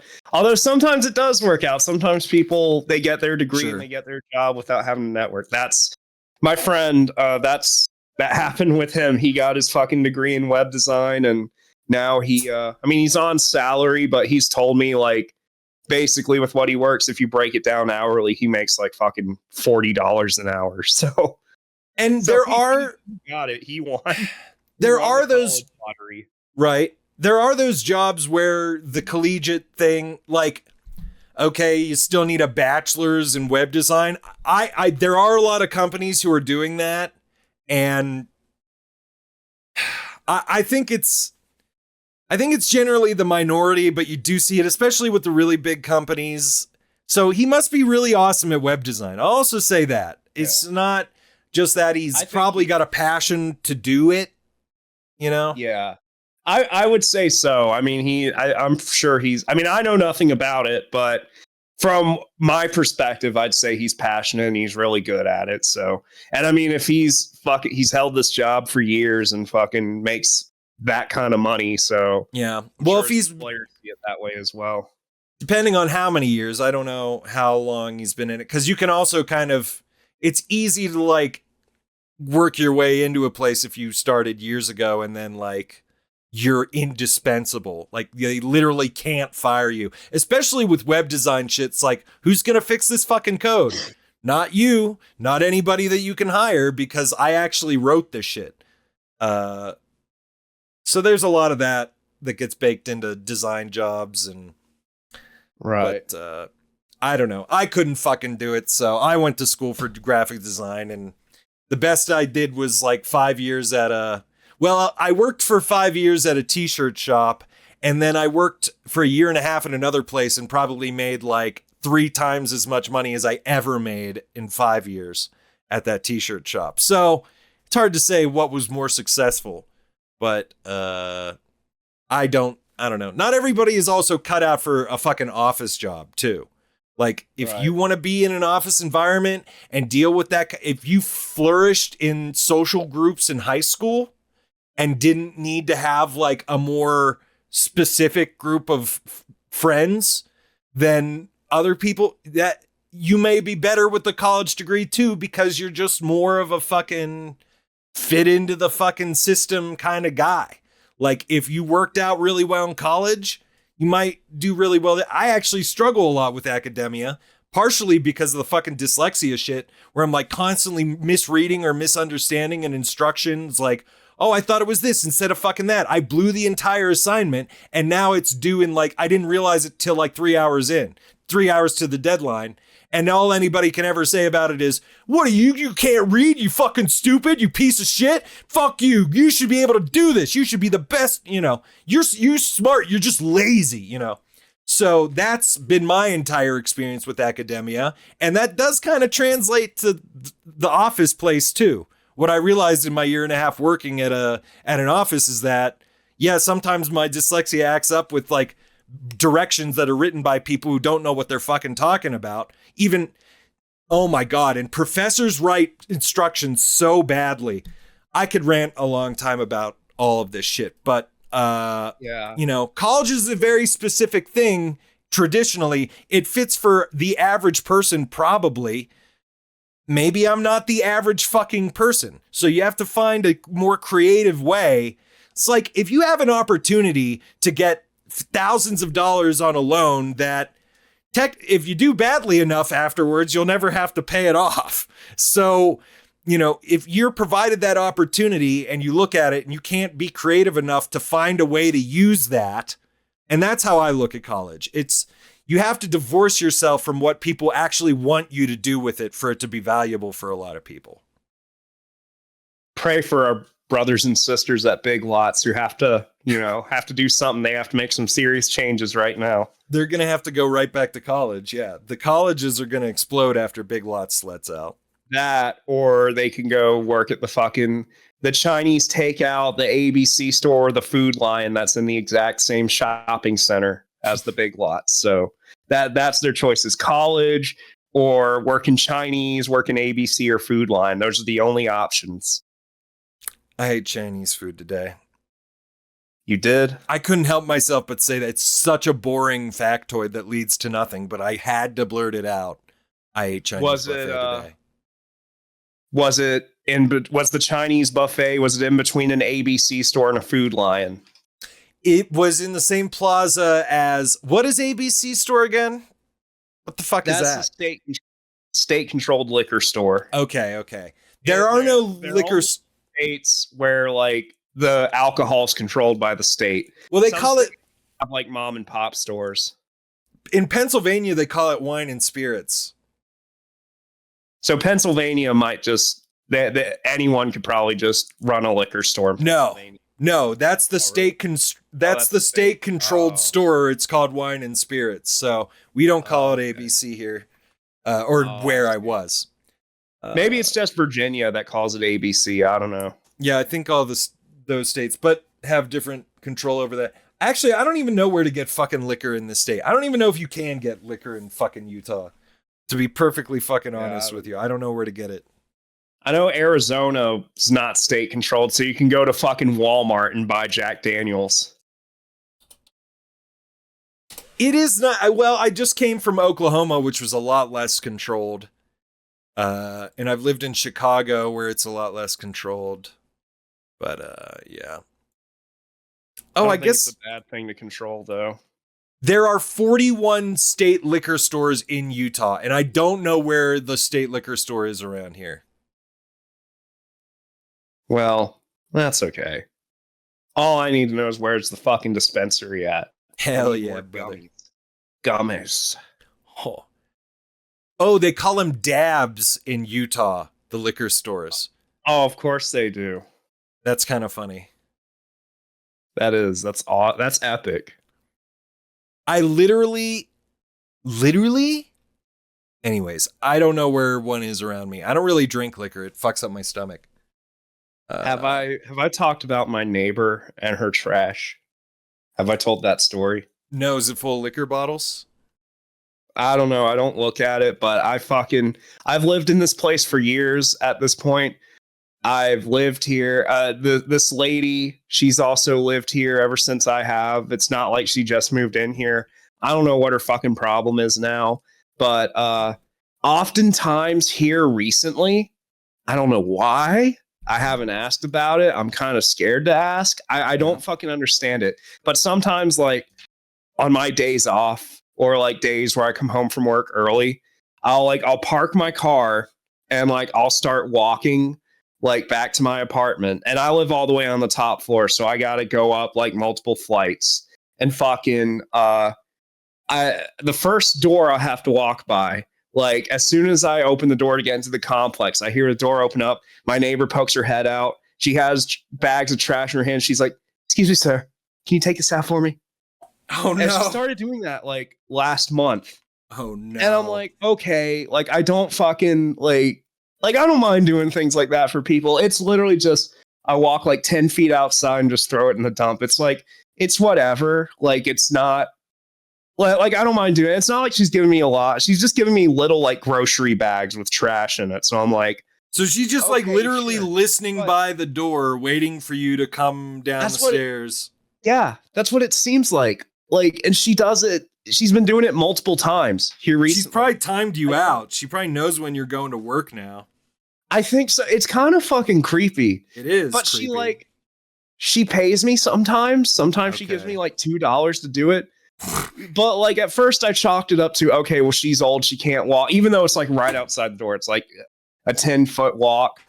But like she's older, but she's not like, you know, decrepit. I think she's capable of walking outside. I don't understand if she's like a witch or something and she'll melt in the snow or in the sun. I mean, I've never seen her go outside though. She never steps outside her door. It's like she's scared to go outside, but she's been living here as long as I know, but only recently she started doing that. And I've never had the courage to ask, but like, and she always goes, "I'll pay you when I get my check. I'll pay you when I get my check." I'm like, "It's fine. You don't have to pay me. I'll just fucking do it." It's weird. And I don't understand it. And she hadn't asked me in a while. So I thought I could get away with it, but she did it fucking today after I got back from Big Lot. It's like, she just watches me on the fucking patio. Maybe she has a camera or something. And she just fucking like, she knows when my car's there. The next time she asks you, you should be like, "Okay, but what that mouth do?" You know what I'm saying? Like, make it worth your while. I should say something really fucked up and creepy so she won't want to fucking like ask me again. But it's not my personality. I'm too nice. I know I act like a fucking asshole online, but like there was a time where like before COVID, I was like the sweetest fucking little Timmy. Like I would walk out, like on my days off, I'd go into Walmart to like buy my groceries, and I'd see older women like trying to load their groceries in their car. I'd volunteer. I'd walk and be like, "Hey, you want me to grab that water for you? Put it in your trunk." I would do that kind of shit. Yeah. I would see like, you know, people struggling to get their elderly grandparents out of the back of a car to try and get them into wheelchairs. I would fucking stop and try and help people do that. I would hold the door open for fucking, you know, elderly people, but fucking COVID completely fucking changed me and turned me into a fucking sociopath. So it's like, damn, you know, pre-COVID me wouldn't question taking the garbage out for this lady, but you know, my current personality, it's like, I'll still do it, but like I'm doing it begrudgingly. And the thing is too, she always fucking asks me like when I come back from grocery shopping trips and I'm coming up multiple flights of stairs with like bags in both of my hands. Yeah. And sometimes I just stop and look at her for a second. She's like, "Can you take this out for me?" I'm like, can you give me a second to go upstairs and put my fucking, you know, stuff up, and I'll come back down and grab it. I feel like in that situation, she leaves it at her door. I feel like you almost want it to be like they're just lonely and want to connect with somebody, but There are so many people out there just looking to take advantage of somebody else. And especially the elderly do it all the time. It's just like how a minor can take advantage of somebody. You know, the minors and the elderly are both vulnerable populations, but it's because of our fucking societal condition towards people with vulnerabilities. If you're not a fucking sociopath looking to take advantage of everyone and everything, you know, we generally have compassion for these groups of people and want to help them. But everybody's just looking to fucking get something. It's really gross. And you hope they're looking to fucking connect with you. I guess that's what I'm saying. We pray that's the case, but. Well, again, I'll iterate. She's elderly, as in she's older than me, but she's not like, as far as I could tell, she's not on a walker. She's not on a cane. Like she looks, you know, she looks like a relatively fine, healthy person. She looks like, as far as I could tell, she could walk outside 10 feet just to throw a bag in the fucking trash bin. I think what's happened is that it's been pretty much ever since our apartment complex changed management out of nowhere. And part of what happened when the management changed was they changed the type of trash bin that was outside. So it used to be like a shorter trash bin outside that you just throw things over the top, and it was shorter and you could reach the top easily. Now they've made it taller, so you can't really reach the top as easily. So the way you do it is you slide open a door on the side and just toss it in the side like that. I mean, it's just normal. It's just different.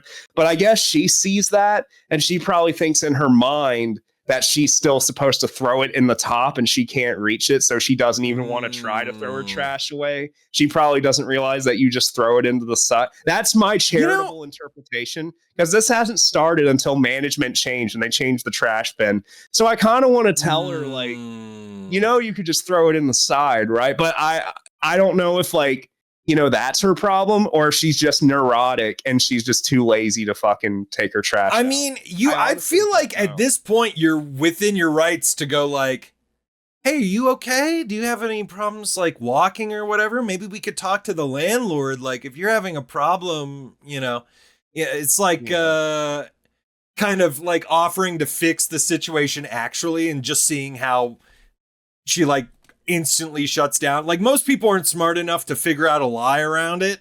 So she'll probably just be like, and just like stutter and break down like a fucking robot for a second. Well, I've heard other stories about her from my other neighbors, like, because one of my neighbors has an Amazon like doorbell and he lives on the same floor as her. And he's told me he's seen her like, because one of the people on that same floor, they have kids that have to get up in the morning and like get on the bus for school.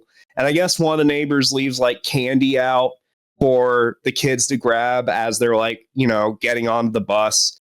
But fucking apparently one morning that crazy lady, she fucking got up super early in the morning, grabbed all the candy out of the bowl, and then waited for the kids to come out. And she saw the kids and she was like, oh, it looks like there's no candy in there. Hold on, I'll get it for you. And she fucking grabbed the candy that she pulled out of the bowl and gave it back to the kids.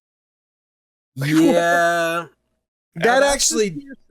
That's what I fucking heard. That does sound like somebody who's really, really lonely. Like, super fucking lonely. And probably also fucked up. Don't get me wrong. But there's definitely some loneliness in there, for sure. And that's why I think if you told her that, she would just be like, my back hurts. You just make it up then. Because you're not going to get an honest answer from her at this point. Because I'm pretty sure the answer is, I'm lonely.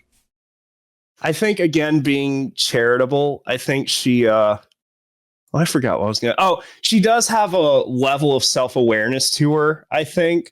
Because, like, you know, she tells me she hasn't really paid me in a while to do it, which it doesn't matter. I genuinely, you know, it takes me like 2 seconds to do it. So it's like, whatever. I mean, it's fucking $2 anyways. You wipe your ass with it. So it's not like, it's anything. I can use it at a coin changer for laundry. So it is helpful, but you know, still fucking, you know, she always tells me when she doesn't have money, she's like, I'll give you something when I get my check next week. And I just tell her, oh, it's fine. You don't have to pay me. She goes, no, it's not fine because you ain't supposed to be doing this for me. So she has a level of self-awareness, but it's like, you say that, but you keep. Well, yeah, the follow-up question to that is why? Like, well, why do you need me to do it for you? I'm just curious. Like, does it hurt to walk, or like, maybe there's a better solution than waiting for me to walk down the stairs. And I think that's the point where she would totally lock up and not be smart enough to make up another lie. Yeah. It would be funny to corner her with that. I think it would be. It would be, but the problem is I live here and I don't want to create conflicts at the place I have to live. So it's also like I probably should vouch for myself better, but at the same time, well, that's the thing. Choose the path of least resistance. You can pursue. The thing about these fake problems is, and this is something I've learned working. I used to do like brand identity consultation for like 5 years. I made my money developing brand identities for a few different companies. And when I would talk to them about their problems, because I'd basically worm my way into being like an overall consultant because I can solve any problem. But what you learn in solving all of these problems is most of them are fucking fake. When you actually get down to somebody's actual problem, they're just making it the fuck up 9 times out of 10. When it's really sticky and you really can't figure it out, it's because it's not actually a fucking problem. And I've lost clients over that. I'm like, you realize this isn't an actual problem and you're just making an excuse. Like that's when people start to get upset. But you don't have to get to that point. You can just do step 1 where it's still like, hey, can we solve that? This seems like an ongoing problem. You can actually just approach somebody genuinely just saying, hey, can we solve this? And just watch them melt down. Maybe she is volatile and she would get like weird and mad about it. I don't know. But I think it would be funny. I think she's like a fucking, what do you call it? A fucking worrywart who would call the fucking landlord and be like, hey, there's something weird going on. I think she does fucking watch what's going on in the parking lot. That's kind of why, like, I've heard my fucking neighbors' rents have been going up ever since new management's taken over. My fucking rent stayed the same. So I don't know what fucking good graces I've been getting, but like I'm trying to stay out of conflict's way because, I don't want to. I want to try and avoid any situation that would be a justification to raise my rent. Because it's like, when is your lease up? Well, technically it ran out in fucking October, but I didn't have to fucking sign anything new when the new management took over. So I don't know.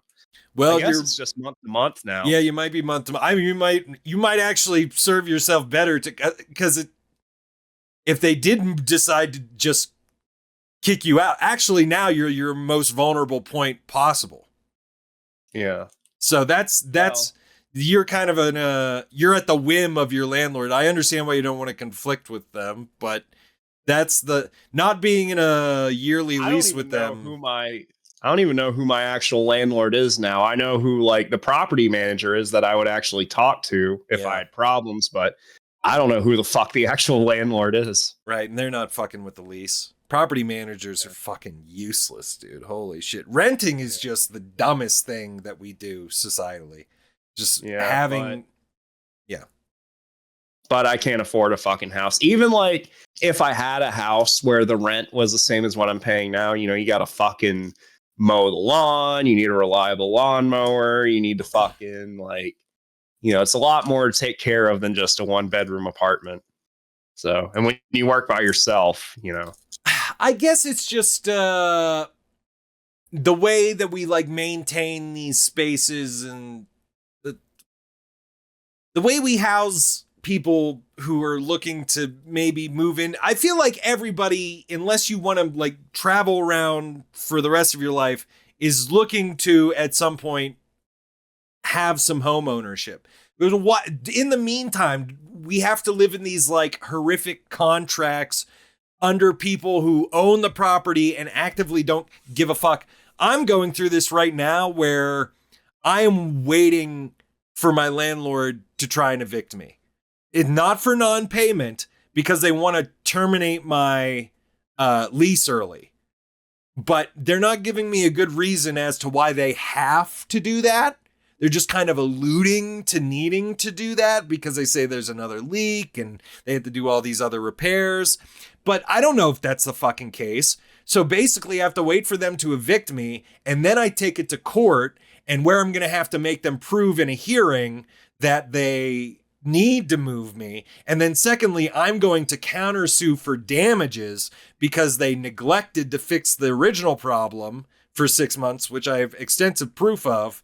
And it allegedly called this. So basically what I'm saying is I almost wish the fucking government would just give me a fucking place to stay. I know that it's not, you know, I'd rather pay rent price taxes than fucking deal with these landlords who have no, at least when I take a private citizen to court, it's awful. It's super expensive. Dealing with the government in court is almost fucking better because they're tied into it. And it's less, they have harder problems with transparency. But who's suing people over fucking Section 8 vouchers? It's not fucking happening. And I don't like government totalitarian, take care of everything, but landlords are such fucking snake garbage. And I've sued them multiple times and trounced them. But I'm of above average intelligence. The average person can't handle this. My sister couldn't handle it. A fucking court case. And yeah, I see how, and she got screwed over by a landlord.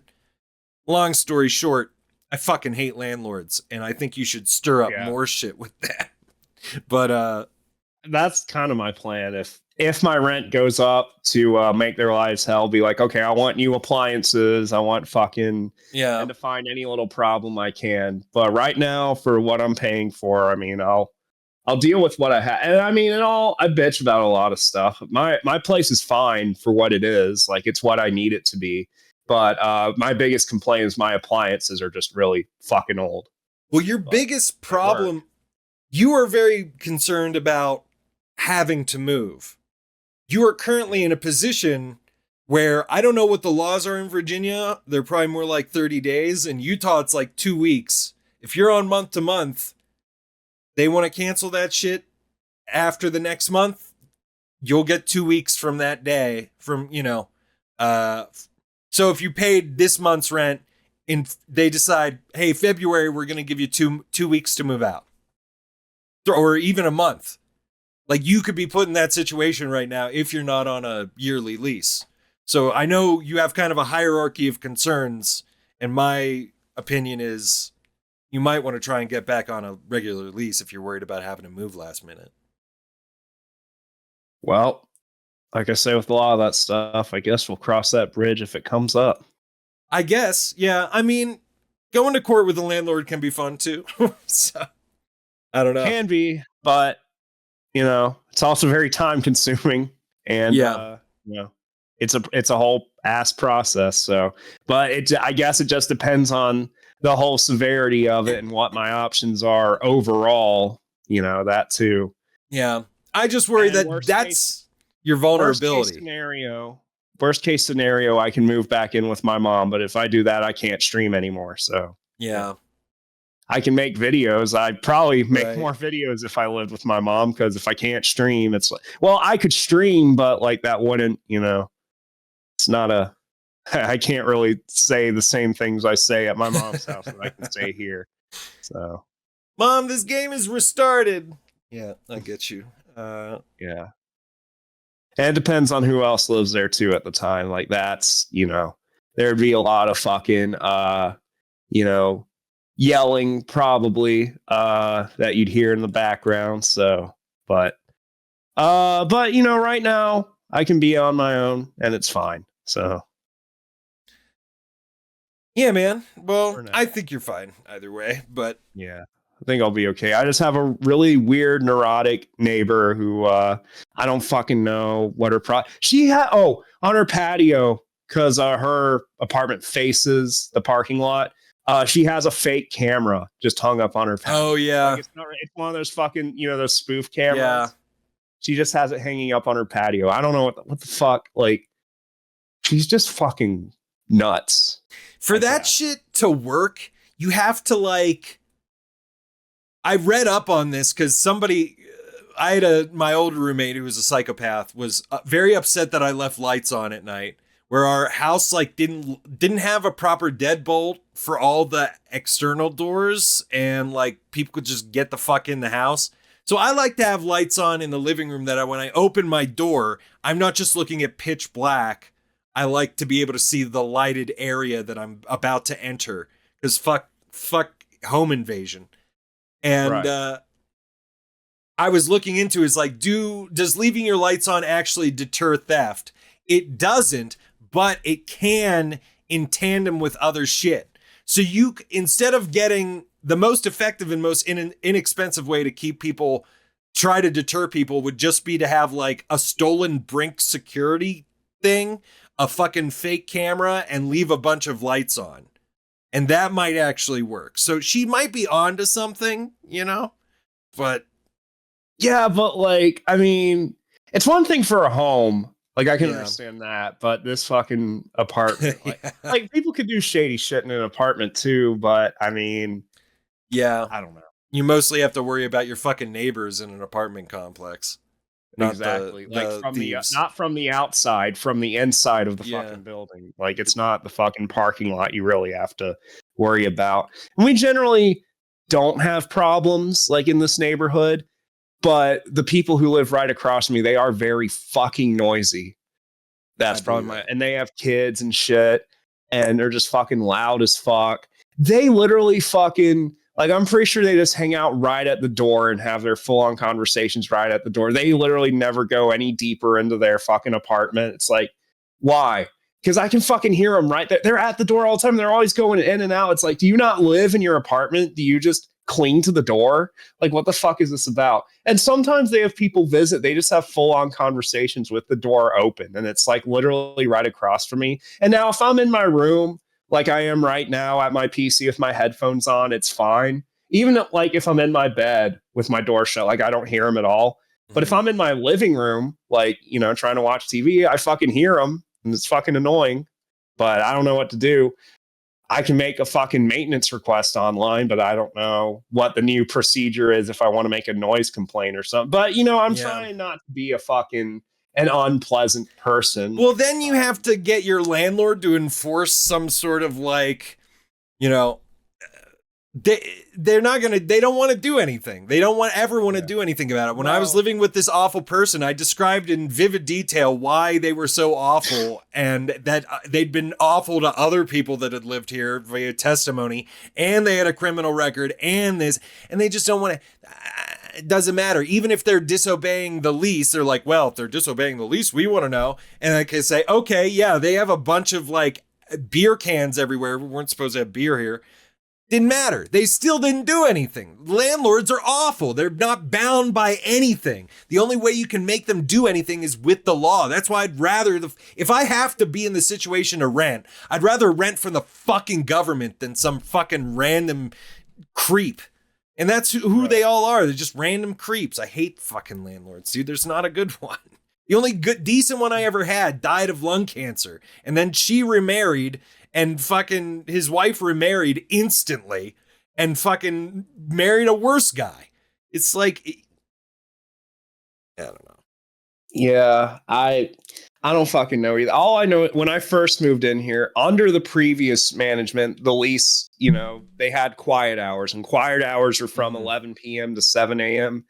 And generally everyone respected that. But again, when I first moved in here, like the first couple months or so, the people right across from me, every night they'd have fucking fist fights and screaming matches at each other. It was like a guy and his girlfriend. And I had fucking recordings of it on my old phone because they fucking woke me up at 4 a.m. one time with their fucking screaming fits. Yeah. And they were fucking doing it for a while. I never fucking reported it. I assumed everyone else in the complex was already calling the landlord. But I never said anything about it because it's just like, I felt like everyone else was already doing it in the first place. But I do remember going in the office one time just to like sign a paper. And the property manager, she brought it up to me, even though I never asked about it. She was like, yeah, we know about the people screaming. So, and I had never brought it up to her. So I guess that was nice. But did they kick them out or what? They said at the time they were trying to. Right. And it was a whole process they had to go through to be able to do that. Right. I assume they eventually did because I don't really hear them anymore. I mean, the people who are across from me now, they're still loud as fuck, but it's not like arguing loud. Yeah. It's just like they have kids and they're just loud people. I did hear while I was streaming one night recently. Well, I didn't hear it, but apparently there were people across from me having like an altercation on their patio. And I couldn't hear it from my door, but my fucking neighbor was texting me, "What the fuck's going on outside?" And I'm like, I don't fucking know. I don't hear anything. I had my headphones on, but I didn't hear anything until I went outside. So I don't know if it's the same people and they just found a new place to fight or if it's different people.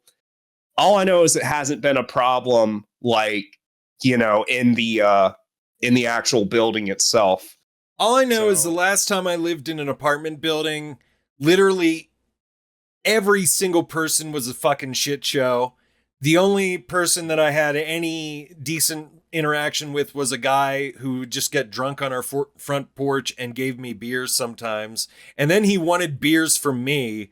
And it became this whole fucking back and forth thing of, you know, buying beers. And I was like, I don't want this relationship with you. Yeah. The other fucking... Another time, my upstairs neighbor's cat kept getting out through a hole in their fucking apartment into the walls, and he crawled into the ceiling of my neighbor, and then they came and knocked on my door saying, I need to get into this person's house because I hear my cat in there from the fire exit, and I know they're in there, and he has my cat. She thought that they had stolen her cat because she didn't know that the fucking hole was in her apartment. Oh my god. Because I told her later, I was like, you know, you have a hole in your apartment. No, I've looked. I'm like, you need to look again, bitch. And she eventually found it. So I had to like cop knock on this guy's door and be like, listen, we're gonna end up calling the cops if not. So if you just gotta either fucking let us in and we basically like, I fucking like looked through the house I looked in the fucking stove because I bought into the fact that this guy like stole the cat and eventually found it in his roof. He didn't fucking know what was going on. He was probably mortified that I had to fucking do that. And I felt pressure to do. That was the dumbest. I think it's the only time I ever lived in an apartment complex. And I would never do it again if I could avoid it. Well, I guess that's one good thing about this place not allowing pets. But apparently that's changing in March from rumors that I'm hearing. Apparently they're going to start allowing pets. So get some odors in there. Yeah. Well, it's kind of a good thing because I kind of thought about getting a cat. But at the same time, with my schedule, I kind of doubt my ability to properly care for an animal. Even though cats are kind of low maintenance. I mean, really, you just change the litter box. Depends on how big your apartment is and how young the cat is. Though if you get an older cat, be prepared to put it to sleep in the next 3 years. So that's usually when you're getting the older ones from the shelter. They're not long for this earth, is what I've learned.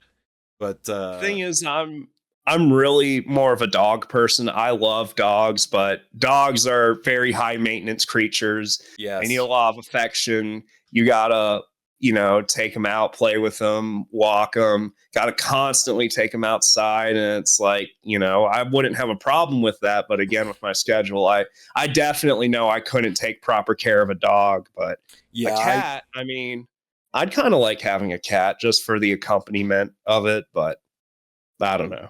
My lifestyle is far too chaotic to have a dog in, and I've seen enough of, when I was doing music, enough musician friends at that point having poor relationships with their dogs. The one guy loved his dog. They were, that's great. But then eventually just goes into fucking foster care at grandma's, at his mom's house, and then it like got hit by a car because they like let it run everywhere. So, because it was in the country, but it was a city dog. It's like never off of a leash in public, and just, so it's like, I don't see. I'm a cat person naturally. I just can't be doing that. I know I would never be able to walk a dog properly. Yeah. I've got plenty of, like, my neighborhood's huge. So like I have a good place to walk my dog if I had one, but like, it's just my scheduling, like it's literally I work 12 to 9 at night, then have to be back 9 to 6 in the morning. So that's like, and I have nobody else here. So like for essentially like 16 hours. There'd be like nobody to be able to take a dog out. So that's it's not good unless I want to clean up piss and shit all over the place when I come home. And that's a lot of what a lot of people do. It's really gross. And I used to walk. I say I can't walk a dog, but I did walk dogs for a living very briefly. And that's what a lot of people do. You just walk into their house. Oh, there's piss and shit. I got to clean that up in the house now before I take them out of the house so that they can piss and shit again and then clean that up. It was a fun job. Yeah, sounds like fun. Yeah. A lot of depends how into scatophilia you are, Yeah. And animal scat. Love it. Yeah. We know a lot of people who are into that animal scat. Yeah. Fucking animated James. Let's go. He'd fucking love that. Hyperblock, you do know that Mormon is spelled with an O, right? They're not Mormons, they're Mormons. Just so you know, like Pokemon. I have Mormons knocking at my door all the time, but I fucking let them knock. But fucking, I did have, back when I was streaming Mario Wonder, back when that came out, I fucking heard a knock at my door, and it was really late at night. And I was like, what the fuck? Because nobody ever Cop really knock too, right? Like they bang on your fucking door like you're about to get arrested. I'd say it's like a cop knock. So like it kind of caught me off guard. And the thing is, at the time, the fucking floodlights outside like didn't work, and it was late at night. So like even if I look through the peephole, like I can't see shit. So I just opened the door instinctively, and it was fucking drug dealers at my fucking door. They were trying to make a delivery to somebody, I guess. Yeah. Like I opened the door, I just stare at them, and I literally just went, "Yo!" Like I just looked at them and went, "Yo!" Like, what do you want? And they fucking stare at me. They don't say anything. They're like, "Oh shit, this is the wrong one." I fucking, like they were trying to deliver something to, I guess, the people right across from me. That's how they you got get the wrong fucking apartment number. Yeah, I guess it's a good thing they didn't ice me. Yeah, it's a good. Don't ice me, homie.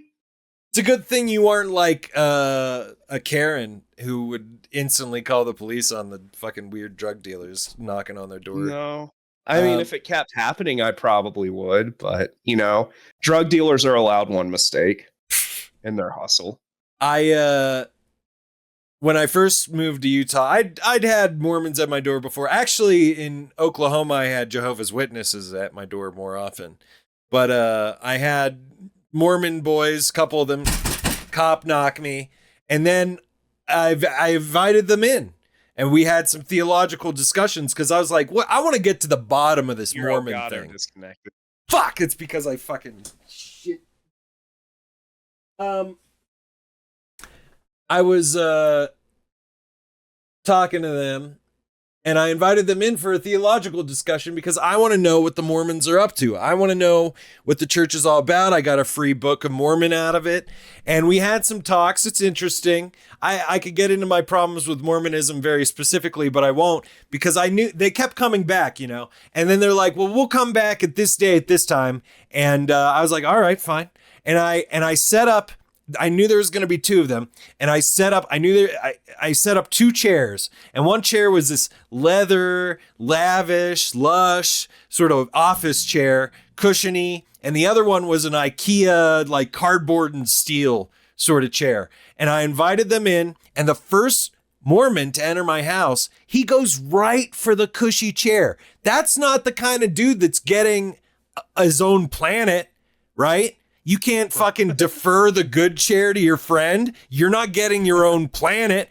And then when we had the discussion, like the guy in the lavish chair was the worst missionary. He was actually worse at conveying the message of God. I think he was actually like taller, had a better voice, more attractive, but he was the worst missionary. It's just like God favors the meek, And that's just like it was a spiritual experience for me.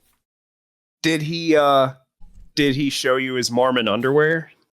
I wish, dude. Yeah, then everybody took off their shirt. And, oh my God, are you boys?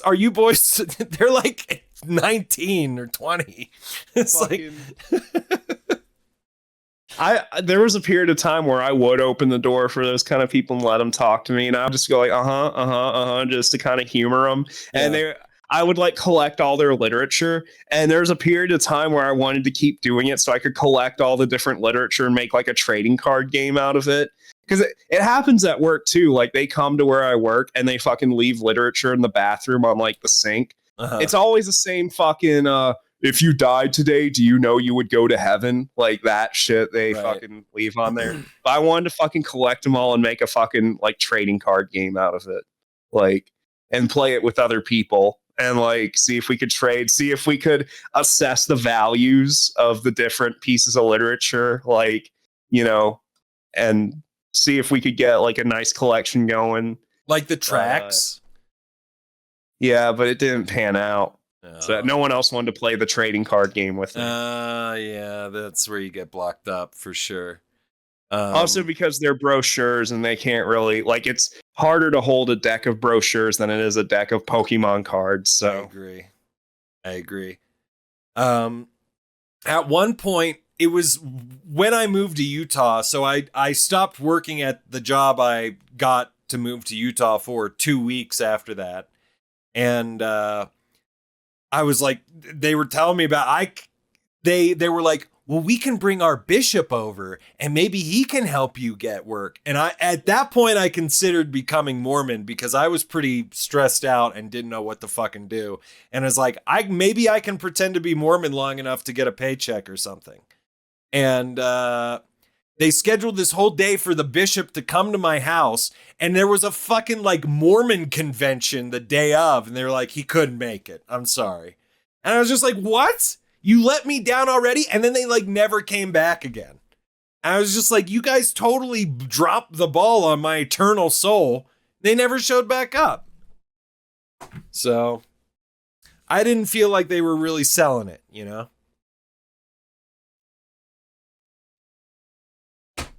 And then I found $5. That's all I can say there about you it. Go. Yeah. And then everyone clapped. Yeah. Slow clap. Slow crap. I don't know, man. How you feeling? How am I feeling? I feel great. I don't miss Twitter at all. Oh no. I really don't, actually. I'm glad Twitter. You don't. You shouldn't. It's fucking stupid. I wish I could. Now the only platform I have left is my biggest platform, YouTube, and it's the one I can fucking make money off of. So do it, dude. I should probably focus more energy into that. Because when I put stuff on there, I can make money. Even though the last 2 videos I put up on there are demonetized, but I don't care. Fuck it. Yeah, I gotta what I want to, and if I can make money off of it, that's just a bonus. Well, I think your Food Lion video essay is about the fucking pop, dude. Yeah, well, yeah, we'll see. That's actually a really interesting story. It is an interesting story, but like I would actually need to study the granulars of it because I just have like a Cliff Notes level understanding of it, right? Not like a full understanding of what actually happened. And it's mostly because I can't actually access the primetime live special and see what exactly they said in their fucking reporting because I don't have access. If I had that and I could see that, then you know I could properly assess the situation. But I don't know. At least I got the material that the company sent out. So that's a start. I mean, you got a VHS and a letter, man. I feel like you could probably... I can fucking send a picture of this maybe later. It's literally just a VHS. It's only 8 minutes long and it just says Food Lion responds to primetime lies. It's literally like a YouTube title printed on a VHS tape. And it's even got like a code like stamped onto the bottom of the tape that's like 71959 110695 Food Lion 673 16Q1 1 through 9. So this thing was pressed. It was fucking manufactured. This is they pulled all the fucking stops. It's big time Food Lion. They literally did, like, remember Channel Awesome changed the channel where they like addressed all the fucking bullet points and they were like, here's the opinion, now here's the fact. Oh shit. Or whatever. Did you remember that? Or was that a funny video or a response video? It was like their official response to the accusations. Like Doug Walker's response to like the accusations. Oh, it was like stealing money and shit. Wasn't that part of it? Well, that he was like not giving them catering on the set of Kick-Assia and shit like that. Right. And they were addressing that. That's literally how this fucking response letter that comes with the tape is formatted. It's like, charge. Food Lion exceeds sell-by standards, charging the full price on outdated meat and fish. And then it says, the truth. An independent study by an internationally renowned consulting firm cited Food Lion's meat department for offering the most consistent, high-quality products on the market. Our 3-day freshness rating schedule is 1 day less than industry standards. Meat is sold for 3 days at the regular price, then inspected, repackaged, and placed in a specially marked section for 1 day sale at a reduced rate. This is standard company policy. And it's just a whole page of like shit. Those like are the facts. That's the straight dope, dude. I feel like if you just read off these bullet points in a video, you'd make $1,000. Dude, fucking Food Lion's my fucking hero. This fucking ABC News fucking tried to fucking bully them. It aired all over the country, and those stores are only in fucking Virginia and North Carolina. They tried to fucking stunt their growth, and Food Lion was like, you know what? Fuck you. Fucking took them to court and fucking won. Fuck your union-loving shit ass. Fucking union-controlled media. I normally wouldn't fucking root for the fucking big companies, but this is like one of the few times where they were actually totally justified and fucking, You know the offensive. You know what they say about the unions, right? It's another way of saying urine, right? Well, the U's control the media. Yes. Yes, exactly. I've got a lot of improv fuel still left in the tank, dude. That was pretty funny. Holy shit! I just noticed this. The salutations on this letter. It says sincerely extra low prices. We identify as low prices. Well, it's got a signature for whoever the vice president of special projects and development was at the time. I can't recognize their handwriting. Yeah. But it starts with sincerely extra low prices, and then their signature is under that. That's my surname. Extra low prices. Fucking. I now pronounce you man and extra low prices. Like, imagine fucking referring to yourself as extra low prices to your fucking employees. Sounds whorish. It is pretty whorish. Enclosed is a video entitled Food Lion's Response to Primetime Live and a supplemental handout that tells you the real story about Diane Sawyer's video magic and staged events that appeared last Thursday. I encourage you to carefully review these materials so you can see firsthand the inaccuracies and lies that ABC aired. So it's the Diane Sawyer expose that's missing? Yeah, like there's another response video from like I guess their lawyer that is on YouTube, but the actual expose that aired, you can find clips from it in other videos on YouTube, but the whole thing, at least last I checked, it wasn't there. Yeah, I'm like already Googling. There's like a fucking NYU page about it.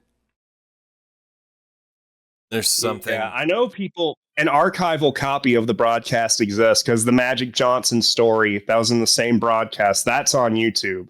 And that was on the exact same broadcast. So, because I've done my research, I've tried to find this, and I couldn't. Yeah, so it's not this February 11th thing. Is this just like a follow up about the fucking court case, or the February 11th thing? That's that's like from years later, like after the fact. But this is from the initial thing was from like 1993, I think. Got you. But yeah, as far as I can tell, it's still lost media. Interesting. I mean, yeah, I doubt I would find it, but I just Google instinctively. Yeah, I guess maybe the Library of Congress has a fucking copy. Maybe I got to go to fucking DC and fucking.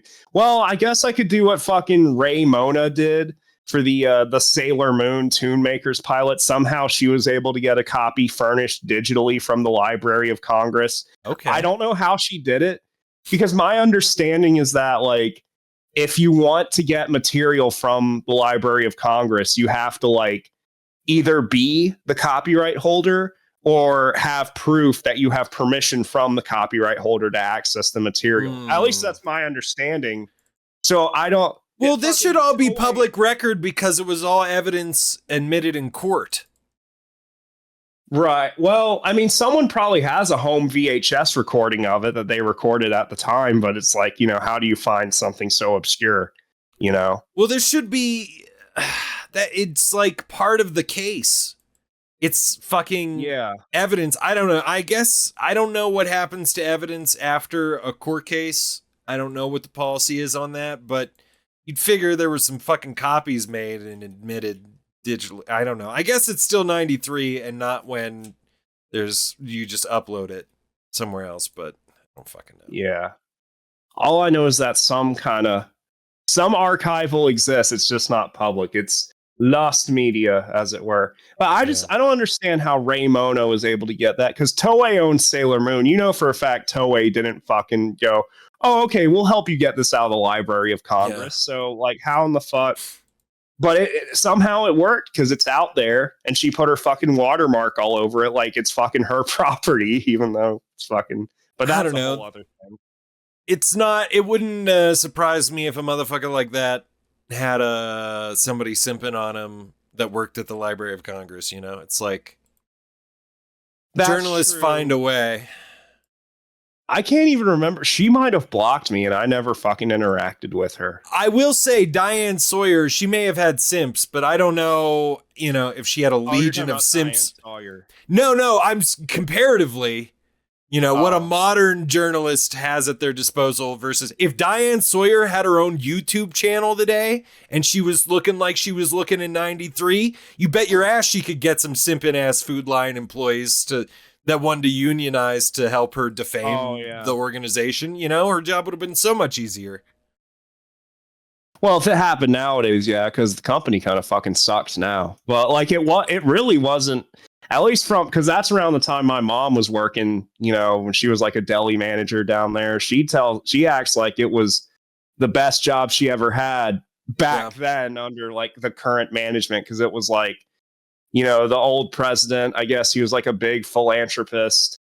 And back then, if you had to work on a Sunday, you would get paid time and a half every Sunday. So that's a big thing. Of course, they don't do that anymore. They all the good things the company used to do, they fucking got rid of it. They don't give managers enough hours to get everything done. It's just like anywhere else, though, pretty much, grocery wise. But you know, back then, at least from the way my mom talks about it, because she's worked through all the eras of Food Lion, and she said it was at its best in the 90s. So fucking golden age.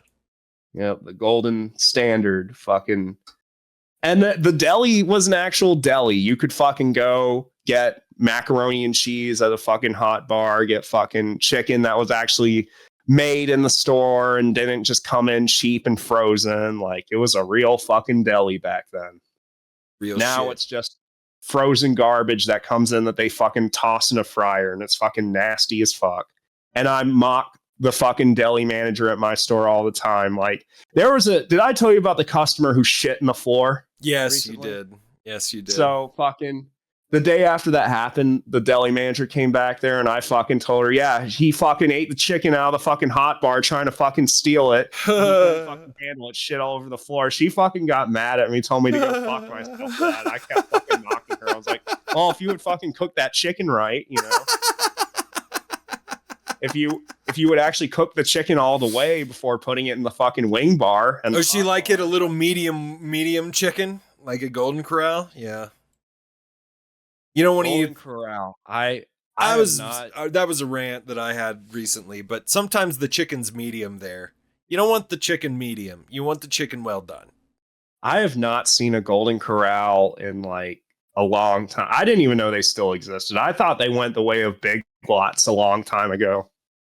I mean, you have to mortgage your house to eat at a fucking buffet anymore. It's insane. Yeah. I remember. I haven't seen a buffet anywhere actually near here in a long time. I think they're going the way of the dodo. I've just lived here a year and the price for the buffet has already gone up like $1 or $2. So it's. What we had down here was Ryan's. That's what we had. It just sounds like you're going to some guy's place. Yeah. It might have just been a local place. I always thought Ryan's was just a local place, but no, apparently it was a chain. Yeah, I've never heard of it. I just searched buffet. The closest buffet to me is in Greensboro, North Carolina, which is like an hour away. So yeah, I don't really have any buffets in town. So, well, I think if every episode is just going to defer to me talking about buffets, it might be a problem. It might. Well, let me search Golden Corral. I'm just curious, what's the closest Golden Corral? Well, there used to be one in the town that I grew up in. I do remember that, but that went away when I was like 7. Okay, there is one in Roanoke. I've never seen it. So that's not too far for me. But it says it's $10 to $20. That doesn't seem bad for a buffet. It is, just compared to back in my day. I used to give a little tugger to the person behind the counter, and they let me in. I didn't even have to finish them. They'd let me in. And now they got low carb, low calorie, low fat, keto, Mediterranean. I grew up and buffets were under $10. Like if you were, like maybe Ponderosa was more expensive, but it was like $9.99 at Ponderosa. Cece's was like $6. To be fair, I've never ever since I became an adult and, bought my own food and stuff, I've never gone to a buffet. My last time I went to a buffet, it was, I was a kid and my dad was taking me there. Yeah. So I never got like an idea in my head of what a buffet should cost. So it's good that you have it. You're supposed to stop going to buffets when you become a kid. What I've realized though is that I have like a really sensitive stomach, but I get heartburn like all the time, constantly. And it might also be because I'm on stream and talking really helps. It's just really good for digestion and keeping your bile in the place it's supposed to be. But I haven't had heartburn at all today. And it's like that when I go to a buffet, cram myself, and then just don't eat for the rest of the fucking day. And there's something to it, but I can't replicate that at home. I don't know how to make General Tso's like that. And, I probably don't put enough cat piss in it. Did you ever have K&W Cafe? No. Does that name sound familiar? I don't know if that was a chain or I don't know. It was like one that was in one of the malls in the city was K&W. So I don't know if that's a chain or if it was just a local place just in that mall. I remember like back when my mom had cancer and we had to go in and out for treatments. I remember we went there once on the way, like it was either on our way to or from a treatment or something like I can't remember, but it's been long closed now. But we went in there and we both kind of came to the conclusion that it's just cafeteria food. It was just glorified cafeteria food. It's fun. But all the old people fucking love it. Dude, Golden Corral doesn't exist anymore. That is Golden Corral. Yeah, it's basically cafeteria food, except for maybe if they can cook the meat right, then it's slightly better, but often they don't. And I'd say like Golden Corral, I think you can write off Golden Corral as an HSA like end of life expense for people, for the elderly, because it looks like a fucking hospice in there. Does it now? Yeah, Golden Corral, definitely a lot of elderly people, especially around, I don't know, maybe it's I thought you meant like with the interior, like design. No, just like there's a bunch of dying people in it at all times. Oh, yeah. Like you should be able to write it off as an end of life expense. That's what K&W was like, so. Yeah. Buffets get people like that. Ponderosa was kind of like that. It's like the steak, I guess, was keeping some families in there. But yeah, man, just old people at the buffet. It's interesting. That's why the old people love the cruises too. They fucking love the cruises buffet. Yeah. I think the new hot for people, the new fucking way to eat is fucking made to order food at gas stations. I think that's the new hot right now. Fucking Wawa and Sheets and stuff like that. See, QT. I all thought that that was stuff. hot like back in the mid 2000s. So maybe maybe it's been about 20 years. So that's kind of like a generational cycle right there. It may be coming back. It might. I mean, I always lived in a place where like we never had anything like that in our direct community. Like, Yeah. but my town's finally getting a Sheets, so I think it's gonna come in. Nice. At least with my local community. So that's the mid 2000s is about when Sheets started doing MTOs. Yeah, Because I grew up in Pennsylvania with the Sheets within 1 mile at all times. my hometown had a Sheets in it, but like we never went inside of it. We always just went there to get gas, and I was always like curious what was inside there because I loved like the exterior like architecture of Sheets, how it looked. But like we just never went inside because we never had a reason to, because you could just pay it. Or like my fucking dad would go in and pay for the gas if he had to, like with cash. But other than that, like we never went in there to get snacks or drinks or food or anything like that. So to me, it was always like a big mystery of what it was like. And then like when I fucking worked in that town for a few months back a couple years ago, I finally was able to start going to Sheets for the first time, and I finally discovered the majesty of it all. When I was truly in there. When I was younger, we went to my grandmother's almost weekly for a long time, and it was like a 30-40 minute drive. And on the way back, we'd always stop at the same Sheets where my father would fill up this like deteriorating plastic mug from 1992 or something, where we'd drink like BPA, and it would taste. It was the best Pepsi flavor I'd ever had. And then he'd buy a bag of Hers salt and vinegar chips, and we would just munch on that shit the whole way home. So that was before MTOs in like the 90s and shit. Yeah. So those were my earliest Sheets memories. Then when I started going to college, that's when they started doing the MTO shit. And that was like, MTOs and college students go together very well. So, of course. So the hype that you're experiencing now, like that was part of my adolescence into young adulthood. Well, I kind of loathe it at the same time because it's like I kind of had my Sheets phase where like the closest Sheets to me now is like about 10 minutes away, which, is pretty far for a convenience store. But sometimes I'd get up and go out of my way just to go to Sheets, just to get some made to order food at 3 a.m. It's awful. But I kind of got out of my phase of that, and I was like, okay, I'm not really gonna do this anymore. Right. But now they're putting one literally at the end of my street. Right. So it's like they're making one conveniently located. My fucking I hope that the gas prices are competitive with the other gas stations. So that way, like at the very least, like I can justify going there to get gas, if nothing else. Throughout 2020, I lived a 5-minute walk from a Sheets. I moved back to the town I went to high school in, and I lived there for like a year and a half or something. And you could probably live off the fucking hot dogs. I kind of did. I'd buy the hot dogs, and then fucking you build up enough points, and then you could get a sandwich, and their app wasn't like sophisticated enough to stop me from ordering like double meat, double everything. Just I would get so much shit on it that when I get the double meat, they'd have to put the chicken tendies in a different bag, and then I would just get that.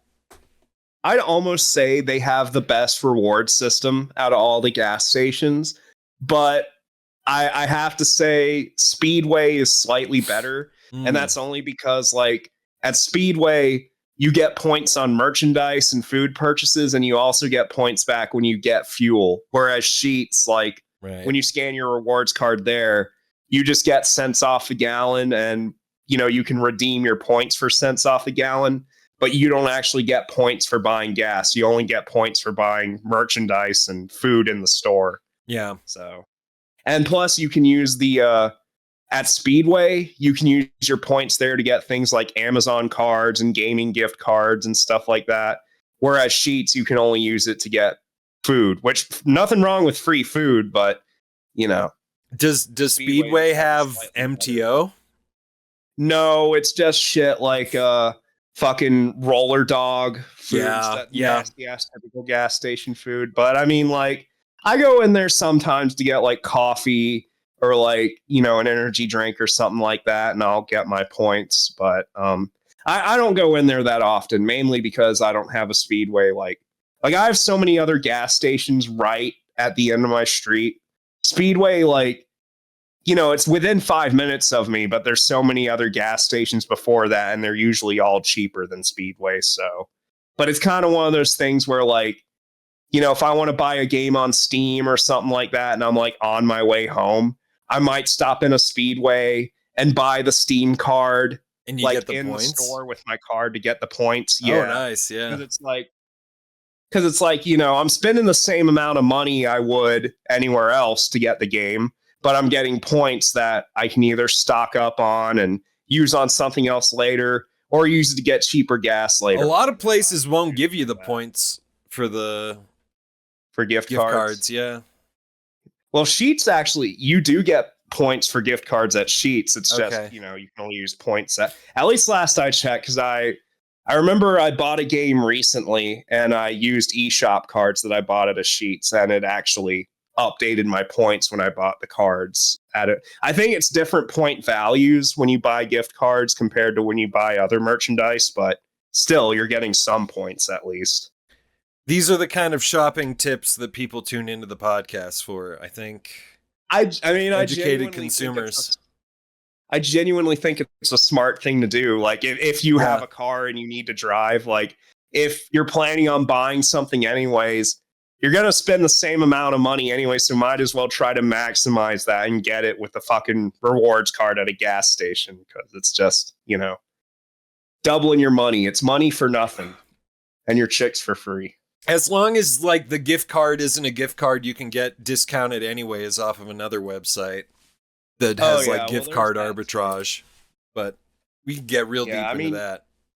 I know Newegg, sometimes they do the deals with like the eShop cards where you can get a $50 eShop card for $45. But I mean, those deals are just random. And usually when I want to buy a game or need to buy a game or whatever, like, those deals usually aren't going on. So I just go to a fucking store to buy it. And if I can't get to a gas station, then I'll just go to Kroger and do that, because you can get gas points at Kroger too for gift cards. Although for whatever reason, Kroger doesn't carry Steam cards, so that's something I had to figure out. I went on a whole ass fucking road trip all across town just to find a fucking gas station that carried Steam cards, because fucking I expected them to be at Kroger. They weren't. None of the other gas stations around there had gift cards at all. I went to fucking Speedway.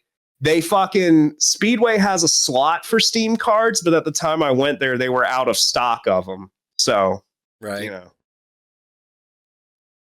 Or I could have just stayed home and saved the fucking gas and just at home. But then I wouldn't have gotten points. So the points are, they validate everything.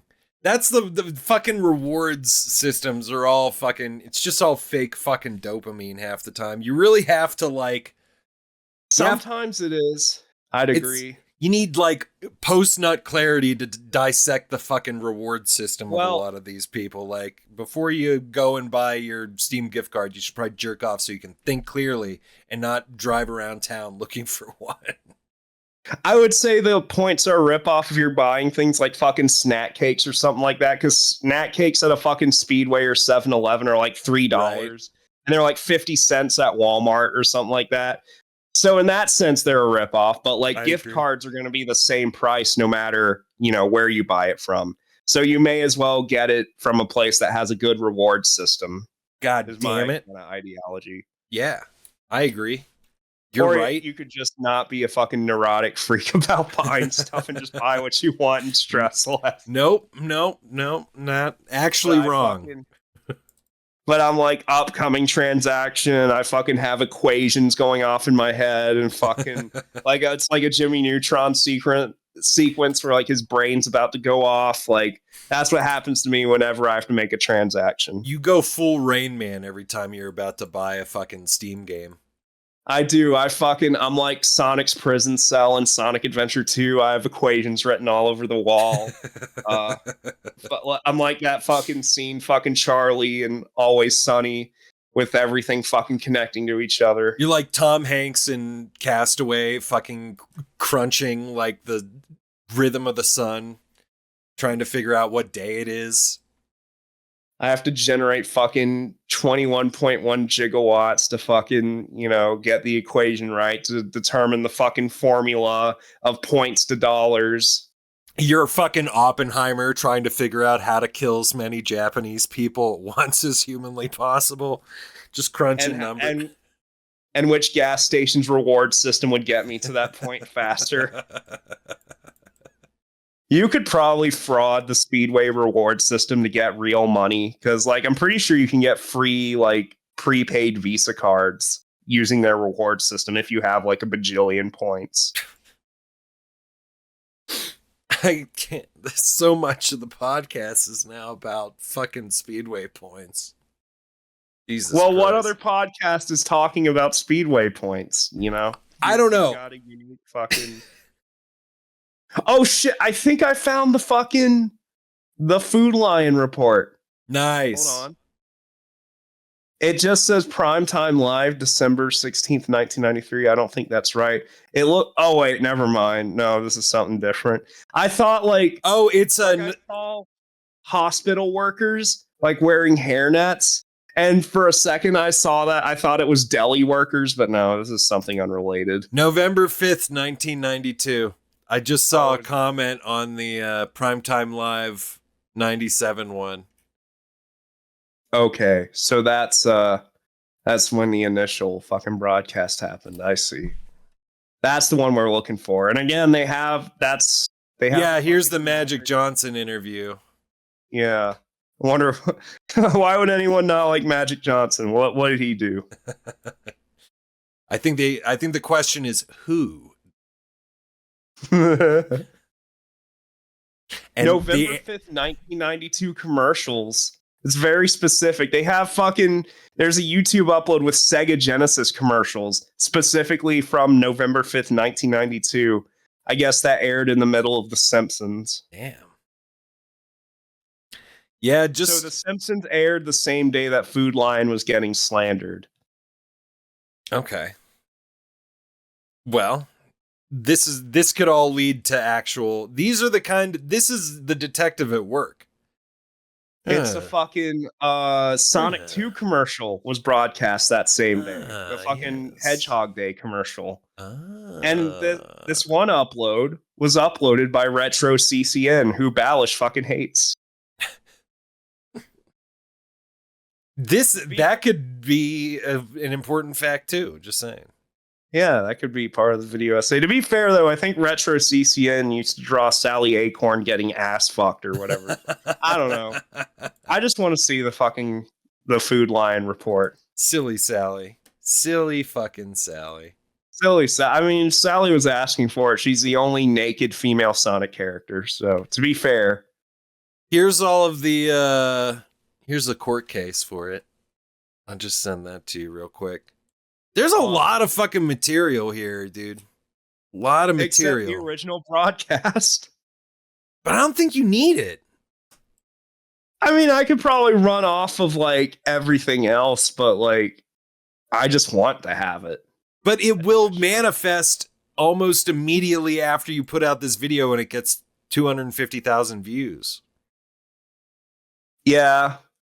But I'm also not smart enough to interpret a court case. But, just get AI to do it for you. Get AI to describe this court case to you as if it was an episode of Breaking Bad. And then, but make it my version of Breaking Bad, where fucking Saul Goodman works with fucking mythical creatures and urban legends. I like my version of Breaking Bad better. I think it has a more interesting lore. I thought you were going to say where Saul Goodman works at a Food Lion. Oh, that's his cover up job. Yeah, that's when he runs away. Saul Goodman fucking works as a fucking undercover employee and fucking tries to goad employees into like marking up the meat and fucking whiting out the dates and pouring bleach on the meat and shit like that. Slipping Jimmy pouring bleach on the meats again.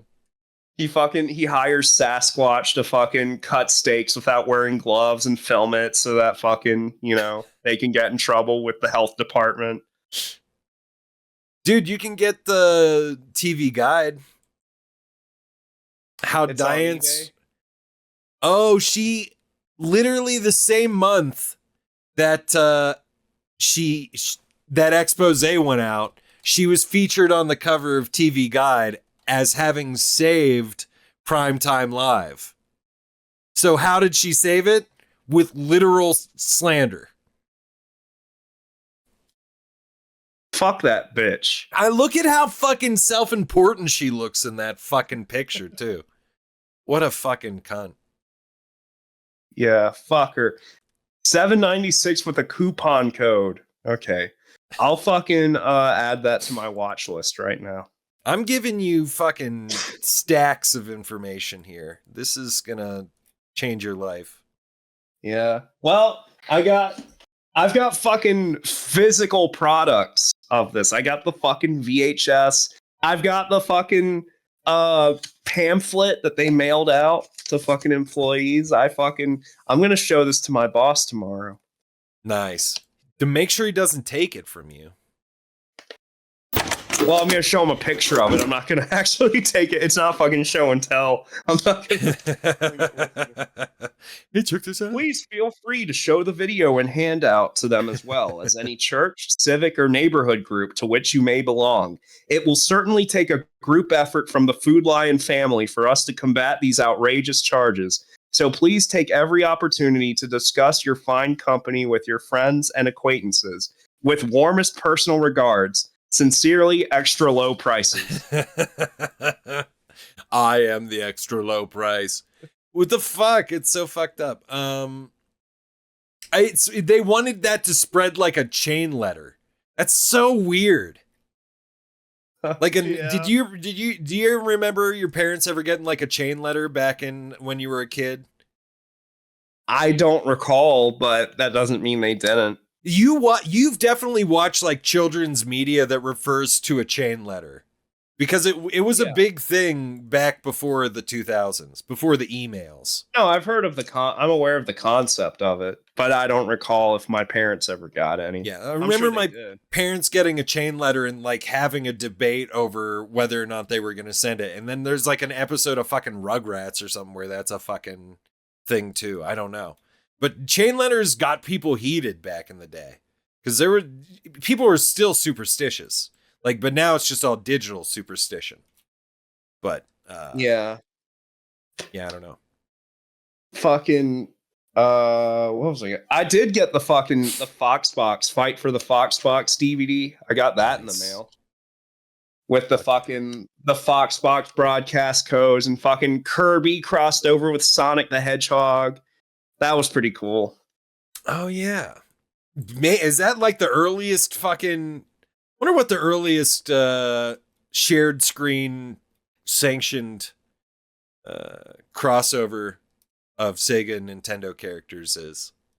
I thought you were just going to say of animation in general. I was going to say it's probably Roger Rabbit, but no. Yeah, Sega and Nintendo. Yeah. That's a good question. That may actually be the first official one, at least, that I can think of. That's another video you can upload right there. That seems like more of a... So, like, did you know fucking Sega and Nintendo crossed over in 2003? Well, technically, fucking Sega developed an F-Zero game for the GameCube, so technically, I mean, they crossed over a lot before that. That was a very specific time, but yeah. I think it would have meant more. The Kirby and Sonic crossover probably would have meant more if that came out during the Dreamcast era. Because by like 2003, it's like, yeah, Sega's putting out Sonic games on the GameCube, so I guess like it doesn't have as much weight to it anymore. Yeah. I mean, in print, definitely the second Sonic was in Nintendo Power. That's kind of you definitely see Sonic and Mario sharing the same page, but that's not quite the same as being like animated to be friendly. Well, there's that official artwork. I think it was made for EGM, but I believe it was drawn by Greg Martin, who is the official artist for Sonic at the time. There's like that official artwork of Sonic and Mega Man shaking hands, but Mega Man's not right. Nintendo, but it's kind of the same concept. Yeah. Not an official Nintendo character. It is like Sonic has a lot of characters, I guess, but there aren't like a lot of Sega characters. Like Sonic is the only Sega character. Other than like, do you know that like who cares about that bitch from that fucking dancing bitch in the orange future dress? Yeah. I've seen her pussy a lot on Twitter. Yeah, I'm sure. I'm sure it looks good. But I prefer Hatsune Miku to Ulala personally. Is she Sega? No, yeah. The games are Sega. I don't know if I assume like is it video? I don't really know what Hatsune Miku is. Is it like did it start as a video game? Because I know Sega makes the video games for Hatsune Miku. I thought it started as an idol, but maybe I'm wrong. I have no idea. I know Sega makes the video games out. I'll assume Hatsune Miku is Sega, but I could be wrong on that. But fucking shit. There's fucking Alex Kidd. Mario was in an Alex Kidd game. He was a boss in Alex Kidd in Shinobi World. I believe he's the first boss. I guess it's Nights, official, but Nights into Dreams is Sega official. There's just like none of their characters have like stood the test of time, I feel like, and almost every Nintendo character from up until like 1995 is remembered. There's fucking the Crazy Taxi characters, fucking Beady Joe. Crazy Taxi. Fucking Ryu from Shenmue. Which I can't fucking... that game is so fucking hard to play. I like how Shenmue reacts to everything the same. He's like, an arcade machine. His name's Ryu, not Shenmue.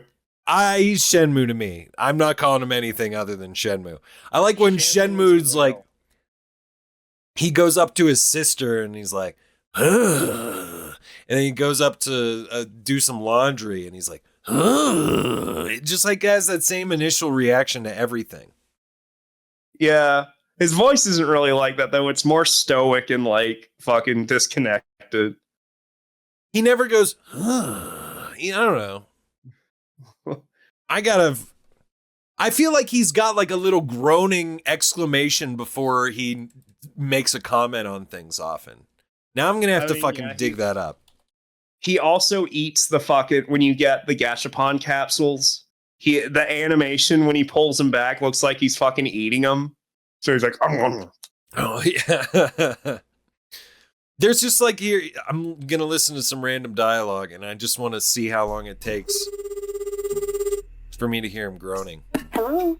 Nozomi. Push the direction the number of times I tell you. I remember that. When you have to push the fucking directions to fucking move the box. Some dialect. Whatever. Yeah, I never fucking played this shit. It's not even a video game. Video games have jumping and fucking turtles. I would rather play Yakuza 0. That looks like... People say Yakuza's like the spiritual successor to Shenmue, and Yakuza 0 looks like a really good game. I just need to start it. People be liking Yakuza. All right, he's picking up a pack of cigarettes. Cigarettes. Ugh, cigarettes. Blah. He doesn't like cigarettes. He's a good guy. Ugh. Cigarettes, or as I like to call them, cigarettes, but replace the C with an N. Oh! no. All right. I know I've been brain rotting for like the last hour and not really contributing at all. But and I felt like you've brain rotted just as badly as me at this point. I'm barely forming words. AP brain rot exam. If you get 5 questions right, then you'll be admitted into Skibbity Brain Rot University. Question 1. Say his name. If you said Locked In Ninja, you're goddamn right. Who is this? It's Ninja. Have you seen that video? Yeah, you fucking. I looked at your retweets when you were still doing that. I don't fucking. Yeah, RIP. I don't know why having Walter White be in like cartoonishly stupid situations is like the funniest fucking shit ever. Well, the thing is, Bryan Cranston is like a comedic actor. He's just always been a comedic actor.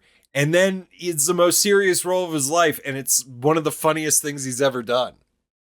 Yeah. Well, it's unintentionally funny. Like, if you just take it at face value, there's nothing funny about it. Like, fucking Tom Fulp, there's nothing funny about the Holocaust. What is that? Which Tom Fulp is that? That's from fucking Hot Diggity Demons Wacky Game Jokes for Kids animation. They had an episode where he interviewed Tom Fulp, and he was like, Tom Fulp, I heard you think the Holocaust is funny. Why would you think that, Tom? There's nothing funny about the Holocaust. Does Tom even answer it at that point? Or No. The camera just cut away.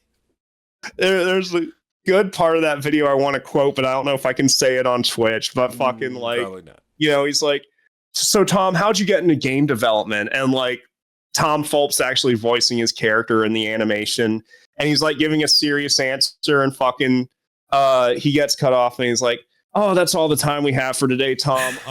Go check out his website. And the website he says is, I'll just type it in the chat. Oh, no. If you're not allowed to post it in the chat, then I'm not changing anything. No, I mean, yeah.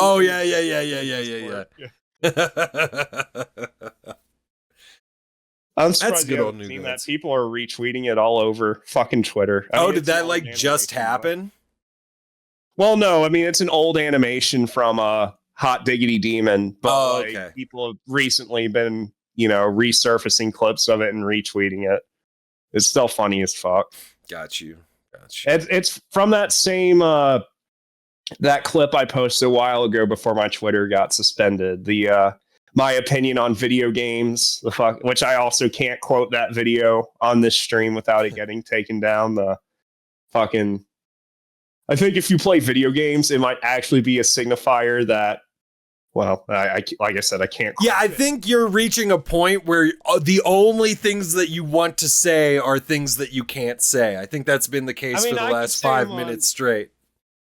I could say them on my stream. I just don't want to be the cause of your stream getting taken. I mean, I can't say them on my stream. It's technically against TOS. Yeah, but I don't really care. But I wouldn't want to be the cause of your stream getting taken down. So no, I appreciate that. I don't know if this is content anymore. Yeah, it might just be brain rot. Yeah, I think it's just brain rot.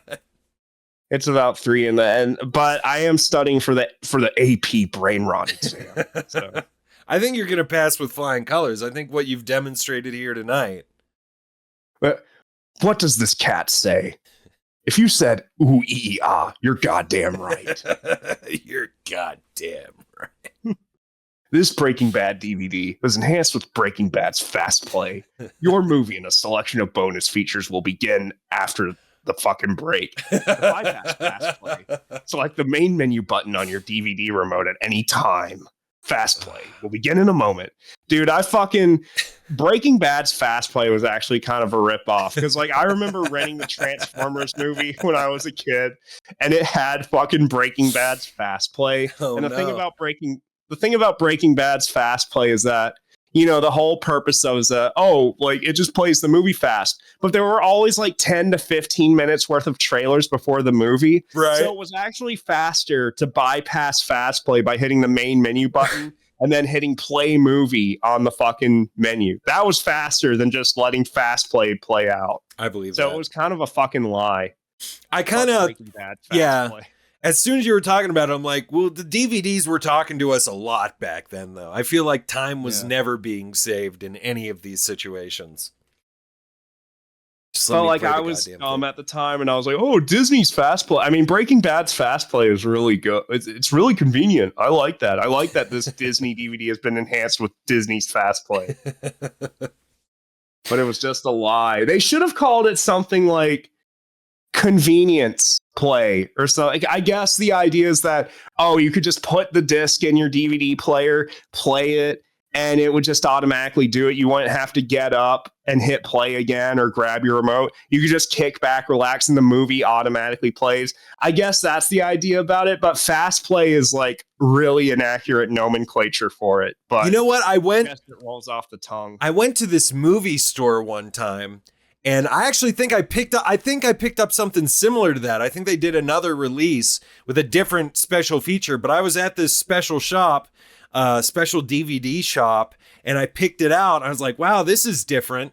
And I put it in, and it was Breaking Bad Ass Play.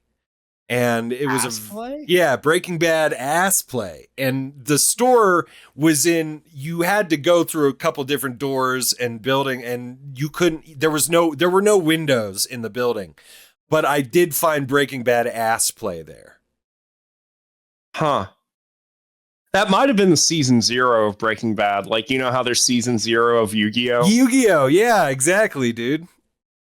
So that might have been like the original season, which is a lot like season 1 of Breaking Bad, which has all those really weird side stories that never went anywhere. Where fucking Walt and fucking Saul get together and look at some like pornography together, and then Skylar comes along and she's like, "What are you perverts looking at?" And then Saul and Walt look at her and just start having drool. But that's before fucking they have a working relationship. Back then, Saul, in season 1, Saul was just some random like passerby. It wasn't until season 2 that like Walt learned that he's a lawyer who could help him out with like legal trouble. Back then, Saul was just the friend Walter had that he watched pornography with. That's why season 1 of Breaking Bad is so weird. No, he didn't say that he was a passerby. He said he was an ass play guy. You misunderstood. The ass play has always been part of Breaking Bad. That was season 0, but they kept doing ass play. How do you think they got that sperm sample? Oh, yeah, that's true. But then, like, later on, fucking Walt saw his I'm Saul Goodman commercial and was like, that's the guy who does ass play with me. I didn't know he was a lawyer. And that's when real Breaking Bad started. That's like, you know, when the parts that everyone remembers online, that's when all that played out. It's kind of like The Simpsons. No one ever talks about season 1 of The Simpsons because it's so like far removed from like the later seasons. That's how Breaking Bad is. Fucking no one talks about season 0. No one talks about fucking season 1. Dad, the milk is creamy and salty. It's sticky. The milk is sticking to the roof of my mouth. Dad. The Captain Crunch is sticking to it too. The Captain Crunch. Is that the cereal? Is that the canon cereal that Walt Jr. eats? Walt Jr., he's a breakfast enthusiast, and he knows what fucking... Well, if he was really a breakfast enthusiast, he knows cereal fucking sucks, and it's fucking shit tier breakfast food. But, like, he pretends to be the breakfast expert, and he loves Captain Crunch. So a plot in season 5 of Breaking Bad is that Walt Jr. eats the sperm sample in the back of the fridge, which has been back there for a few seasons, and he eats it, but then he eats it with the Cap'n Crunch, and the Cap'n Crunch cuts the roof of his mouth, and the sperms get into his bloodstream, and the stem cells in the sperms heal his retardation.